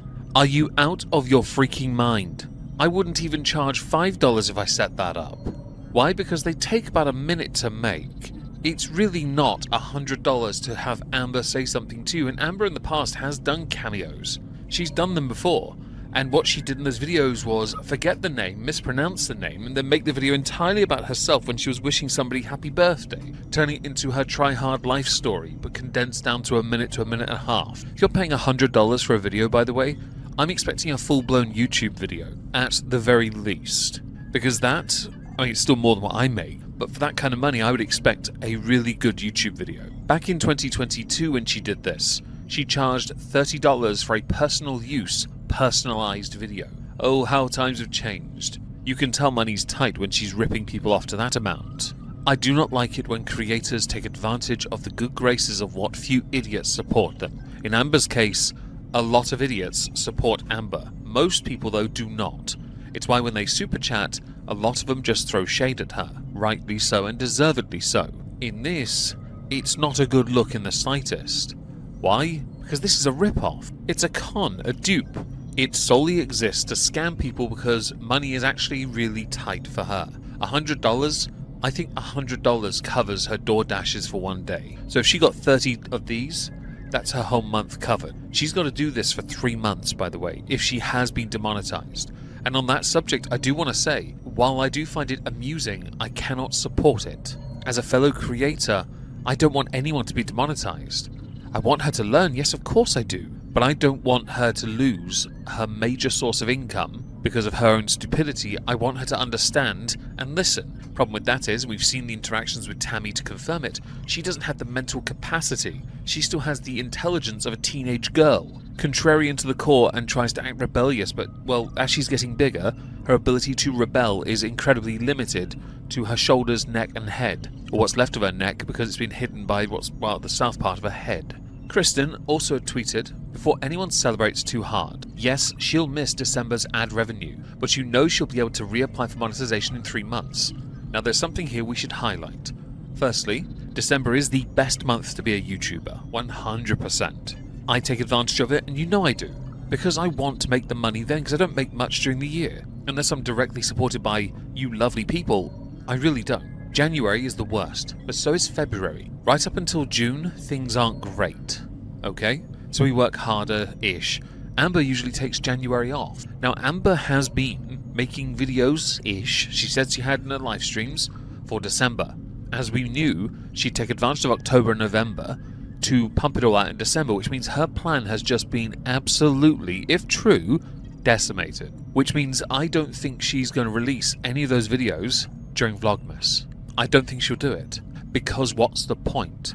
She'll make no money from it, perhaps keep the channel active with a couple videos here and there, but I do believe her activity will go down. Unless she's got alerts set up for direct support via PayPal and it appears on the stream screen, it is unlikely she will be as active as she has been or would ordinarily be. Don't forget last year with the whole Rarity thing, and I did check, all the Rarity videos where her crying is in it are still up.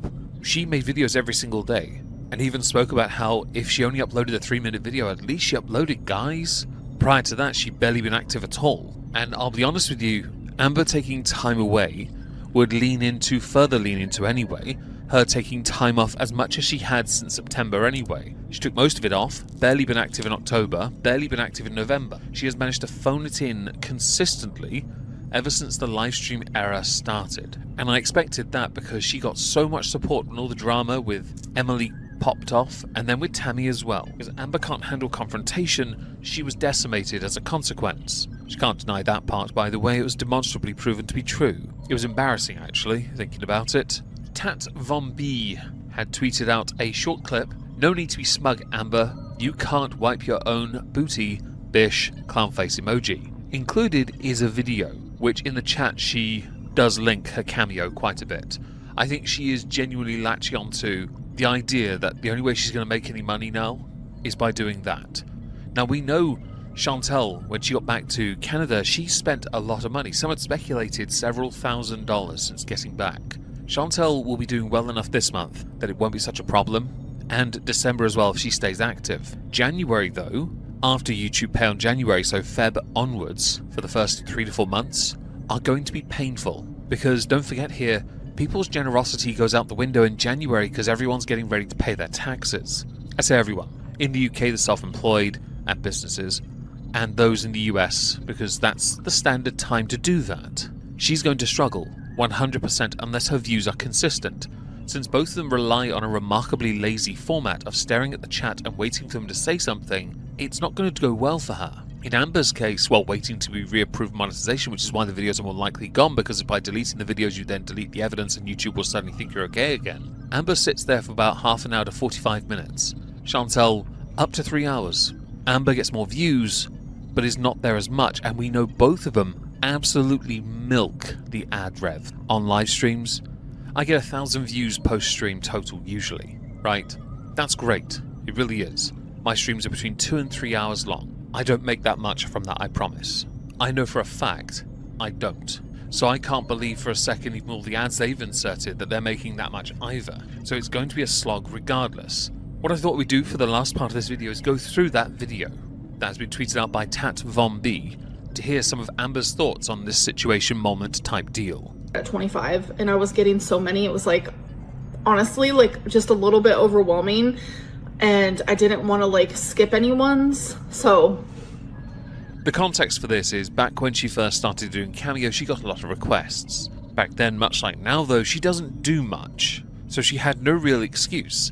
If a video takes a minute, minute and a half in length anyway, at most it takes 5 minutes to make, at most. You could make, I'd say safely, 10 of those an hour. Amber though is so low effort, so phoned in, this is what she thinks effort entails. She needs to be a bit more of a promoter to get over what is going to be a very dry spell through the very best months of YouTube though. She needs to pull her thumb out of her rear end essentially, because things aren't going to get any easier for her unless she sees sense. Am I doing okay? I am. I was just on like a little bit of a break, but... You weren't on a break. You're dossing off. October, November, December build in like value. Amber knows this and is phoning it in on purpose because she doesn't have to do more than the bare essentials. In January, if she was still monetized, if she's been demonetized that is as well, it's not going to be any easier for her. In fact, those cameos, she needs to make them all before Christmas, really, to get through January. If 2026 is not a better year for her, she's looking at an even worse year than she's ever had on YouTube. She's got to pull her thumb out of her rear end and get herself in order, because right now the only thing that's happening with her is she's getting bigger in size, which is actually quite impressive when money's getting tighter. I'm feeling a lot better now. And then I got a little notification on my phone about Cameo, and I was like, you know what? I'm gonna do Cameo. And I think right now is a perfect opportunity. It's the holidays, and you've been demonetized. It's kind of hectic. The notification was actually YouTube telling you that you were literally demonetized. Have you ever considered using what money you've made in the past to get elocution lessons? Even if you're speaking American, can it be better than the Valley Girl faux attempt you put on? We know you have a real accent in there somewhere. It would do you wonders to bring it out for once in a while. Perhaps make it once in a while on a permanent basis. I'm trying to figure out the YouTube stuff that's going on right now. So we're gonna see like what's gonna be going on with that, and then I'll definitely give you guys an update for sure. Those of us who have one of those play button things, we do have a slightly better or easier, allegedly, time getting hold of people at YouTube to try and get back sooner. Some people do anyway. It's easier apparently for us than it is for the lowly plebeians that don't have one. Spoilers, that's a load of bollocks. If she has been demonetized, it will be for 3 months. You'll know when she's been remonetized because she'll be celebrating. But usually you can appeal things to an extent. If she cries hard enough, she might get somewhere. She, after all, does hit certain markers, criteria.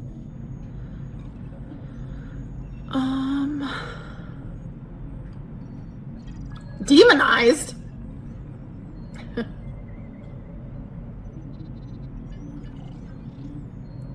Lipstick shade? I'm wearing like 3 different ones, actually. But oh my god, it's so hard to keep up because I didn't put on slow mode. Maybe I can do that real quick. I'm assuming we've all noticed that ever since Amber came back, she's gotten bigger and bigger as time has gone by. I don't even need to do a time lapse because the majority of people who have seen her content know exactly what I'm talking about. Maybe demonetization might do us some good because then she won't be ordering 3 to 4 times a day food from fast food joints. I'm not okay with her being demonetized again, I'm really not. But you never know. Maybe she'll stop with the cheat codes. Stop wasting money on it anyway. In favour of actually doing the cheaper alternative that requires effort. A lofty one, I know, but really you should go to the gym. It's the right season. Shred-Sember is just around the corner. I highly recommend it. Everyone should. Shred-Sember, then you earn your Moistmas meal. Have I ever tried keto? I have, yes. Amber has tried every single diet that's ever existed ever, and failed every single one. But mostly because she treats it like a trinket diet, and when she fails once on it, puts on a little bit of weight, which is very easy for her to do because of how much she eats.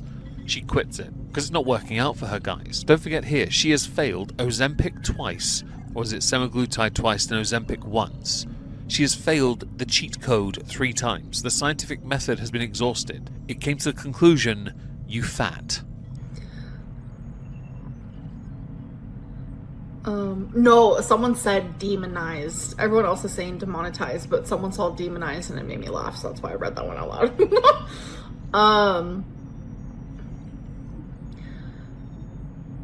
I don't have members right now, XL Hoodie. Sorry, love. Sorry. I'm gonna try to get it figured out, and then we're gonna try to get members back for sure. Oh, so you have been demonetized then. Now this is where we reach the end of this particular end of year review.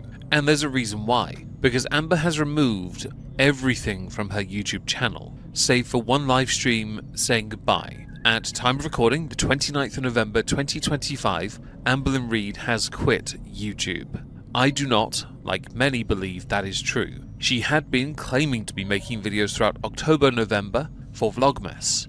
I do believe she will upload some content in the near future, if she hasn't already. Why? Because she's addicted to the online space and it's the easiest job she can ever have. Doing an IRL job would be near impossible for her, and she wouldn't be able to make enough money anyway, not with her eating habits being the way they are. Being off the internet could actually benefit her, if she could do one thing, and that is think clearly, without it being all about herself and her ego. Over the course of the year, we have learnt from ex-girlfriends, ex-friends, and members of her family just how poisonous she really is. The poor defenseless washcloths, and all that everyone has to endure to cater to her. All the mental illnesses she says she has when really she's just a raging narcissist. She, like Chantel, are doomed to continue to fail in the online space for as long as they are unable to admit guilt in anything they've done. Being open, honest and frank would be a great start, and going into 2026 I fully expect Amber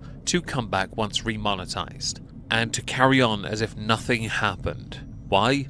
Because she's Amberlynn Reid. Now she is doing one other thing at time of recording, that is selling her possessions on Facebook. Had this happened during the time when she was with Beck and Wipey, she would have a lot more stuff to get rid of. Previously, she just threw it away. She is a very wasteful individual. She can't do that now. And the reason she can't do it is because she doesn't have as much as she used to. But before being demonetized, she did buy a new camera, and I believe her laptop is semi-new as well. Since she films in vertical, all she really needs these days is her phone, and perhaps a second one, just so she can see the chat.